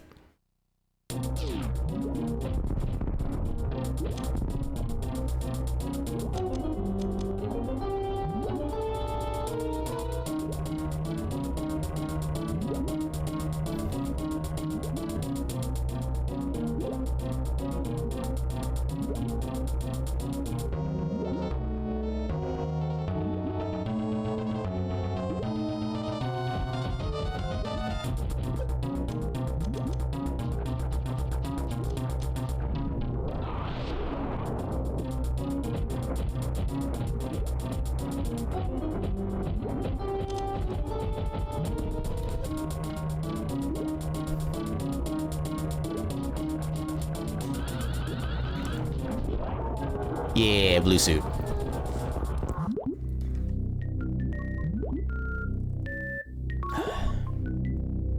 Now, what's our reward for you?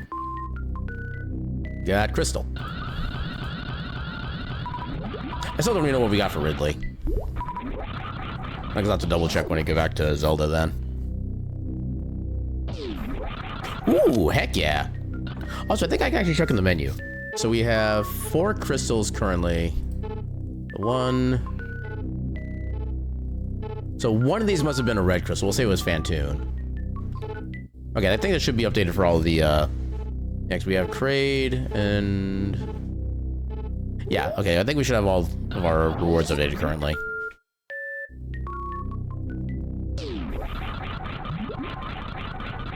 It is really unfortunate that you can't press the run button all when you have the blue suit.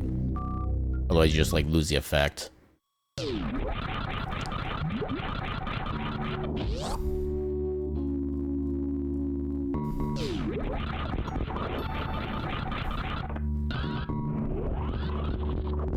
Yay, speed.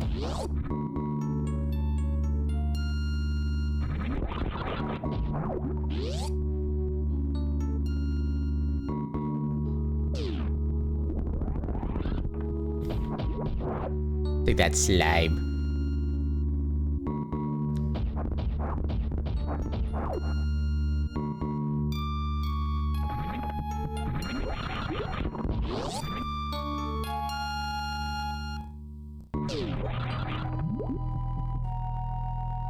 Yeah, take out the long check first just to get it out of the way.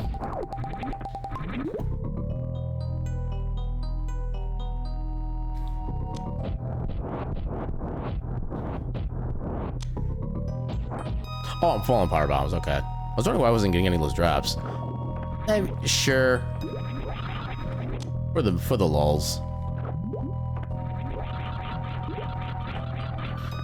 We do not need power bombs. Especially now that we have regular bombs. Squinch.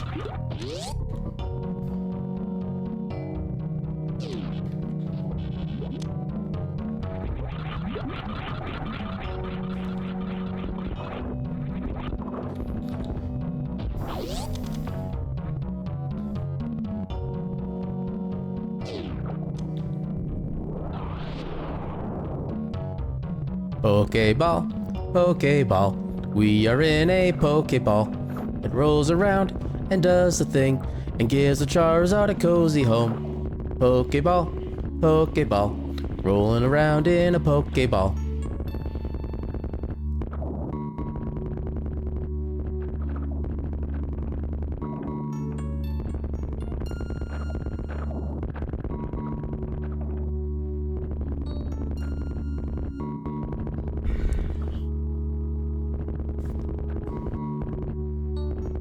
There we go.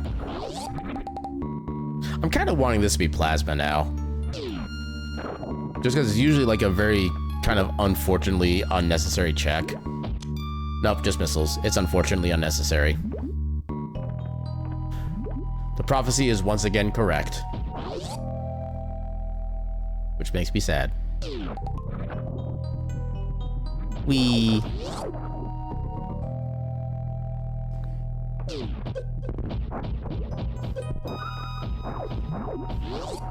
Get up there.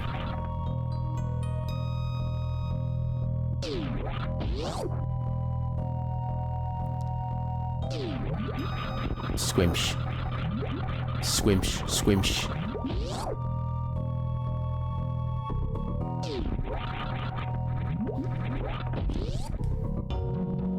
I'm kind of surprised I'm this low on supers.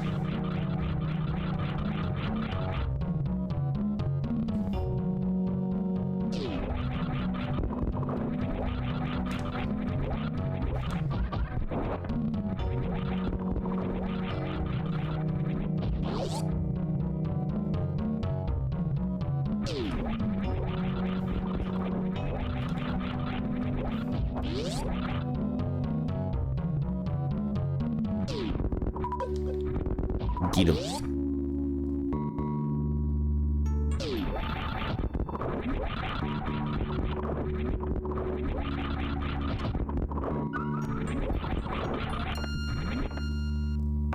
Yeah. Yay, heart piece. All the checks that take forever are very useful. Yay.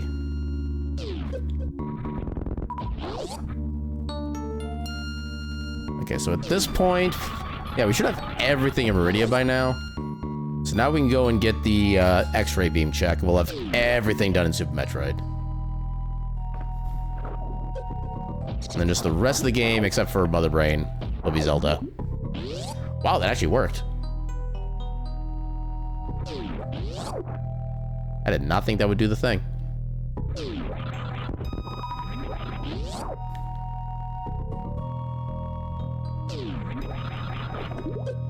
Come on.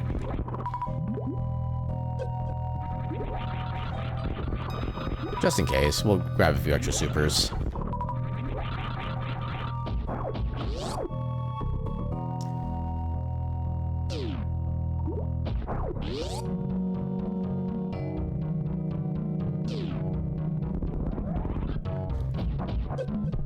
Dang it. And the problem when you get hit by the enemies like that is you actually get knocked up in the sand a little bit, so it takes a little longer to slide down.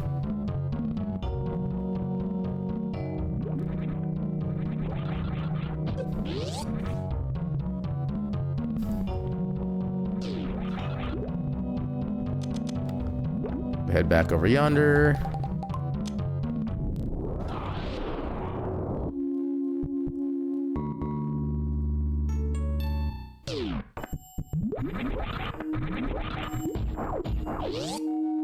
We need to head down. Actually, no. I think it's slightly faster to go up this way for where we need to go. Actually, I don't actually know which way is faster. Also, tickle the red fish. Because why not?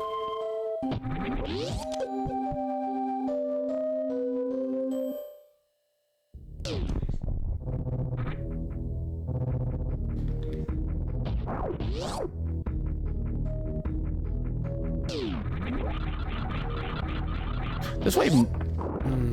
dang it. This way might be marginally faster because we can just moonfall through this little shaft here. Well, assuming I held the jump button so I get the screw attack. I don't know, maybe there wasn't that big a time difference, but that at least didn't feel that bad. Dagnabbit.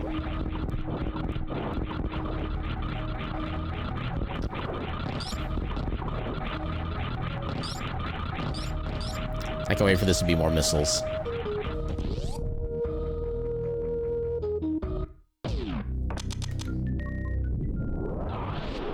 Or 50.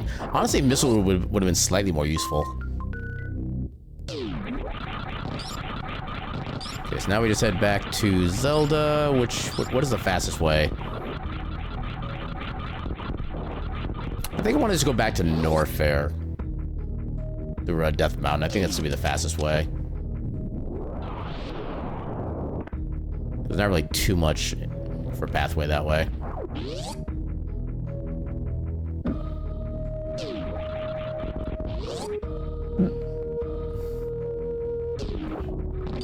Dang it.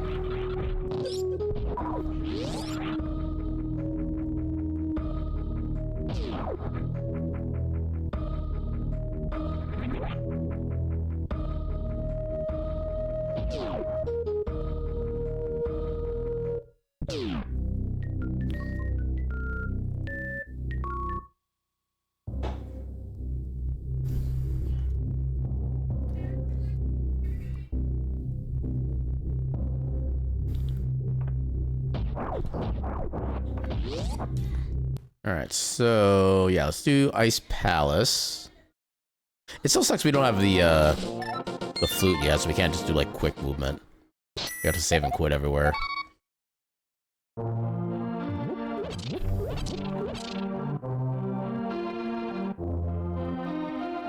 Yeah, I guess we could still try to get a bomb. Yay.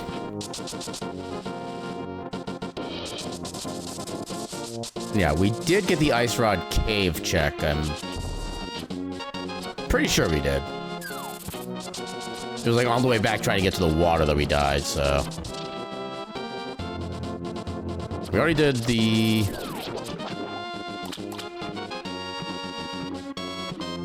Wait, did we do Hobo? I don't remember if I did Hobo. Wait, no, I did do Hobo. Because I thought the archer guy was going to give me, but then he positioned himself in, like, completely innocuous manner. So yeah, we're fine on that. Come on, get there.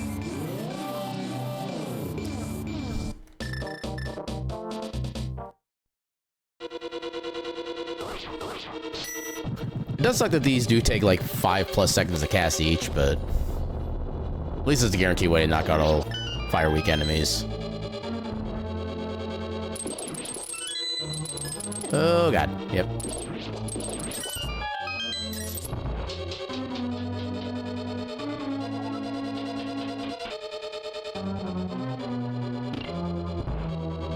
Pop.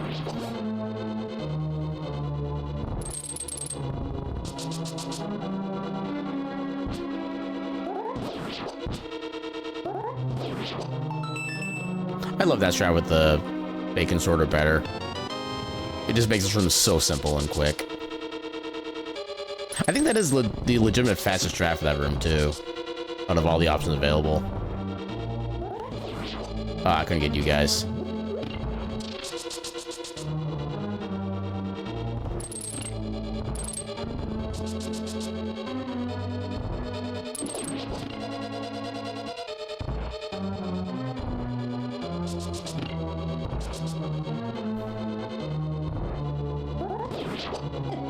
Ah, dang it. You know what? Heck you. I said, heck you. That took more magic than I wanted it to.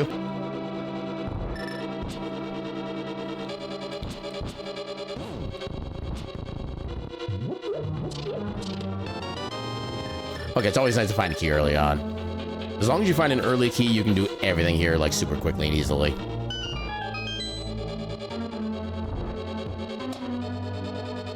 Because you do have to kind of do a re-loop if you don't find a small key early on. Yeah, even the Icebreaker route is not perfect for the layout, depending on your luck.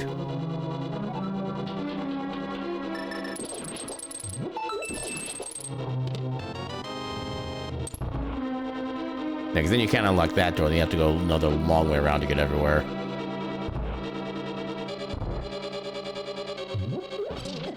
Ow.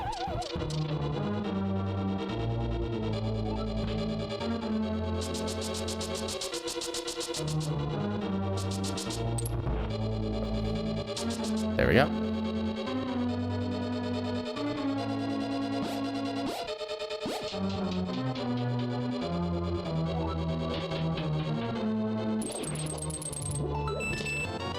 Yay, big key. Heck you. It always does that at literally the last possible frame.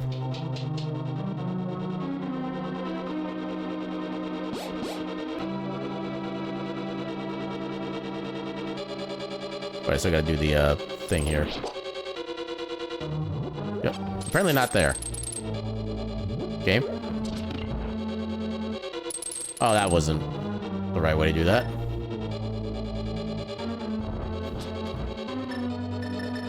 Get this ready again.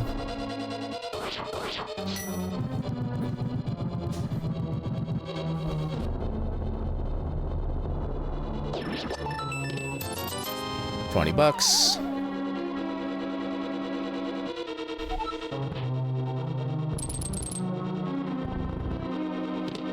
Yeah, because right now all we need for go mode is Fire Rod.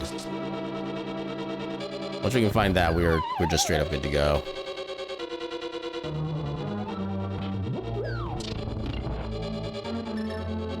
The question is just where.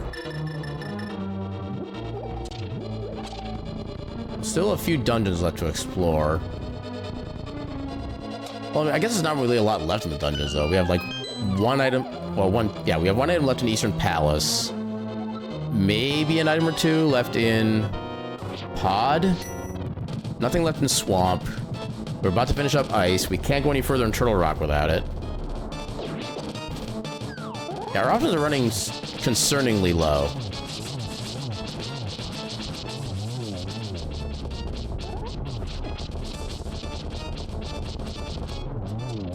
You found a neat page if I wanted to be aware of a neat little thing to express myself? By all means, share it on.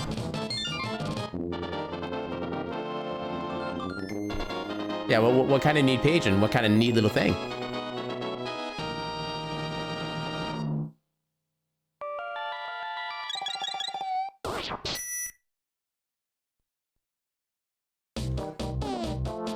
Okay, so then from here... Don't mind sharing yours, but Mew? Mew?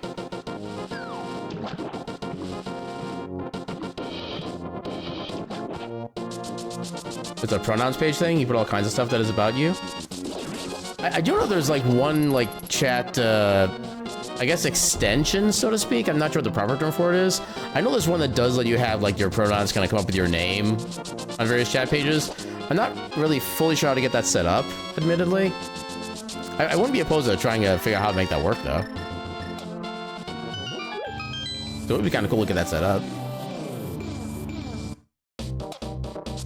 I would say the only one I know about is the one that it literally just has things for pronouns. It doesn't have any option for like anything else, but yeah, if you have one that like does more than that, that could be pretty cool.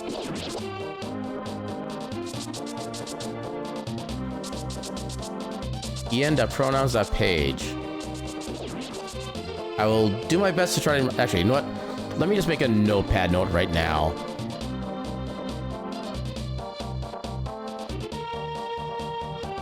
Okay, apparently Notepad found like 4 different things that just like weren't, I guess, available anymore, which seems weird.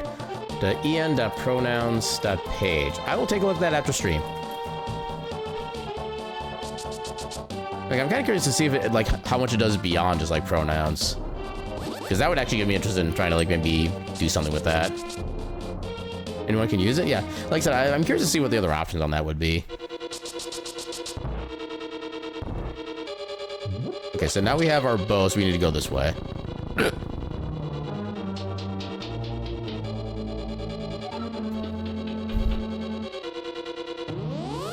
So how would it work to see yours then? It would be, I guess, my question right now. So I'm gonna assume that'd be something that just shows up in like a certain streamer's chat, but I could be wrong with that assumption. You have on public so I can just see it.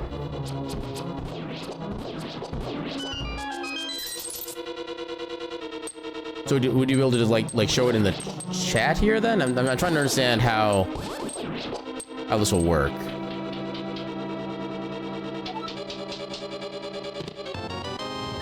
Okay, so we already busted this open.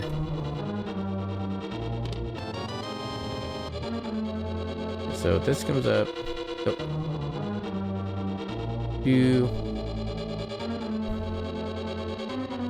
Oh wow, that goes into a lot of details.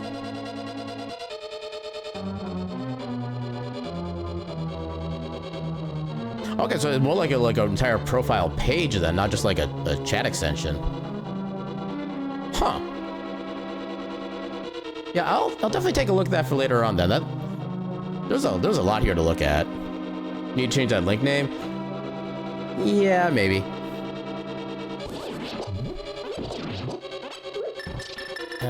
So is there anything else I need to get here? They're just at the start, but we can get those later. I didn't need to hit that switch. Yeah, 'cause I got everything in the upper section of this. I need to go back to the bridge.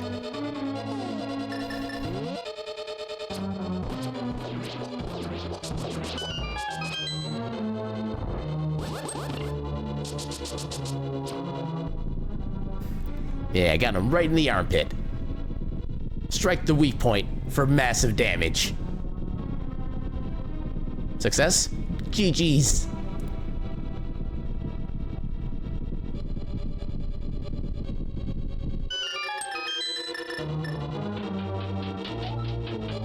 Yeah, here's an example just for sharing with anyone who may need a more in-depth show of This Is Me.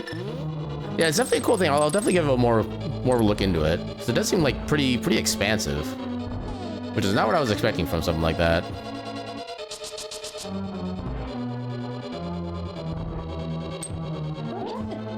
They didn't position themselves correctly. Dang it. Oh god. Now they're all angry. Oh wow, I got all 3 of them. Nice.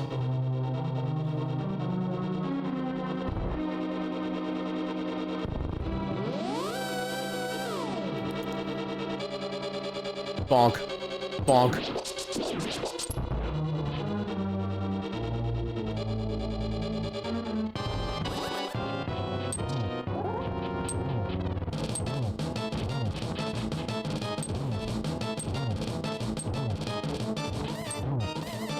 Ow.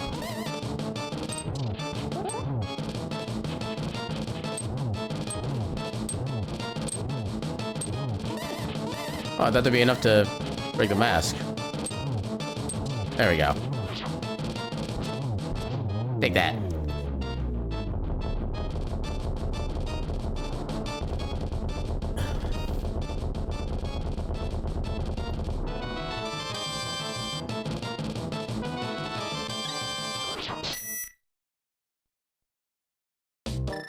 Next we do Easter, which has literally one item in it.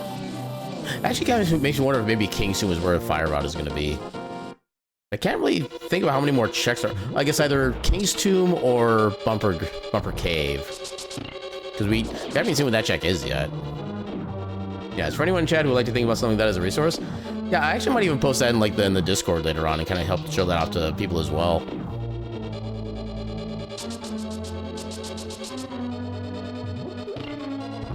Yeah, it almost looks like a kind of social media page, which is kind of the interesting thing about it. There's just like that much stuff on the site. How am I this bad at... Okay.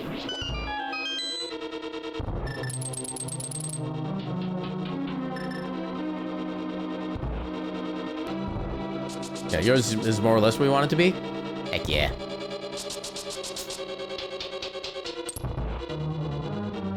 Yeah, sometimes simple is just easier and kind of the better way because of that.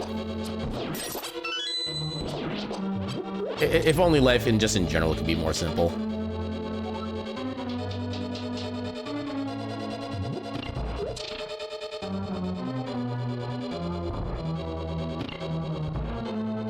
I don't know why I tried to run there. I knew the guy was going to catch up to me.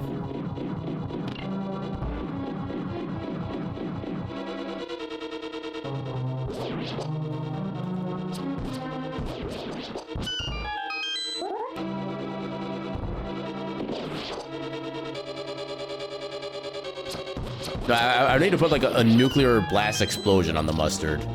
That's the only way that would work for me.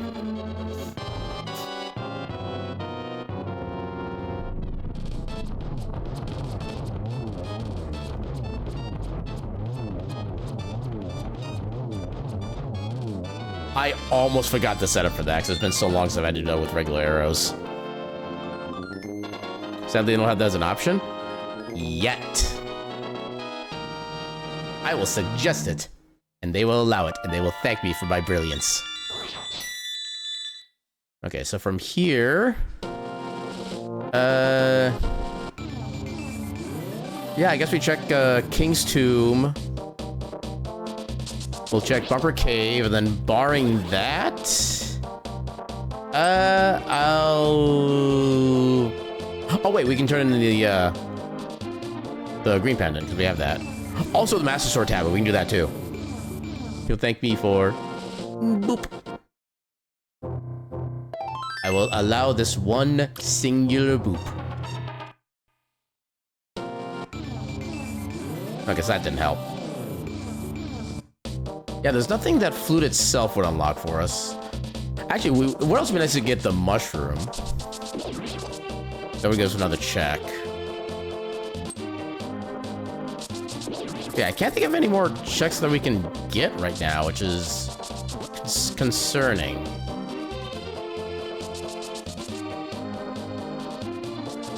I know we got Catfish. I think Catfish was like a full heart container or something like that.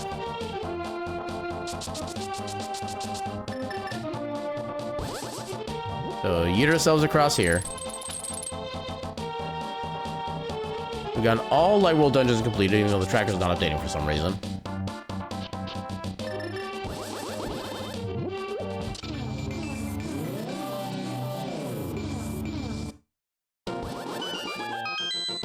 Yeah, for some reason the tracker likes to just break when doing SMZ3, and I don't know why it does that.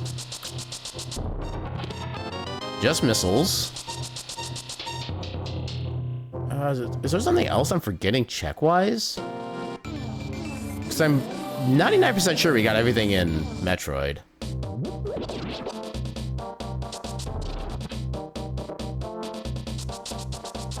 We come through here. It doesn't technically matter if we're going this way, but let's do it. Next, it wasn't at the, we didn't need to beat Aghanim to get to the cave over here. That's just 20 bucks. What am I forgetting? Wait, what was that library? Did we check library? That might be the issue, actually. Did like the phrase "enemy friend" was available? That is a kind of nice phrase. A little bit much on the syllable side, but yeah, it's nice to have like just all these options available.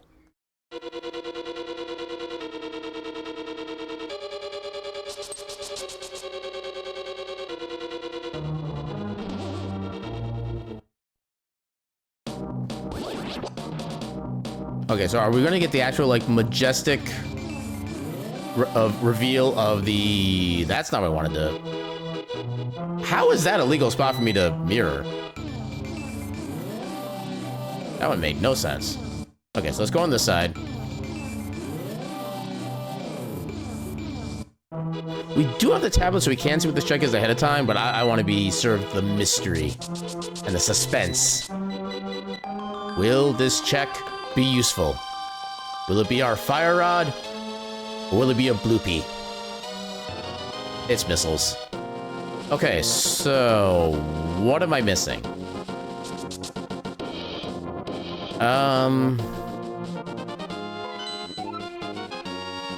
So we did everything in Castle, or in Hyrule Castle.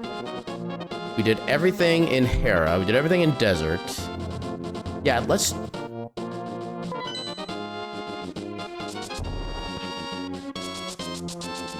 Alternatively, it could be, like, library, and I just completely spaced on what was there. 'Cause I don't know if I even checked it, honestly.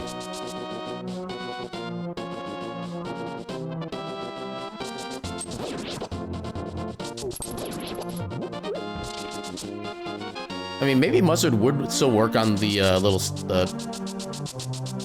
the dungeon entrance head thing as like a solvent. You can like dissolve everything. Yeah, I got the old lady's house. Did I get this? Okay, I did. I think we got Sick Kid earlier. I do remember we came back because I remember we had the bottle. Is there anything I could have missed in Metroid? We did the entire Smith chain. We did Magic Bat. We did Hammer Pegs. Okay, just a heart piece. Oh, come on.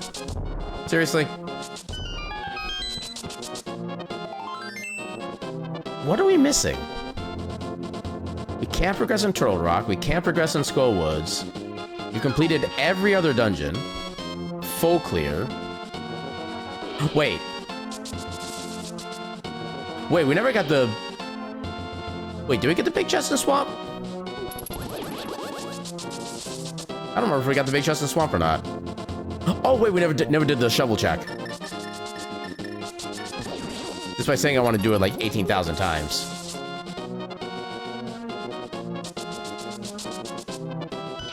Nope, E-Tank.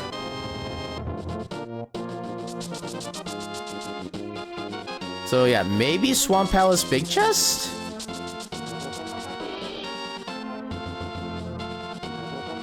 Where else?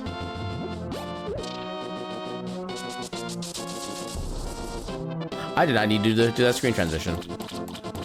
That just slowed me down.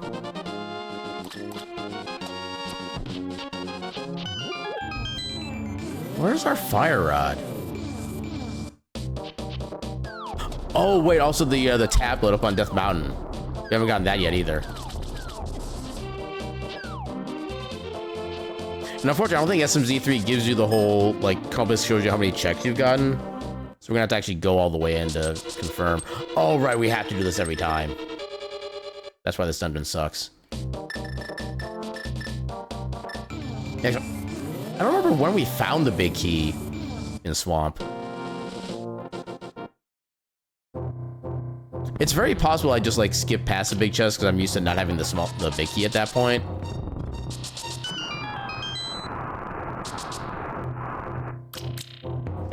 So I think it's either going to be here or it's going to be at the Ether Tablet in Death Mountain. Save the page in favorites for later. Heck yeah.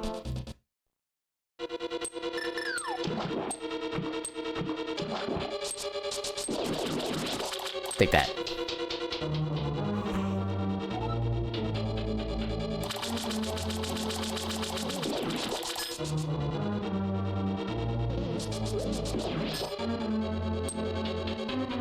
Then we get to do this trick again. Oh, wrong direction. I derped. Honorific. Ketchup, then cat. Cat, then ketchup also kind of works. Okay, so we did get this check. We got that. So yeah, it's got to be Death Mountain. Which would be kind of fitting because the Death Mountain... Well, I guess we also have Swamp Palace, but still. Death Mountain is basically most of where everything else... Oh, wait, it could be in Ganon's Tower. Because that is available now. I forgot about that. But yeah, let's check up here first. This is a very quick check.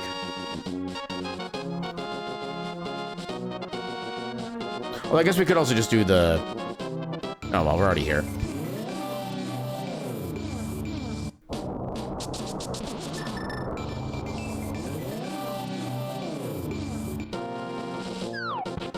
Yeah, because if it's here and we can find it, that would be more ideal, because then we can do Turtle Rock first and then do Ganon's Tower. Come on, Fire Rod. Dagnabbit. But I guess I'll take the full health. But yeah, that was definitely not needed. Ow. Wait, I took no damage from that? Ow.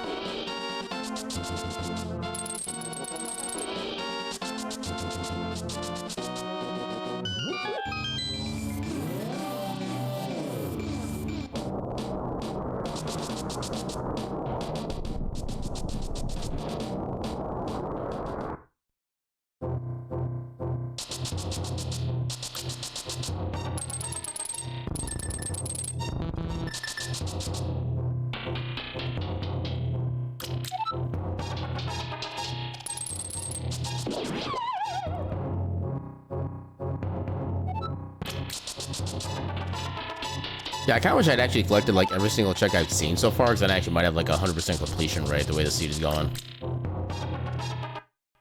Oh yeah, once I find Fire Rod, I'm just gonna be bailing from GT and finishing up Turtle Rock while I have the chance. How did I take damage from the first, whatever those are called?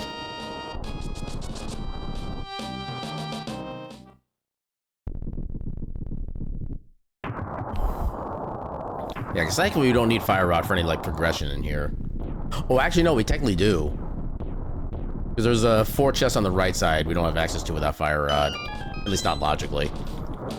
You can technically get through with just Lantern, but it is a pain in the ass. I've done it successfully once. I do not wish to do it again if I don't absolutely have to.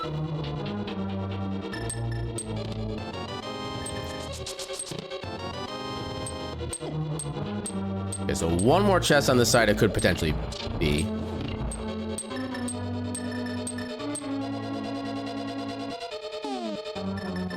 Actually, let's get both of these. Then we can do our cheese. Yeah, as long as you neutral grab onto any object or wall when you're invisible, you do not spend any magic while being invisible. This is just free invincibility right here.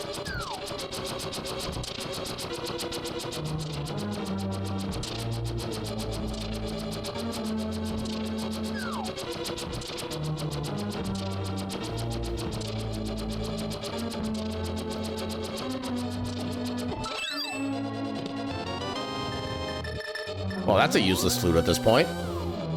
Oh, I didn't mean to leave. Okay, so fire rod has to be on the left side here.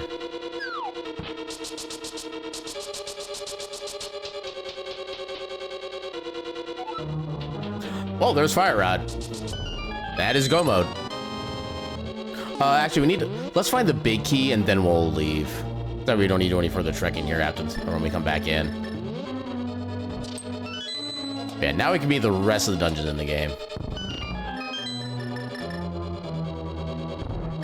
Oh, wrong item. Come on, big key. Come on, big key. Come on, big key. Butter sword. I'll accept that. Ow. And money. Sure, I'll take magic. Oh, wrong one. There we go.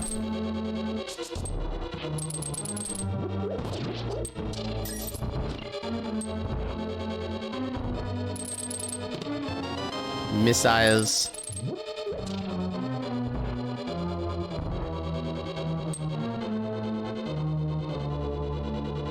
All right, I take the thing again.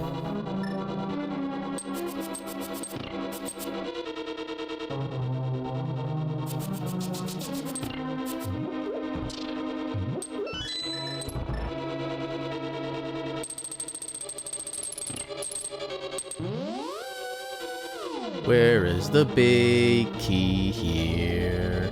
I need... Complete... No. I was trying to do a song, but then I lost the beat. And the song failed.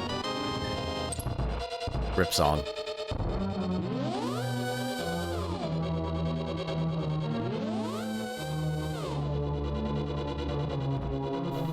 No, the big key better not be on the right side at this point. I'm gonna be very angry.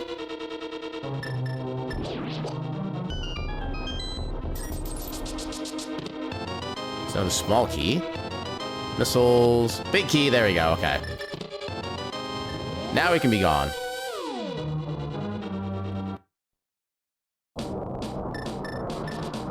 I don't want to risk doing the accidental speed off the ledge thing there.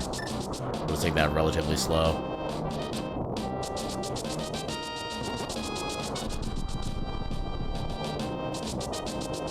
At least since I've already opened up the dungeon, I can just go right into it, which is nice. Although one thing that does suck about this dungeon is that there really is no, like, go mode route through here. There's only one chest you can skip throughout this entire dungeon.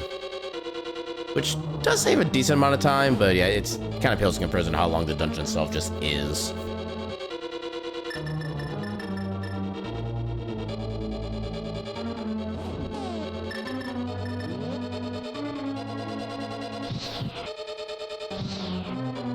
Oh, I think it's too high. Yep, too high. Okay. I got the backup at least.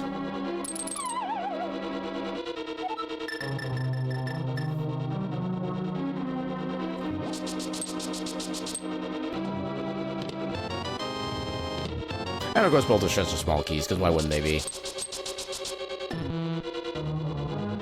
I'm glad I didn't accidentally use the mirror there. That would have been kind of annoying. I mean, it's still relatively early on in the dungeon, so it wouldn't be like the biggest thing, but still would have been annoying.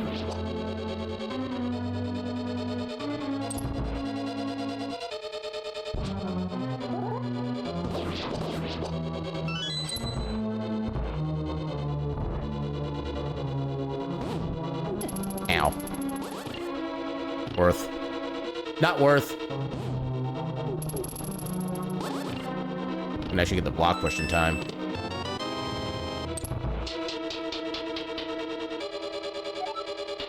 Okay, so we do need to actually do this chest here, so we actually cannot skip it. This is where the big key is going to be. That sucks. This has been a pretty long seed, unfortunately. Most of my estimates E3 seeds usually end by like 3:20 or 3:30 in the run, but this is... We're going long tonight.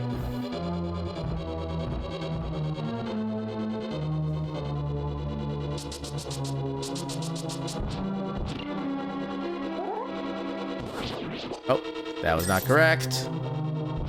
Oh, God. Oh, God. Ah. Okay, I got the kill. Back to being Baby Shark again. Do-do-do-do-do.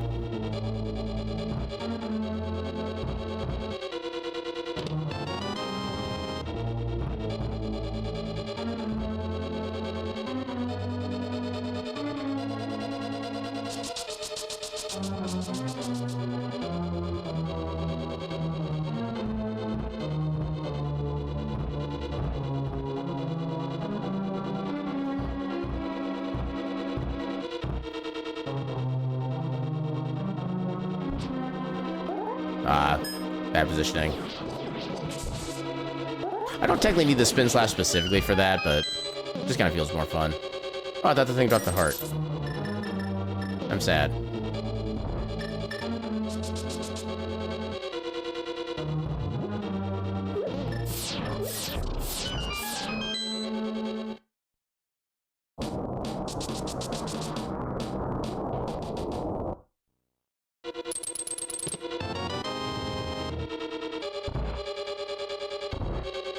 Now we just need to find the last small key and then we can go to the boss. Which I don't think there's any checks between here. No, there's still one more check. And one more check between here and Laser Bridge. So there's a chance we can still skip Laser Bridge. It's not likely, but there's a chance. That did kind of work. At least in preventing damage. Yeah, it's weird I had knockback of 0 distance and 0 height.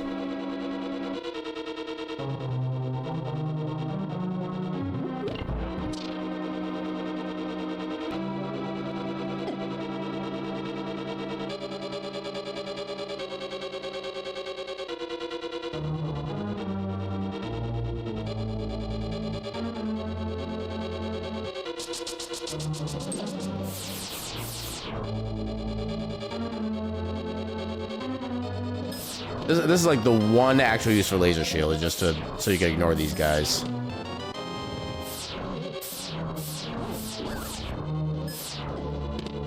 And of course it'd be the very last chest, because why wouldn't it be? I love how we had all the dungeon... Oh, no, right, we already had the big key. I was gonna say, I love how we had all the dungeon items in the last 3 chests, but then I was like, oh yeah, we already had the big key. We had that like quite a bit earlier.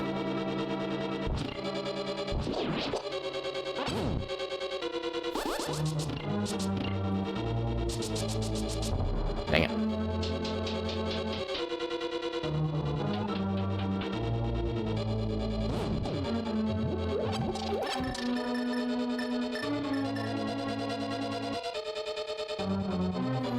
Okay, so do this, do Ganon's Tower, Swamp, or Skull Woods. Yeah.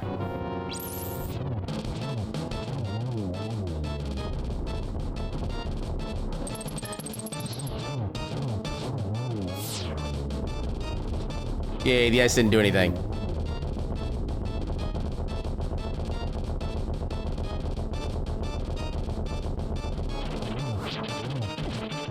Dang it. Take that.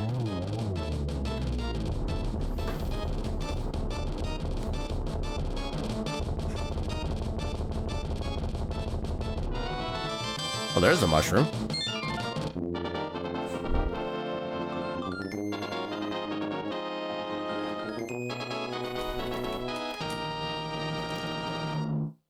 There's a marker on the tracker while we're waiting for this.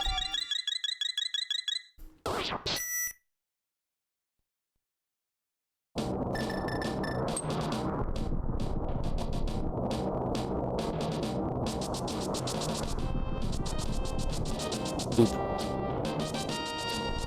Boop.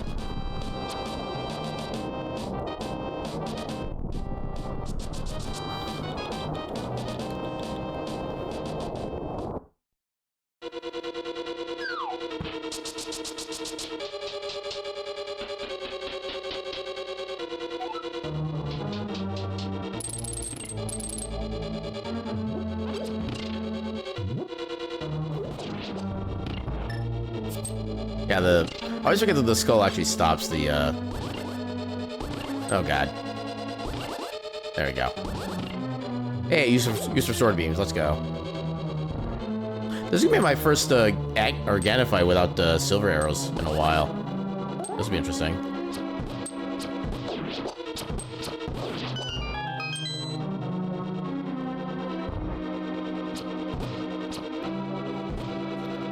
Actually, trying to go through this section is kind of interesting. Oh god. Oh god, this is terrible. I don't know why mirror shield doesn't help against those reflections. Seriously. It really should.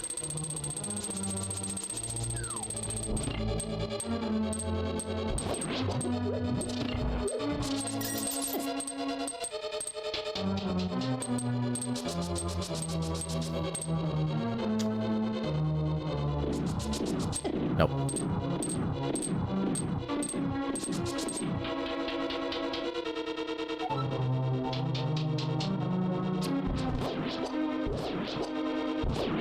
Yeah, at least regular arrows still work on most of the enemies in this this segment.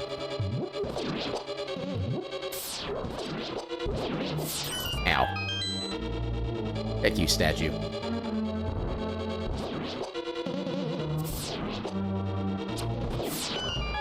Yeah, just like that.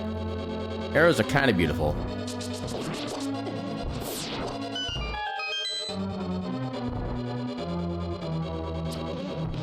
Oh. There we go. Some health out of you.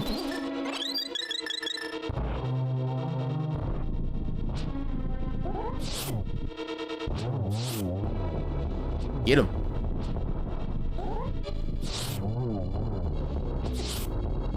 Dagnabbit. There we go.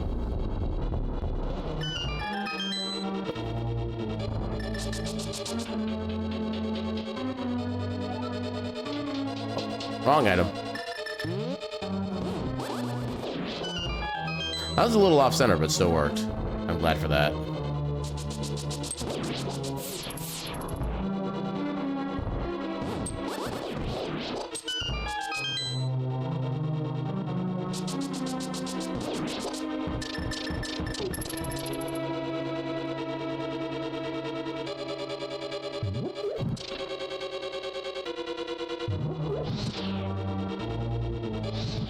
Not the way that's supposed to be done, but I made it work.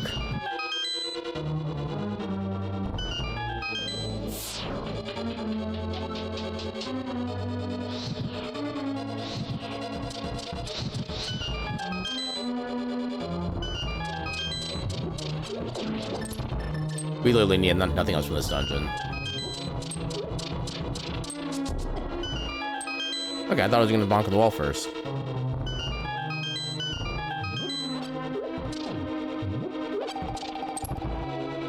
Yeah, the only thing I need to hit that switch for is to get the chest there. We don't even need that.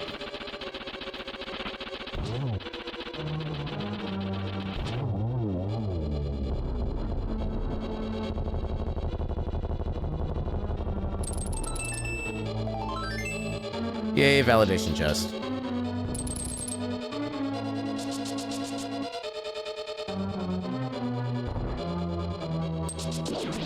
Oh, did that too early?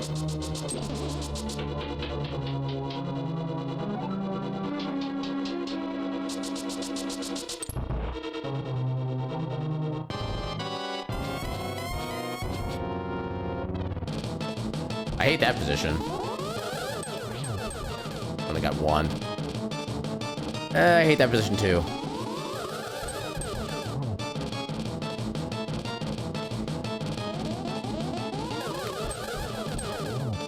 How are none of those working? There we go. That I can work with.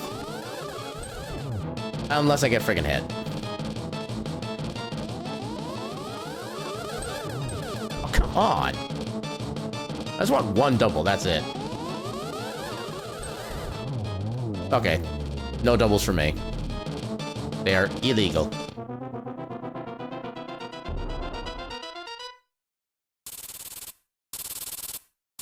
Okay, so we need to get back to Skullwoods. So it's gonna be faster. It's the Mirror to Light World, save and quit to the Sanctuary. And then come back to here.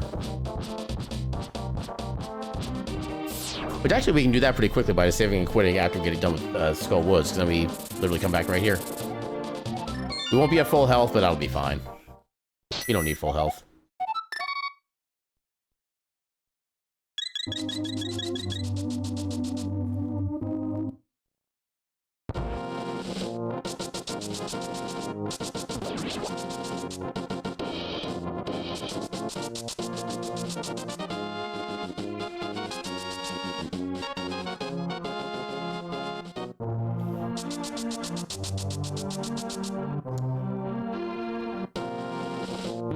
Actually, I don't need a hammer for this section.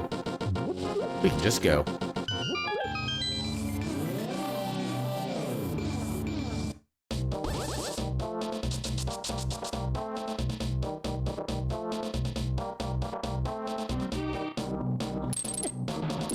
That was a weird music transition. Normally there's like a pause between the two themes. That was just straight one into the other. I don't think I've ever heard that before. Kind of creepy, even.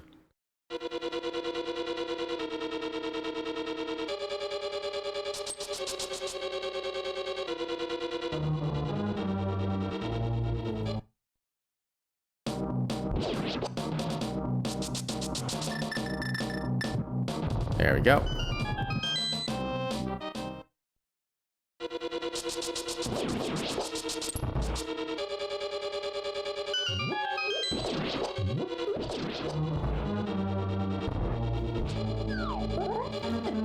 How did that game? Please. At least I have butter swords. These guys are like stupid easy. Oh, I didn't mean to grab both of those. Oh well. We can just bully the mob with the sword anyway. We don't need the fire rod.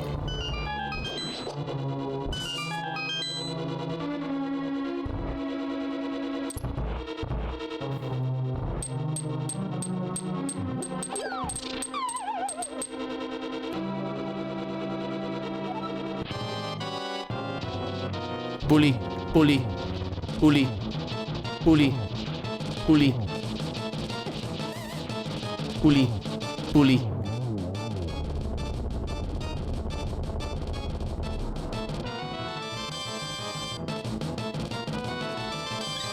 There we go. Save and quit. Immediately start back again. Oh, right, we never actually went through Aghanim's Tower, so we actually don't have the unlock done. You know, in that case, since we do have the quick access to health here, let's get a little bit of hearts.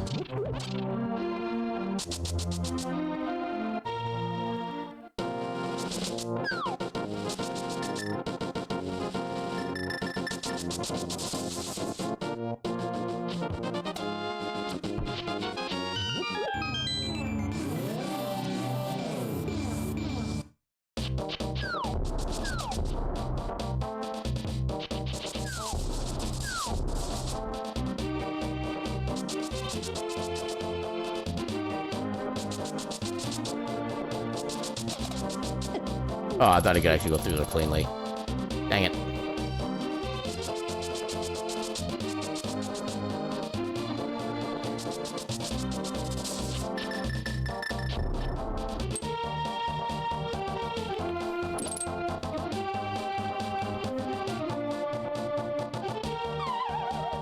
If you move right, you can actually, like, walk over that entire gap when in the hook speed mode. It's kind of funny.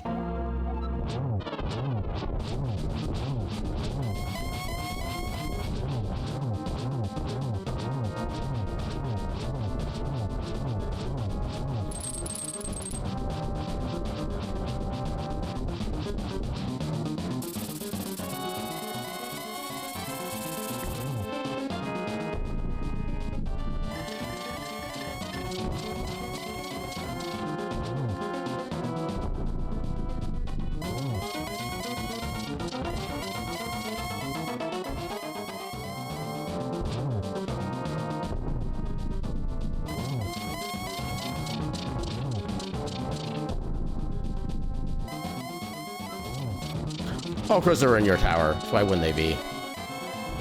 Oh, I didn't get the trick. Dang it. Oh my god, please. Are you freaking kidding me?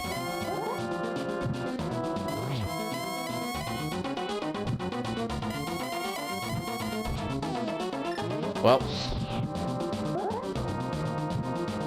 Good thing we have half magic.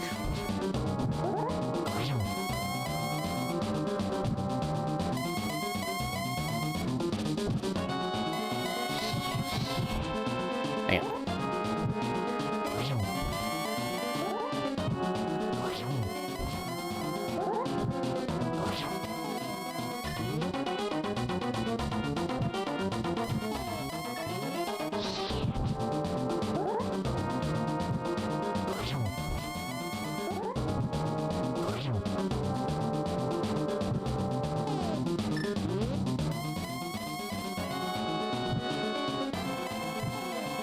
Why is that now? Oh my god, please.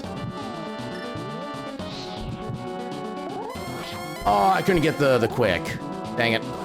How do you mean that missed? This game sucks.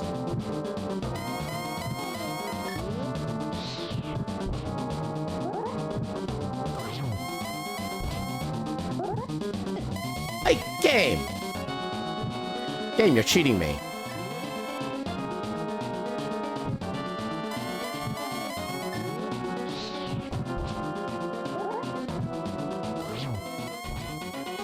Please die. Thank you.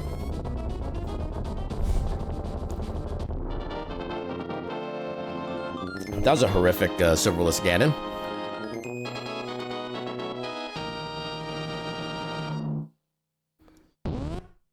All right, first G. Now to earn our second G. Which unfortunately we don't have plasma, which kind of sucks. We have basically everything else. Although the tracker doesn't show it for some reason. There it goes. Yeah, let's go back in to make sure we get the all of our supers back. I don't think it'll matter, but you never know.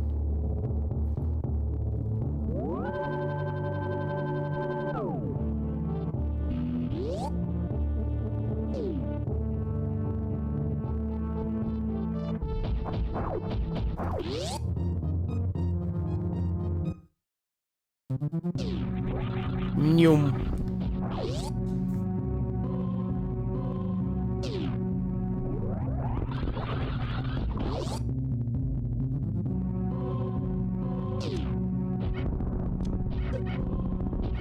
Okay, I guess 2 shots with the beams is enough, so we'll go with that.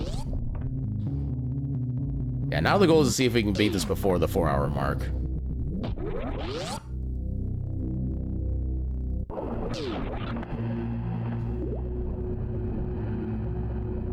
Which we should be able to, because I think my usual time from starting here is like 8 minutes or so. Also, I need to turn Ice Beam back on. That's gonna be kind of important.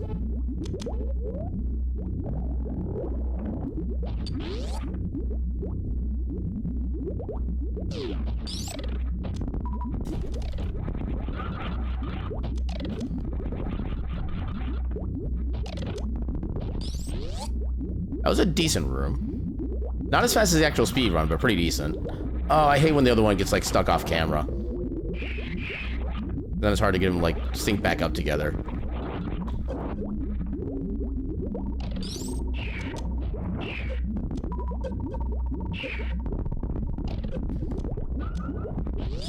That was annoying.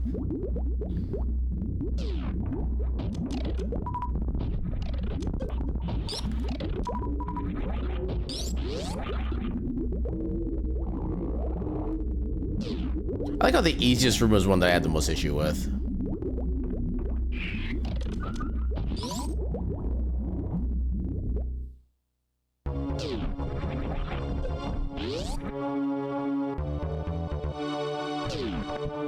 Okay, so disable the stuff. We'll keep screw attack on so I can get more damage faster.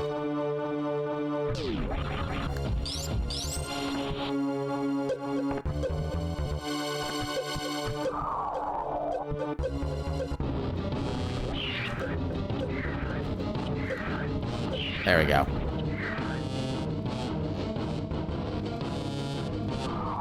Nope. Not even close.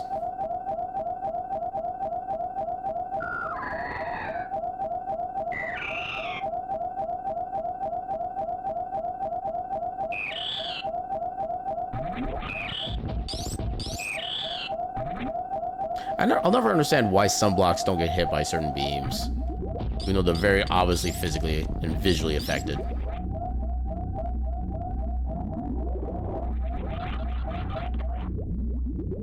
Okay, on, and off.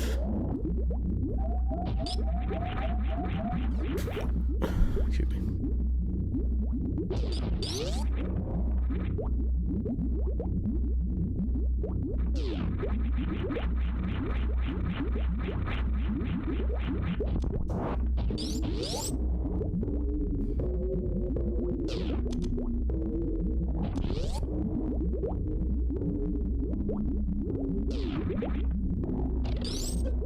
Oh, I got hit by the wrong thing. Stupid turret.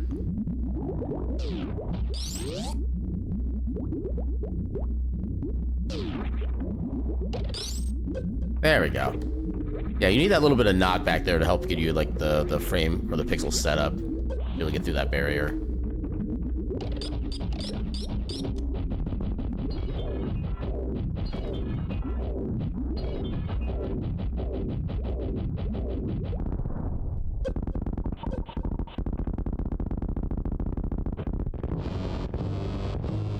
I ain't afraid of ya.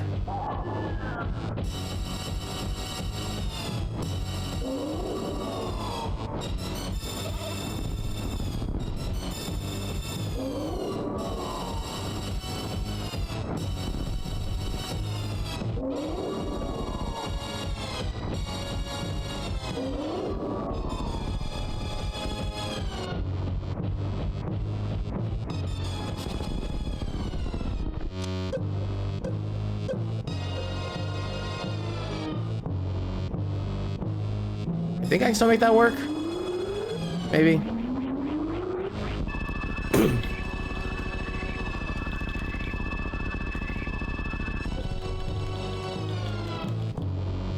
No, that does not work. Okay. Yeah, normally I don't use fast forward, but it is too damn late in the night. I'm using fast forward for this bit.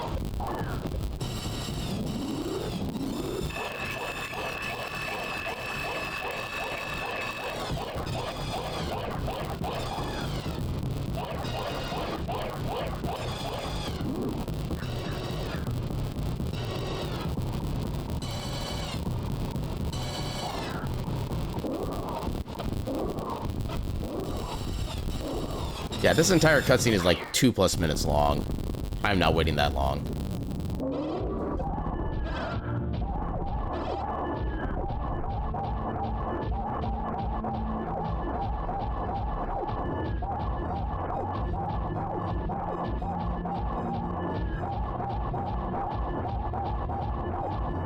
There we go.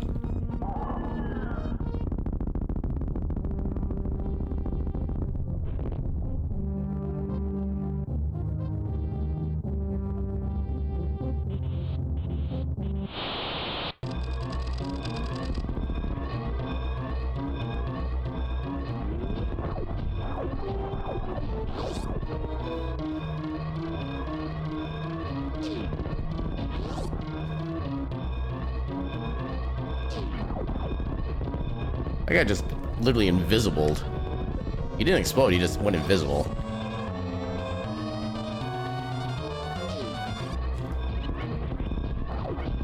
Hang on.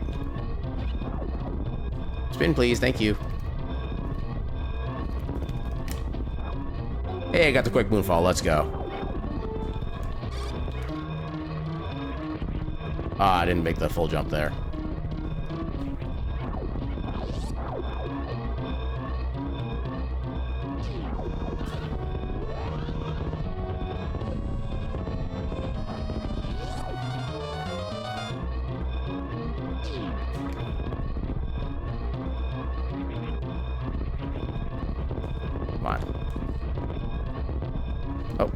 Too far.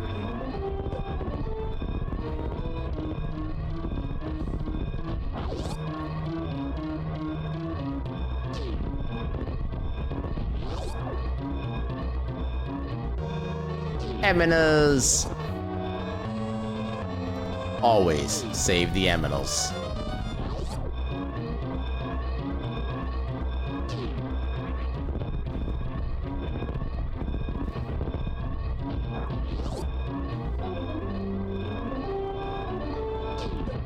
Come on. Go!